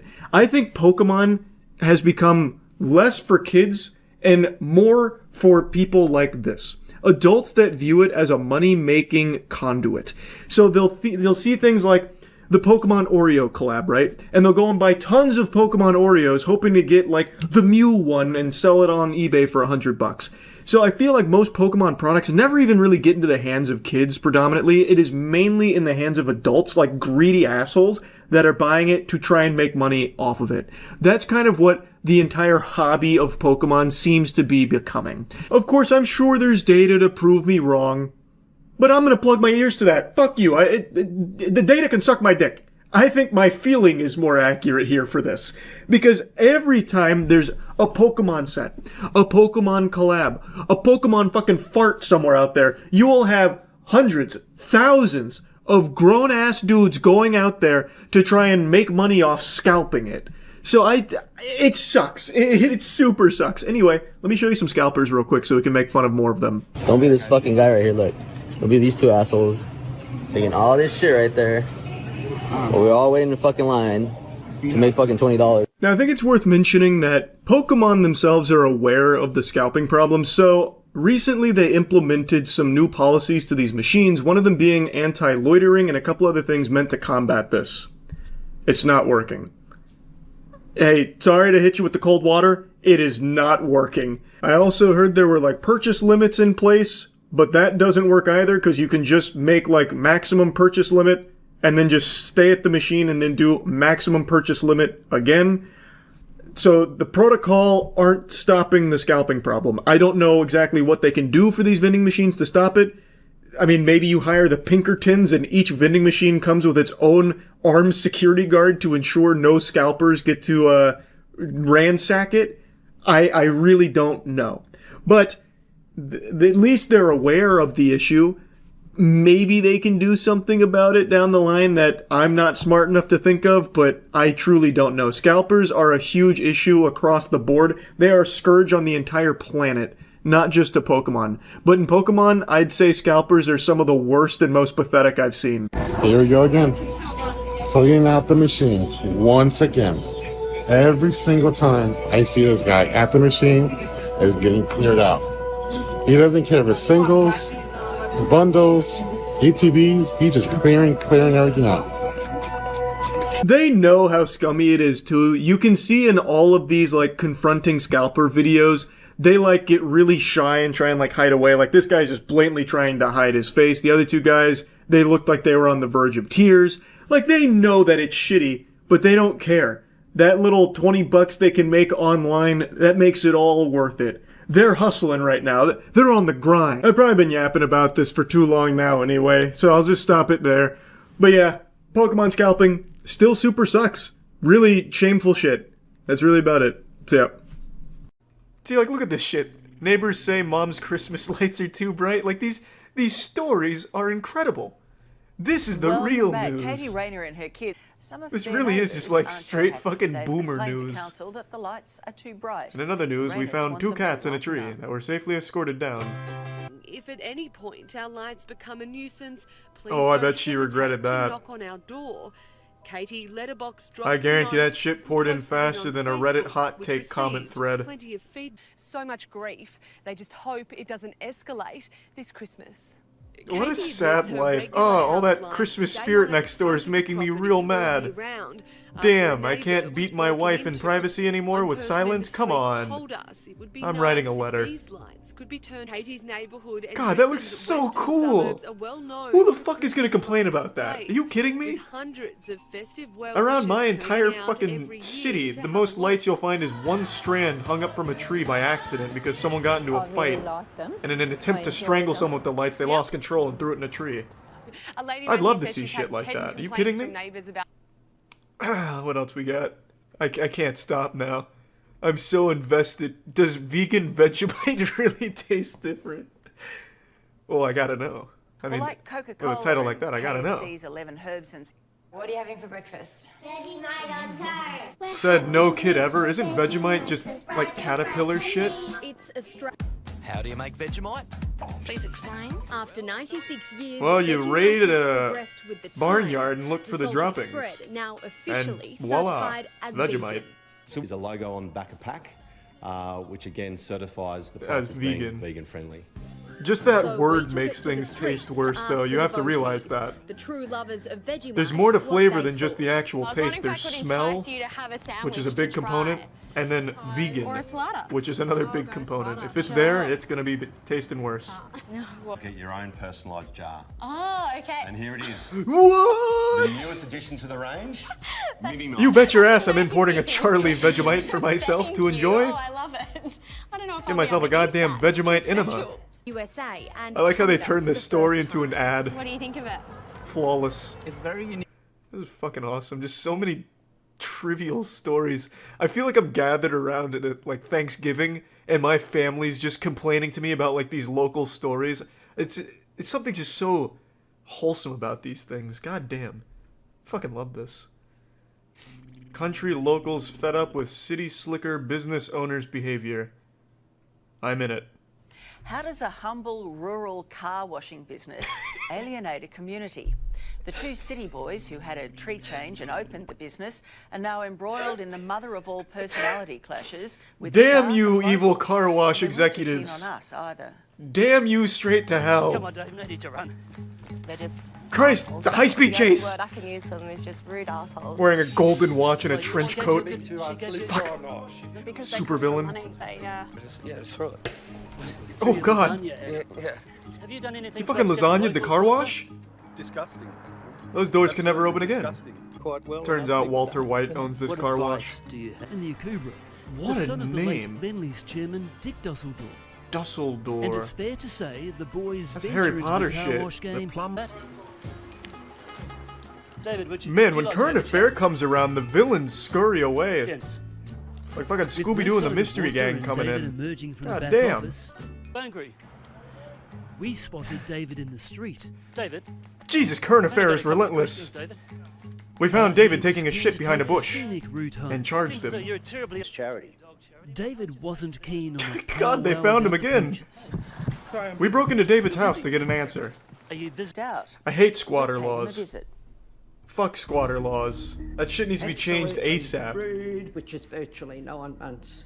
Rent. Graham and Jan Bolton Oh. run Green Hills Caravan. How do you beat this raid boss of squatting? While the business police on the A squatter is someone who but lives in a it turns property out illegally. this squatter If is they a live there convicted long enough, they get squatter rights. So let's say you and your family went on vacation for 2 months and you left your house vacant, and a homeless man moved in the day after you left. By the time you come back, he has legal rights to your property. Obviously, I don't know the time frame, but squatter rights. There's rights to protect squatters. Fucking hate it. I get why they're there, though, to a certain extent. Administrative Tribunal. To recover it. Bill, we're here to collect the rent. They should just make it a living hell for him to live there. When are you gonna start Egg his RV. Just get like a bunch of hooligans together to use it for graffiti. Pee in his cars. Ring the police, is it? Like, just make it miserable for him to live there. That's how you combat it. Take his grill. Bill's nothing without his grill. Of indecent assault of a minor in June last year. That sounds like a squatter. And then again in February this year of But because he's a squatter, those charges are So it's waived. quite official. Meat in a bid to combat theft. That looks so high-tech. That's the way that Coles and That the packaging looks like it's right off of the protect International themselves, Space Station. Protect their profit. You go around the corner there and then... I wonder My daughter just if they hired like prison guard security to lock down red meat, how far would they go to protect it? Like if you had an Area 51 storm the red meat aisle and they can't stop all of us stealing red meat, how hard would the guards work to protect the red meat? Is there any winning this battle? It's way too easy. There's a problem. Yeah. We in our system. Yeah, it's called bad parenting. What do you mean? I hate these parents.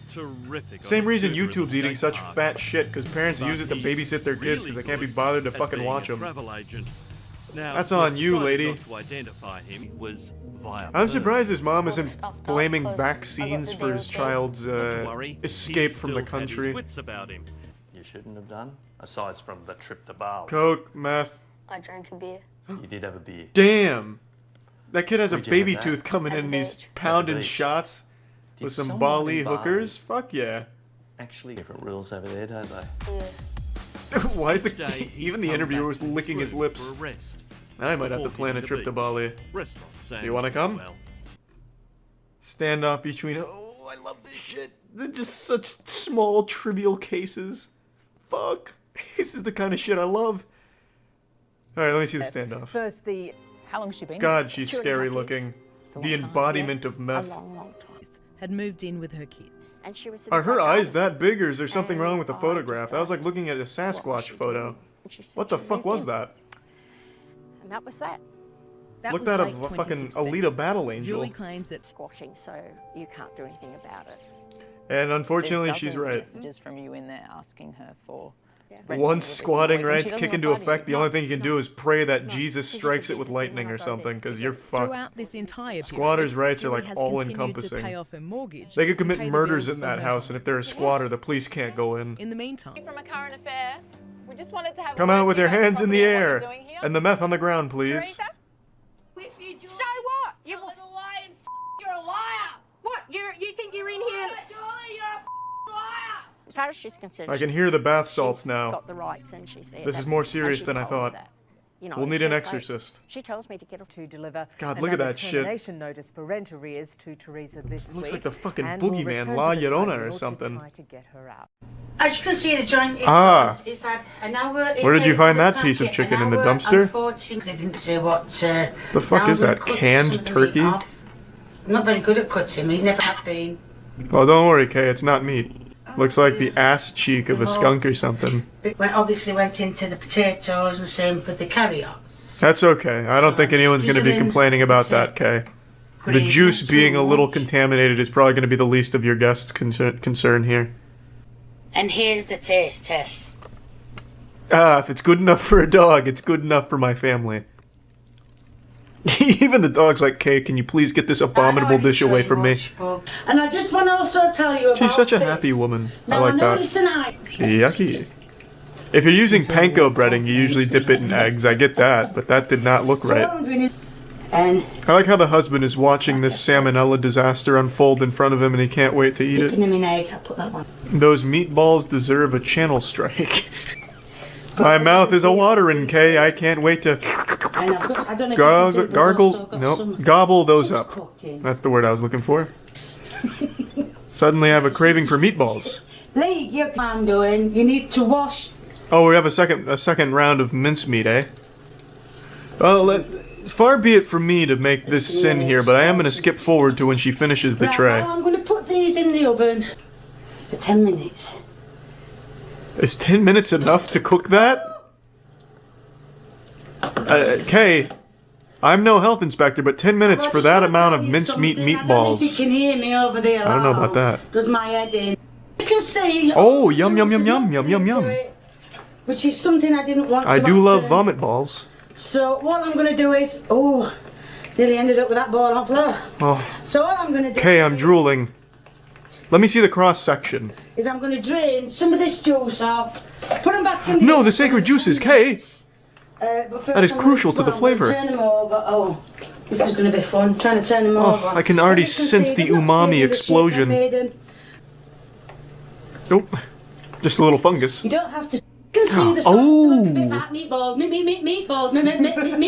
meatball. My God, that's fucking gross. Just too busy. I love when my meat looks like urine. As you can see, I have it. Just throw them in there again, Kay. I'm sure with every time they get thrown into that oven, they get better and better. That must. This looks like what Rick O'Connell uncovered in the Mummy movie when he was uncoffining Emotep, when he cracked open the sarcophagus. They look done. Speak to me, yes or no. They're done. They're alright, yes. Well, it's better than immediately having convulsions and falling over. So, I don't always eat that's my good. own food. Guess what? Dogs can have them. Good! Just what a dog wants. More Kay's cooking. End product bit. Watch out, Kibble. And Beef today, alphabet I'm doing pasta a soup. twist. Ooh, it's the classic mincemeat. Name a more iconic duo than Kay's cooking and some dirty fucking mincemeat. Is this gonna be the broth? Just raw mincemeat and water? I'll cook some pasta in there at some point, maybe. I don't I know you'd care. like me to, but... And I'm just breaking it all up. Is this gonna be the pasta? It's meat noodles? She should slam the two pots together like Stone Cold beers. Oh, yes. Right out of the septic tank. Cook. Now we're feeling it. What I'm gonna do is... Now I'm hungry. Is this not illegal, what she's doing here? Surely this violates some type of human rights movement. Been told you can't. Now I'm going to put some green Oh. granules in. I don't know. It's like an organism being born in there. Quite a few in. Oh, You can use I feel like any anything. second now, just a monster is gonna rise. Have to be expensive. Somehow it's getting more and more gross. I thought it would cap at a certain level, but it has exceeded the maximum No, it's grossness. not going to come off. But that's just one of them problems I've got. This is like an ancient spell from a witch's cauldron. Like if you drank some of this, it'd give you like old powers from fairy I am tales. going to tell you what I do. What are you putting in there? Dirt? Mine is, look at it all. Oh, it's like a brownie. If it died in a shit explosion. Oh, keep in mind that's all meat. This is meat. This is just a festering petri dish of E. coli.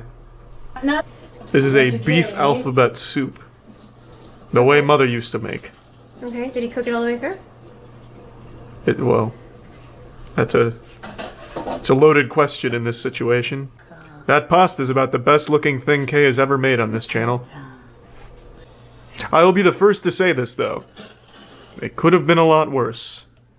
All things considered, no seasoning, no flavor, but the E. coli will do both for you. alphabet soup. But it's just come out in the Please be careful. Hats off to her son. He's going to war right now, and the battlefield is Kay's kitchen. Open your mouth. I don't believe you actually ate it. You would be vomiting by now. I don't know what the fuck is going on with her stove, but that is the pinkest flame I've seen in a while. Shit's going nuclear. Put the lid back on. Her fucking boiling mayonnaise is about to overflow. Okay, be careful. I'm going to use the same spoon. I think your marshmallow boil thing there is planning something. Piss take microwave noodles. Piss take microwave noodles. My favorite dish. My mother used to make this for me all the time. These are the noodles. Ah, in a trash can. Are you sure those are noodles? That looks like asbestos. So, let's put some more in. I guess they're not mutually exclusive. You can make noodles out of asbestos. To be fair, that looks... nice and done. Yeah, that looks about right. Plus I've got more. Yeah, those were some real pissy noodles. So... You won't believe the ingredients. The fuck? That's her signature dish, the piss. Because she made piss noodles. Did she actually put piss in them? Well, that's... I can't just ruin the secret. Jesus, you're asking for the Krabby Patty secret formula behind Kay's madness. Okay. You'll have to watch yourself. Who's taking a leak in your sink in the background? Is that your son? Before I... Kay, I think a burglar has come in and is urinating in your sink. Involved in that. Dude, it's the toilet. Ah, yes, the old kitchen shitter. I too like to keep a toilet on standby in my kitchen. It's the best. So, and then I'm going to put some mayo in it. Naturally. Go ahead and dump some of that mayo on there. I guarantee I'm ready you for the will money not shot. regret doing some research on. Where is the mayonnaise? This is a lot of bacon. Yes, it's an impressive quantity of bacon, but where is my mayonnaise I was promised? I hate the feel of bacon. No. I feel like I've been clickbaited. I've seen no mayonnaise yet. I'm getting impatient. Shake the mayo. Yes. I've got no shake. Let me hear the sloshing. Come on. Are you alright? Yeah. Oh, that's a healthy amount of mayo. I'm going to mix No it. expense spared on that mayonnaise distribution. The spirit of YouTube chefs live on within Kay's mayonnaise. Ah!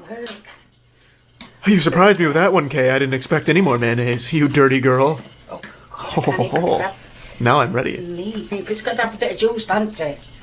Now this is finally real cooking. One more. Ah, I didn't expect a third. Kay, I'm dried up. I can't handle more. No more mayonnaise, Kay. We're reaching a point where it's too much. That's it. This dish. Of course. That's the old mayonnaise baker. Forget a thing. That's scrumptious, Kay. That looks alright. This is the kind of food that wars are fought over. Godspeed, my friend. I'll leave my son to get the salmonella. Easy. Yeah, I didn't. Right in the old gullet. I should have put it other way as well. You can really almost taste some meat beneath that mayonnaise. Mother, I must be honest with you. I think you used too much meat in this mayonnaise. Nice multi flavor, yeah. Flavors. There's two flavors. Chicken and mayonnaise. Something like that. Dude just dies. He gives a thumbs up and just falls over backwards. I'll leave that one alike. Anything that involves mayonnaise, Kay, is good with me. Today I had the primal urge to watch a shitty movie, so I did what any 21st century civilized man would do. I attacked Google, looking for any shitty movie I hadn't already seen. I was like a meth addict, scratching my neck trying to get my fix, but I couldn't find a shitty movie that I hadn't already watched. And then I remembered, I'm followed by the official Max Steel movie team on Twitter. So in 2016, Max Steel, which is a beloved property near and dear to my boners, I grew up watching Max Steel. I even had the Max Steel video game on PS1 and Sega Dreamcast. At least I think it was Sega Dreamcast. I know I had it on PlayStation 1 and then another console, and I really feel like it was the Dreamcast. And I also had the Max Steel action figures, the one that you could take the clothes off and play dress up with him. And obviously being a curious child, I took his clothes off to see what a penis looked like, but they made him dickless. I just wanted to see what a super secret agent superhero was rocking under the hood. Never really got to see it with the action figures. But anyway, the point is, I was very familiar with Max Steel, but I never saw the 2016 movie because I knew it was going to be a stinker, and I really didn't want to have Max Steel ruined for me. I know if I go back and watch Max Steel, it probably sucks fat ass, but I didn't want to go to the movie theater and be disappointed. But today, I thought I owed it to the Max Steel team on Twitter to check out their movie. And this isn't like a joke. This isn't like a fake Max Steel account. This Max Steel account on Twitter is the official Max Steel movie Twitter. Look at the following list. It's just totally normal shit for a corporate Twitter account, and then out of nowhere, me. I'll fucking take it. I kept this in the wank bank since 2016. I knew the second they followed me, I got a notification, and I was elated, but not motivated enough to see their bad movie until today. So let's check it out. How bad was it? Wasn't a weather-related rogue tornado. In fact, it was an evil thing called Ultralinks. And that name sucks ass. It's not very intimidating. It sounds like a form of Yu-Gi-Oh! Summoning in a modern Yu-Gi-Oh! Format. Definitely could have been better. Something like maybe more intimidating. The Shred Terrors. The ass-annihilating Rip Von Stranglers. Shit like that. Ultralink. It even sounds like a good guy, honestly. Like, it sounds like a different division of the Power Rangers. We have the Power Rangers, and then we have the Ultralinks. It's a shit name. I didn't like the name, but that's what's G. Why wouldn't he super speed his ass away? Why is he jogging like he was just pick last in kickball? I don't really understand why that would be overlooked. He doesn't use his powers. This is the best time to use that power, and he doesn't. But it's a good thing he didn't, because he gets sucked into the Ultralink tornado. Super Suit comes back on, and that's when they finally say it. Steel tells him, fuck yeah. God, the scenes in this movie are so fucking boring. I'm just gonna tell you, I don't even feel like clipping the appropriate scenes to explain it. We'll just get towards the end of the movie here, because we're around the life. So you end up with this weird, pretentious shitstorm, like The Room or Neil Breen's work. Those are the two main ingredients. A vision, and the lack of talent to make that vision come true. This has neither of those, it's just boring bad. And, yeah. I still hope the official Max Steel Twitter account continues to follow me on Twitter, because I like having that to brag about to my friends, but if they choose to unfollow me, I would understand. That's about it. See ya. Good news! Phoenix Wright just lost a client, as I will no longer be requiring his services. The potential lawsuit that I was wrapped up in is no longer being pursued. It is amicably being banished to the Shadow Realm, so it's done and dusted. I even talked to Brad Arnold on the phone a couple of times, who was one of the people listed in the demands letter that was teetering on lawsuit. And he was very friendly and apologetic about the whole thing, and he was kind of filling me in on things with this system that vigilant bad actors out there that are phishing. Who knows, this could have been fucking pages from the Death Note for all I knew. It was representing two YouTubers, Brad Arnold and Reed Timmer. And I didn't immediately recognize who that was. And I don't do like React content or anything, so I was pretty confused. I thought this may have just been, potential phony baloney, suing local Florida man because he pooped when he meant to fart, I thought this could be made in error, especially because the language on safety and just, of course, to show the audience, this is the hurricane that's here. It was not copying it or stealing it or trying to make money off it or anything like that. I reached out to both of them privately just to check, hey, are these real right here? Are we dealing with big naturals, or is this all, fake? What's going on? I just wanted to verify the authenticity. But 2 days went by and I didn't hear back, and since the paperwork did express a very real sense of urgency, I made the assumption that, okay, this must have been something they said. A content during a natural disaster, you could somehow be liable for many thousands of dollars. That is something that most people cannot afford to, take that kind of hit, especially when there was no wrongdoing, no malicious copying or stealing of someone else's work, just textbook fair use, staying knowledgeable on a natural disaster and using a couple of brief snippets of footage to stay up to date on what's going on. And getting served paperwork like that with the very serious nature, the very serious amount of money on the line, I imagine is very scary to a lot of people that would receive it. I don't know how many people got this big blast here, that I don't know. It feels like it was a shotgun approach, and boy howdy did they load that birdshot. Does IP law. And it's very clear that none of this was ever walked by Reed Timmer or Brad Arnold. They didn't know. Both of them have said the same thing. They did not know I was named in this. And Brad Arnold went a step further, saying he doesn't know when they even send this out to others that are using it. That has now come to his attention now.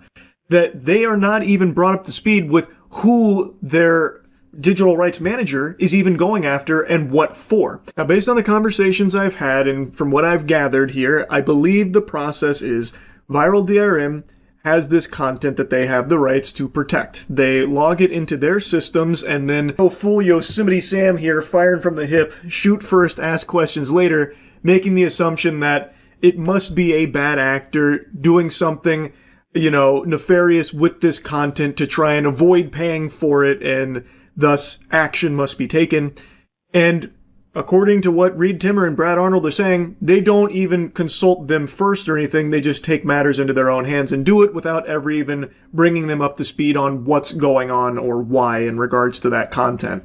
Without ever even checking with their clients here, in this, well, stack of legal documents sitting on their desk right now panicking that it hasn't been retracted because Brad Arnold and Reed Timmer don't even know they got it. Because Viral DRM has already just went through all of this without talking to them first. When it takes 2 seconds for Reed Timmer and Brad Arnold to see, like in my case, how it was utilized and be like, oh, that's like totally fine. What the fuck? What are we doing here in the first place? This is a huge mistake. There's a big misunderstanding. Why are we even like this far down the road on it? The reason why they even have someone manage the rights of their content through like the entire process. Because it took Brad and Reed 2 seconds to get caught up to speed with what was going on and why, and say like, oh, this is a big mistake. This shouldn't be happening.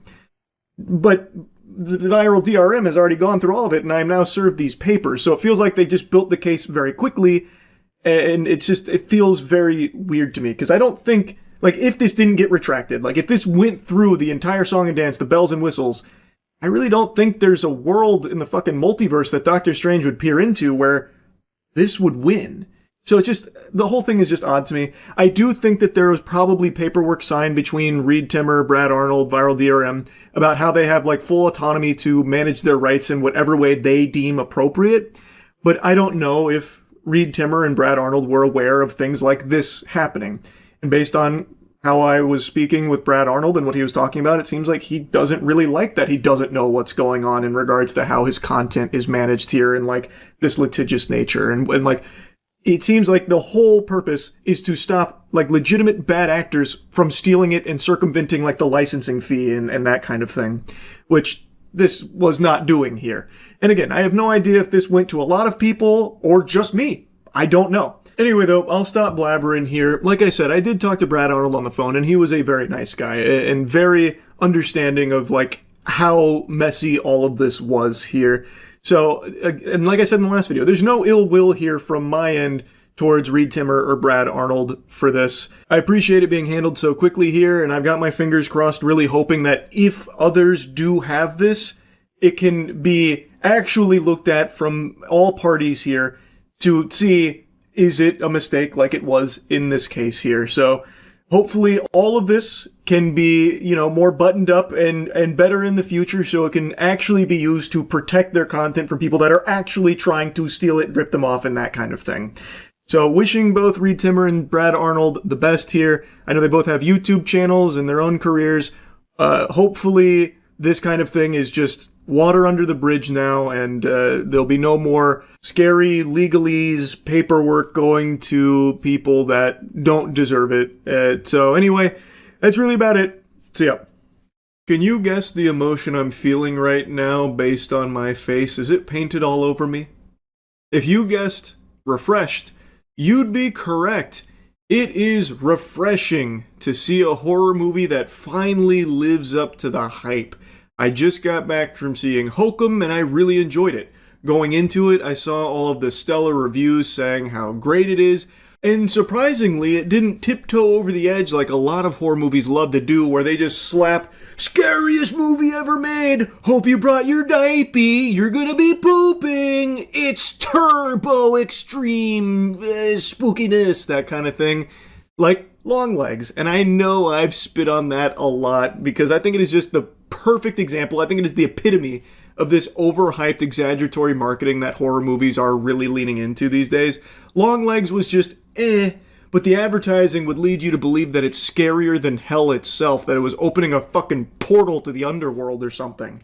And a lot of movies now have been doing that pretty routinely, and it's just become a big pet peeve of mine. It is just so fucking annoying how just generic horror movies now just lean into this marketing of, you're gonna fart with fear, you're gonna be sucking your thumb for the rest of your life thinking about this movie, it's gonna traumatize you, don't see it, it's too scary, that kind of shit. I'm ranting about that again, can't help myself.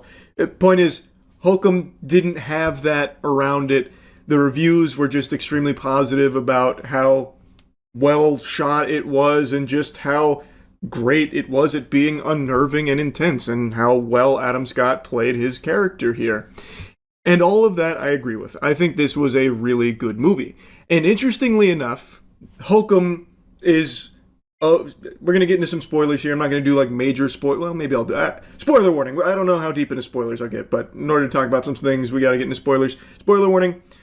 The movie revolves around a witch that is supposedly trapped in the honeymoon suite of this very peculiar hotel. And they make that pretty clear early on, and in the advertising you can see that there's a supernatural element to this horror movie, but what really surprised me is that that's not the meat and potatoes here. This is actually more of a murder mystery than anything, with supernatural elements that are thrown in, like woven throughout it, really seamlessly, and it's great. It's like a really good marriage of murder mystery plus just genuinely good horror. Like, it does rely on a lot of jump scares, but they didn't feel cheap or anything. It actually just complemented the entire atmosphere they built up of this murder mystery really well. So I thought that was very cool. They introduced some interesting characters. Adam Scott plays a writer who's a real asshole. And you spend most of the movie kind of rooting against him. You're like, okay, when's the witch gonna fuck this guy? And by the end of it, you're like, oh, please, I hope everything works out okay, that kind of thing. They do a good job of making you care and fleshing out these characters. Even like a wacky guy in the forest named Jerry, he gets quite a bit to do. He's a cool character. It does a lot that I didn't expect it to do. I was expecting, based on the previews, or the trailers and the reviews, it would mainly just be like a horror movie about a witch, that kind of thing, just doing like creepy witch shit. But it's not. That is definitely there, and when it's there, it's done well. They do try and put a different kind of spin on it to a certain degree using the folklore, which I appreciated. It's not the most unique thing you'll ever see when it comes to that, but it's done effectively. I also really appreciate that there's no stupid characters per se. No characters are making like really dumb decisions.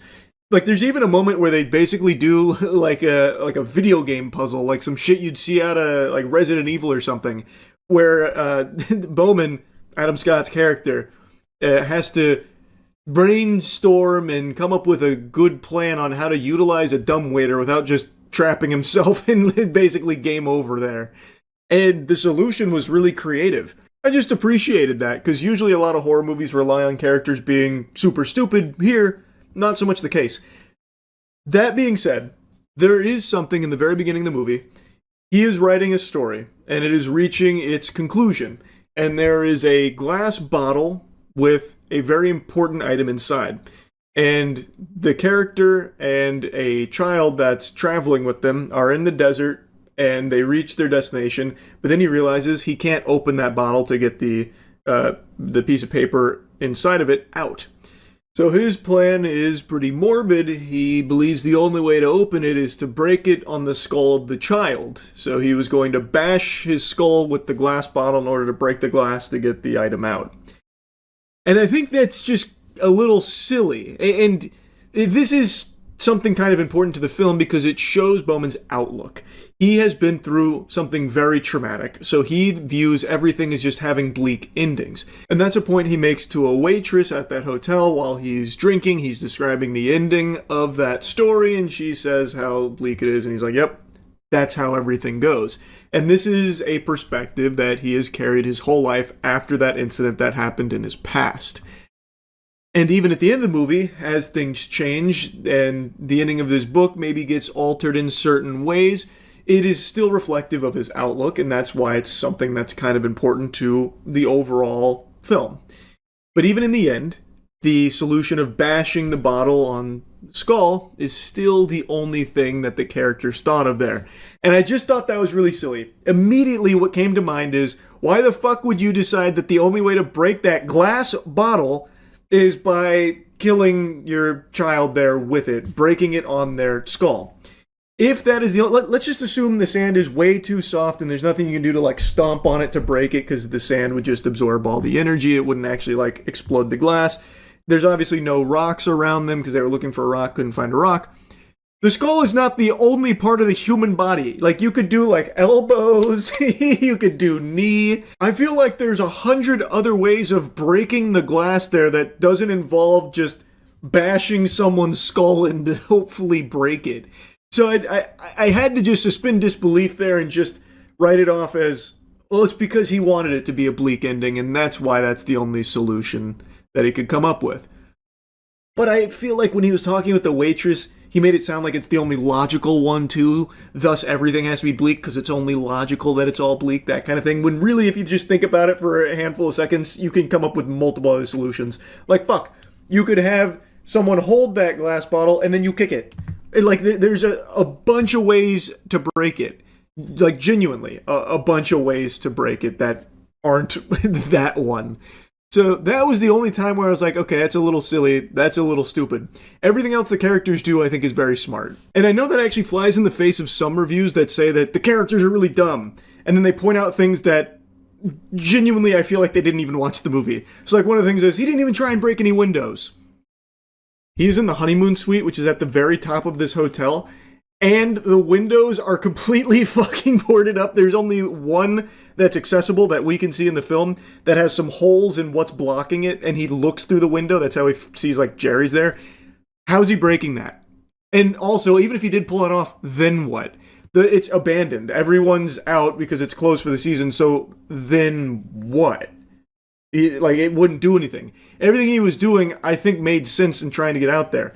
He tried the door. The little secret door, even started unscrewing it using a knife. He used the dumbwaiter to try and see if there was a way out through this secret basement.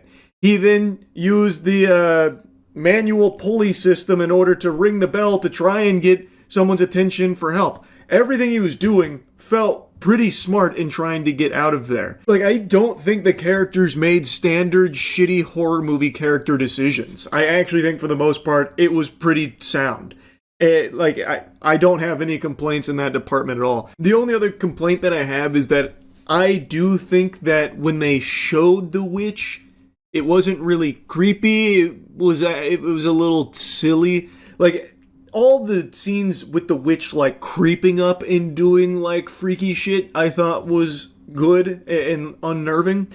But then when they just show you the witch and she's taking prisoners, it takes all of the oomph out of it. It's no longer scary, and then there's like CGI demon things as well, and it gets just a little wonky. So I didn't think that was overly amazing there. I think it was better when they weren't just showing you the witch outright or anything like that. But yeah, anyway, like I said, I enjoyed Hokum, and I do think it lives up to the hype, where it's very realistic hype of, this is a good horror movie that has very interesting shots in it, which it does. It has some really cool shots in this film. I think they did a good job of keeping things very interesting, especially during some of its tension-building moments that they do break that tension with a jump scare, but I think they kind of earned it with what they were setting up for the most part, so I don't have, like, an issue with that. Like I said, I enjoyed it. That's really about it. So yeah. Whoa! Oh! Wow, great sparring session. But your chakra was way off. You need to work on your Aikido. Study some more Steven Seagal movies, then get back to me. It'll be years before you can challenge me again. But I was impressed with your gumption. Now, it didn't take long, but we have arrived. We are at the point now where AI-generated shorts are more popular than human-made shorts. The old-fashioned flesh and blood has now been phased out of the algorithm in favor of AI. According to the most recent numbers that are being published across YouTube Shorts and TikTok, the fastest growing and the content with the most views is entirely AI-generated. And people are willingly choosing to watch it. They're not being deceived or misled into thinking that there was an actual person on the other side. There are just some drooling imbeciles out there that refuse to activate neurons and love to just sit, clap, glazed eyes, watching AI slop. This story in particular is one that's been popping off. An AI-powered TikTok account behind Fruit Love Island series is already the fastest growing ever, gaining 3 million followers in 9 days since launching on March 13th. It has videos hitting tens of millions of views within hours and a rapidly growing fandom. I don't know if it's true or not that it's the fastest growing TikTok account ever. That could just be some phony baloney garbage that's solely there to get some eyes on it and maybe even push some more people to find this channel over there on TikTok. But it is true that in only 9 days, it has reached over 3 million followers and almost all of their videos have in excess of 10 million views. It is huge.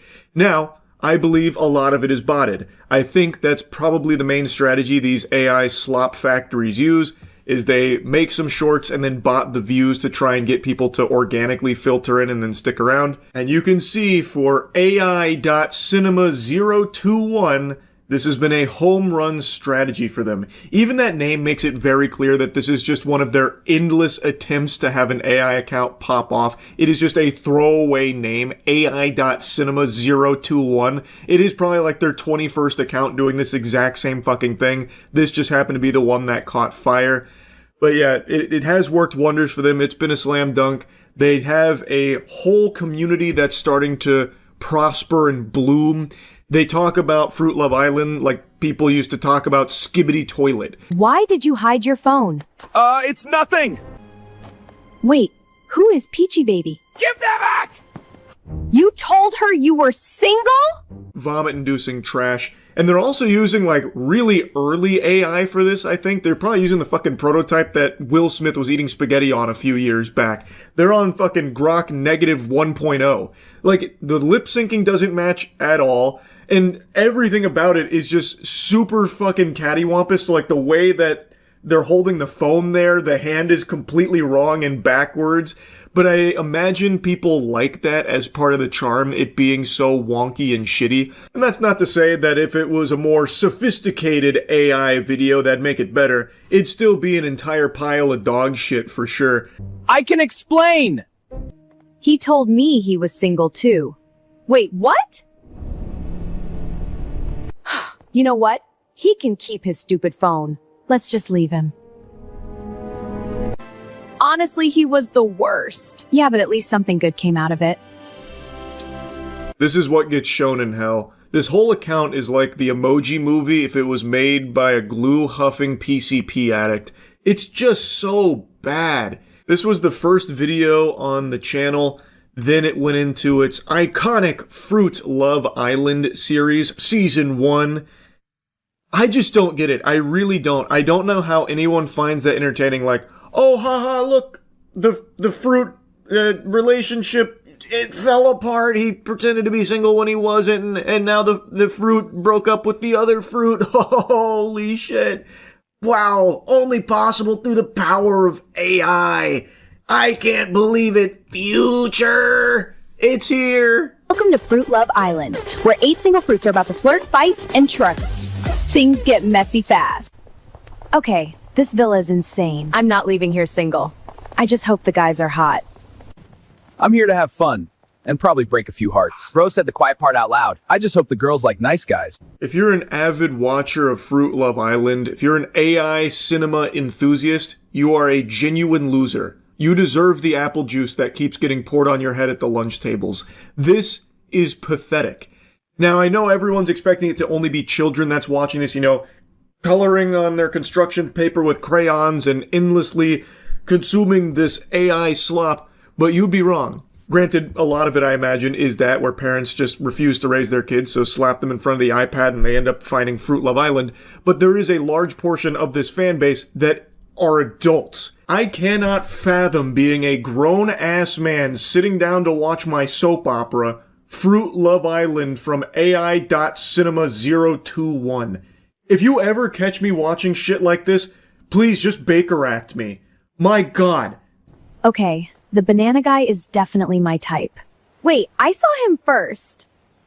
So, which one of you is the troublemaker? I could be. He might not survive both of us. Oh, this is gonna be messy. Islanders, it's time for the first coupling ceremony. The girls will choose which guy they want to couple up with. The guy I want to couple up with is Benanito. Now, I know what you're thinking, that people are getting wrapped up in this ironically. And you'd be very wrong. That cope would fall flat here when you actually look at the fans that are talking about it and commenting on it. There definitely is a portion that try and make it like a, steal a brain rot type thing. But there's also equal parts of watchers that genuinely just put this on because they're excited for it. Actually, I'm not letting that happen. I pick him. You can't just steal him like that. Looks like I just did. I mean, I'm not complaining.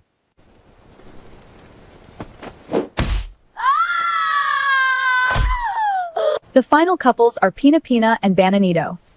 Next, we have Water Melina and Arangelo, and then Sharita and Penguinz0, and lastly, Mangella and Kiwilo. You're looking at the future of Coca-Cola advertising, by the way, as they continue to fall deeper and deeper into the asshole of AI. And in fact, you're going to see a lot more pieces of content, and that term doesn't even really apply to this.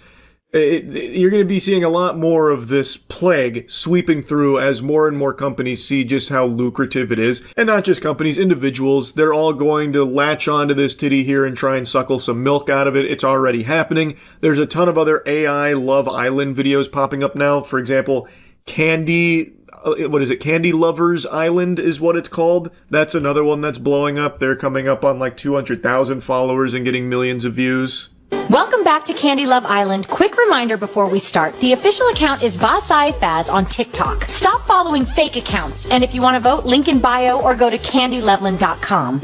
Yo, whatever happens today, I am not doing anything. I am serious. Candy trusts me. Okay, I hear you. Welcome to Casa Sweetie, gentlemen. It's so shameless, it's even using the exact same AI music that AI Fruit Love Island uses. And the thing is, they can do that. You can do it too. The precedent has already been set that AI content is not copyrightable. So they don't actually own any of this. Candy Love Island, Fruit Love Island, they don't actually own any of it. They might just be the butt that's farting out all this poop, but it's not theirs. They don't actually own anything. I could right now take all of their videos and start uploading them with no alterations, and they can't take them down. They can't copyright strike it or claim it or anything, because it's not theirs. They don't have any ownership over any of that garbage anyway.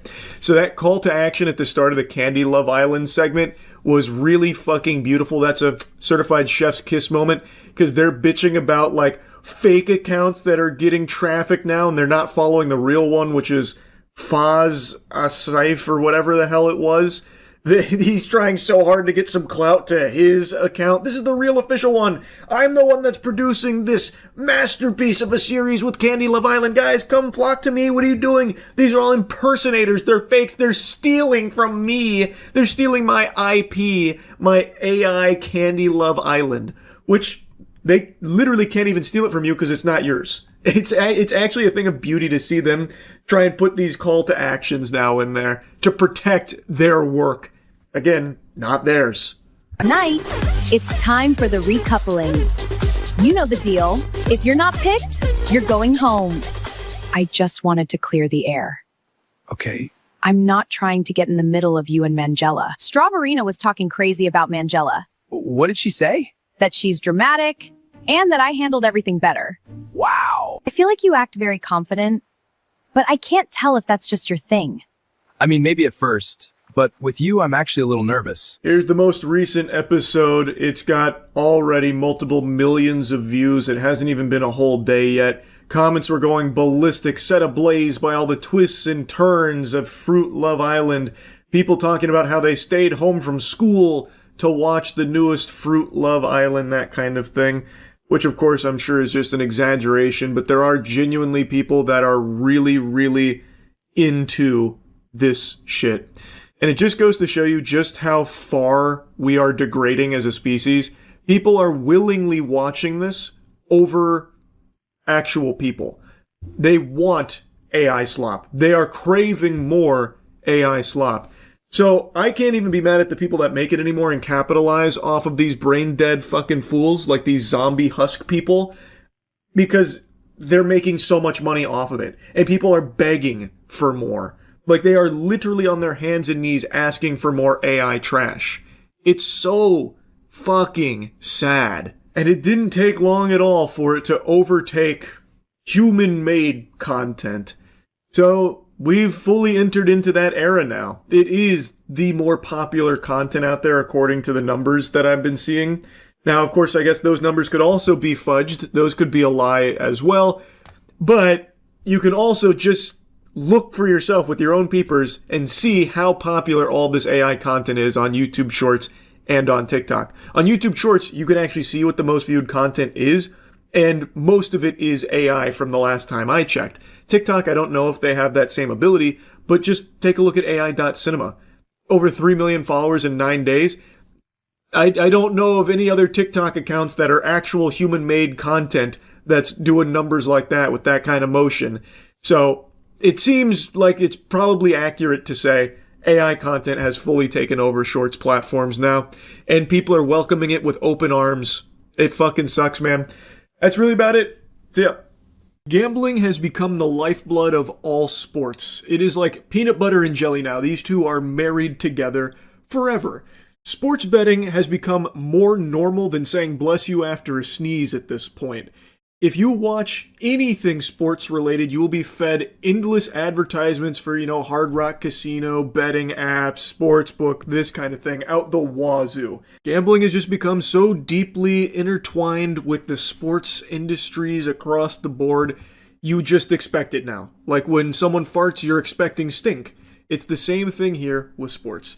And with the normalization of all of this gambling, we're now starting to see things like this. A bombshell investigation and subsequent arrests all around illegal gambling. In total, over 30 people were arrested in this FBI investigation, including some ties to notorious crime families, mafia involvement here. And amongst those names are some NBA stars that you will definitely recognize. A current player, Terry Rozier, as well as the Portland Trail Blazers head coach, Chauncey Billups, who himself is also an NBA Hall of Famer. Now, I think this is the first of many investigations and arrests of current and former sports players. Because this has become so normalized, I have a very strong hunch that there will be even deeper probes into this industry, and they're going to find a lot of shady shit. They're going to turn over some stones and see a lot of big, pewee, smelly fishiness going on there with game rigging, as well as another thing that came up here is like the sharing of private information in regards to the health of some players. So they'd give insider information that they had the privilege of, like in terms of player injuries, that kind of thing, so that way people could cater their bets to it.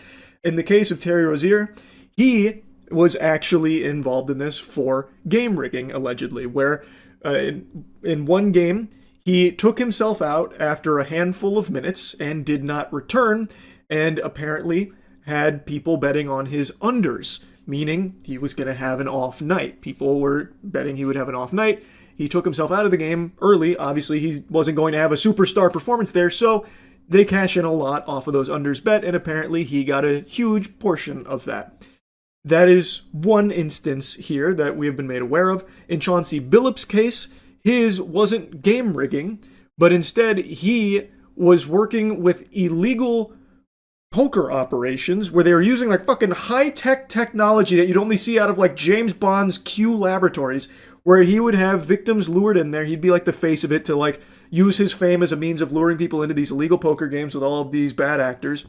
And they'd go to these tables that had X-ray machines so they could read the face down cards. They'd also have marked cards. They'd even have like the card shuffler would have a way of telling them what cards were dealt to who or something to that effect. Just crazy technology in order to cheat and steal the money from all of these victims, and they made many, many millions of dollars doing this. Now, I also wouldn't be surprised to learn if Chauncey Billups was also engaging in game rigging. Of course, that is not anything that's been revealed publicly or anything. I'm just saying I personally wouldn't be surprised to learn that based on some of the very questionable decisions I've seen him make as the Trailblazers head coach. Absolute, bafflingly stupid calls, which, with this new little tidbit of lore here, this little tiddly-wink of lore that we got fed here about his illegal gambling activities, maybe they weren't accidentally idiotic decisions. Maybe it was purposeful game throwing, possibly. to make money off betting against his team. Obviously, that's not an accusation from me or anything like that. I'm simply stating that if they do happen to find a little information about Chauncey Billups, maybe, throwing games on purpose, I certainly wouldn't be raising an eyebrow in shock. You wouldn't find me with my jaw on the floor, starting to argue against it like, no, it couldn't be. Because, man, have I seen some absolutely fucking atrocious calls from this guy as the head coach of the Trailblazers. But again, I'm not pointing any fingers, I'm just saying, it wouldn't be the most surprising thing in the world to learn there is all. But it's not an accusation or an allegation that I'm putting against him, just saying. Anyway, though, like I said, many people have been arrested here, but these are the two most notable from the NBA. There's also a former NBA player as well that is in the mega mix of all of this. But it is fucking huge. And it's even been hinted at in the reporting that there are other suspects that just haven't been indicted yet. But they have them under the microscope, and I think it's really just a matter of time. With how normalized sports betting has become, I think this is the first of many huge investigations and arrests that we're going to see over the next few years. There is no doubt in my mind for a long time now, players, coaches, staff have probably been trading information or even engaging in some like game rigging here and there in order to make very big oodles of cash through gambling. Because the money they stand to make through gambling is substantial. So I have no doubt that there has probably been a huge network of sports athletes, as well as coaches, staff, and all of that, maybe even officials as well, that has been engaging in this. And this is a huge deal. And like I said, I believe this is definitely not like an isolated incident. I think there will be probably a lot more over time here. Because gambling has just become so normalized, and it is such like a wasteland in terms of like degeneracy and people looking to exploit one another. I just really think with how normalized it's become, how big it is in just like the culture of sports right now, there is no doubt in my mind a lot of athletes and a lot of people on the staff have probably engaged to a certain degree in many illegal activities in this sector. So while I'm not necessarily, super stunned to learn that this kind of thing has been happening, there was a piece of it that I did not expect, and it did catch me off guard, which was the mafia involvement and the illegal poker games that Chauncey Billups was the face of and luring people into. That I didn't expect at all. The game rigging, that was brought up here, that I kind of always had a hunch was probably something that was happening here and there. But the mafia illegal poker games with the crazy fucking technology, like the sci-fi tech that they were utilizing there, straight from DARPA, that was definitely something interesting. I'd like to show you some news clips or like some segments that cover that in particular, but I've just been so wary about showing that now since what happened when I covered the degenerate doctor that would walk around naked and masturbating in the office on people and whatever. So I'm going to refrain from showing you that footage, but I do encourage you to look more into it yourself because it is fascinating. I'm very curious to see how the NBA handles this because they've been very upfront about, sports betting just being super okay, big two thumbs way up in the air, brings in a lot of money for them. If you watch any of the games, you are inundated with gambling.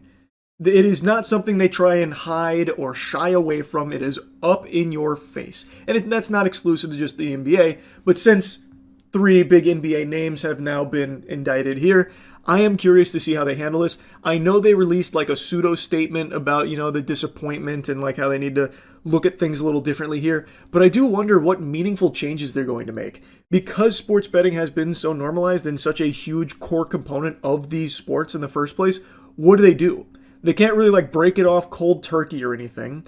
I feel like it's going to be really hard to like crack down on athletes and staff and stuff like that to like ensure this doesn't happen again.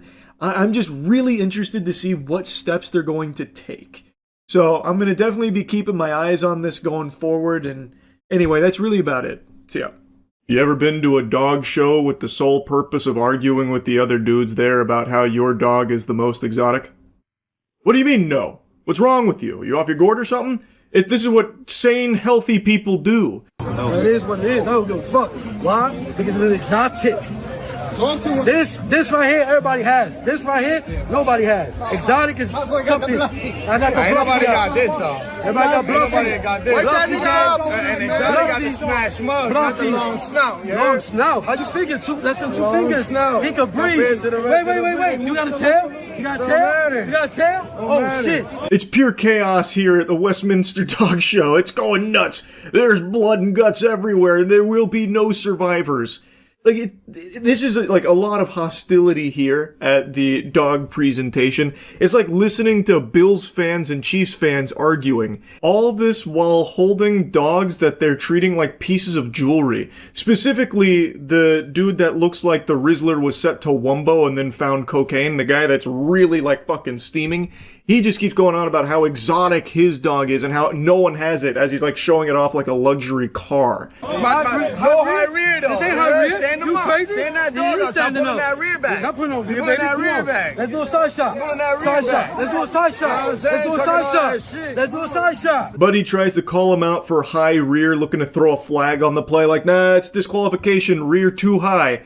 And then he's like, high rear, that's the most outrageous thing I've ever seen. I do say, my good chap, that is outlandish.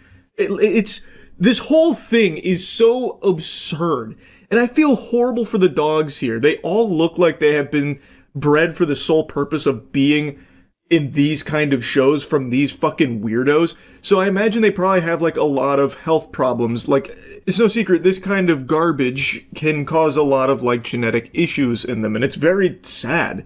Especially the one that the protagonist here, the main character, is really liking to show off. That poor dog looks like one of the fucking guardians from Ghostbusters when the main villain shows up. In the way that they're handling the dogs, it's like they don't even view them as a living, breathing creature. They are truly just an accessory that they are trying to win a competition with, and that's all. It's so fucking weird. Now, you may have heard the guy in a coke-fueled frenzy throw down the gauntlet saying, side shot. He is now challenging his heckler here to a side profile showdown. And in the dog world, that's like saying parlay to a pirate. It must be honored. So now they're about to do a side profile 1v1 here on Rust to see whose dog is the most exotic. Pull him to the side. Let's go. Side shot. Put that motherfucker to the side, bro. Wait for. Let's see that shit. Fuck what the judge saying. You talking that shit. I'm gonna talk what that the judge shit. saying. You talking that shit. Let's see that shit. Let's see that shit. That shit got that chihuahua face. That shit ain't got a bully face. That shit got chihuahua face. That's a fluffy chihuahua, nigga. It is. Fuck out of here. It is. Get talking that shit. Get that face. But look at that real Oh shit. Talking that shit. Wrong ass bus. Get that fucking bus out of here. This is high-level dog management right here from the owners. Did you see that technique? He turns his dog to the side and immediately hits the Ric Flair woos, woo, over and over again. Like, did you see that? What happened? This is some impressively pathetic stuff here. I don't know how these dudes go home and look themselves in the mirror without tears in their eyes, crying at the fact that they're such huge fucking losers. It is shocking to me. Even the dogs look embarrassed to be there with them. Get that bus out of here, baby. Come on, man. Get that bus out of here. Your dog's scared, fam. Your dog is scared. Man, be scared. Your dog is scared. He's still more exotic than yours, though. You wish. He's still more exotic than yours. Long hair don't make it exotic, bro. That's a chow chow. What it makes it then? What it makes it then? That's a chow What it makes it then? Do you have it? That's a hairy mud. Show the pedigree. Do you have it? Show the pedigree. Ant-Man, baby. Ain't no fucking fluffy Ant-Man, baby. I can't believe a fight didn't break out right there between those two. The second he called for the pedigree check, oh man, I thought there was gonna be some haymakers swinging there. I thought that was about to get real pugilistic real quick. Ant-Man all day. Yeah, show the pedigree. Show the pedigree. Show the bloodline. There's somewhere down there. There's some fucking fluffy down there. Baby. Ain't no baby. Ain't nothing babe look like that. Not like babe look like that, bro. Not like babe look like that. I know what I did. I know what I did. It don't look like it. It don't have to look like it. Don't You know worry. what I'm saying? Get ready for what's coming, though. Get ready for what's coming. Oh, I'm ready. Man's out here talking like he's in the NBA championship game.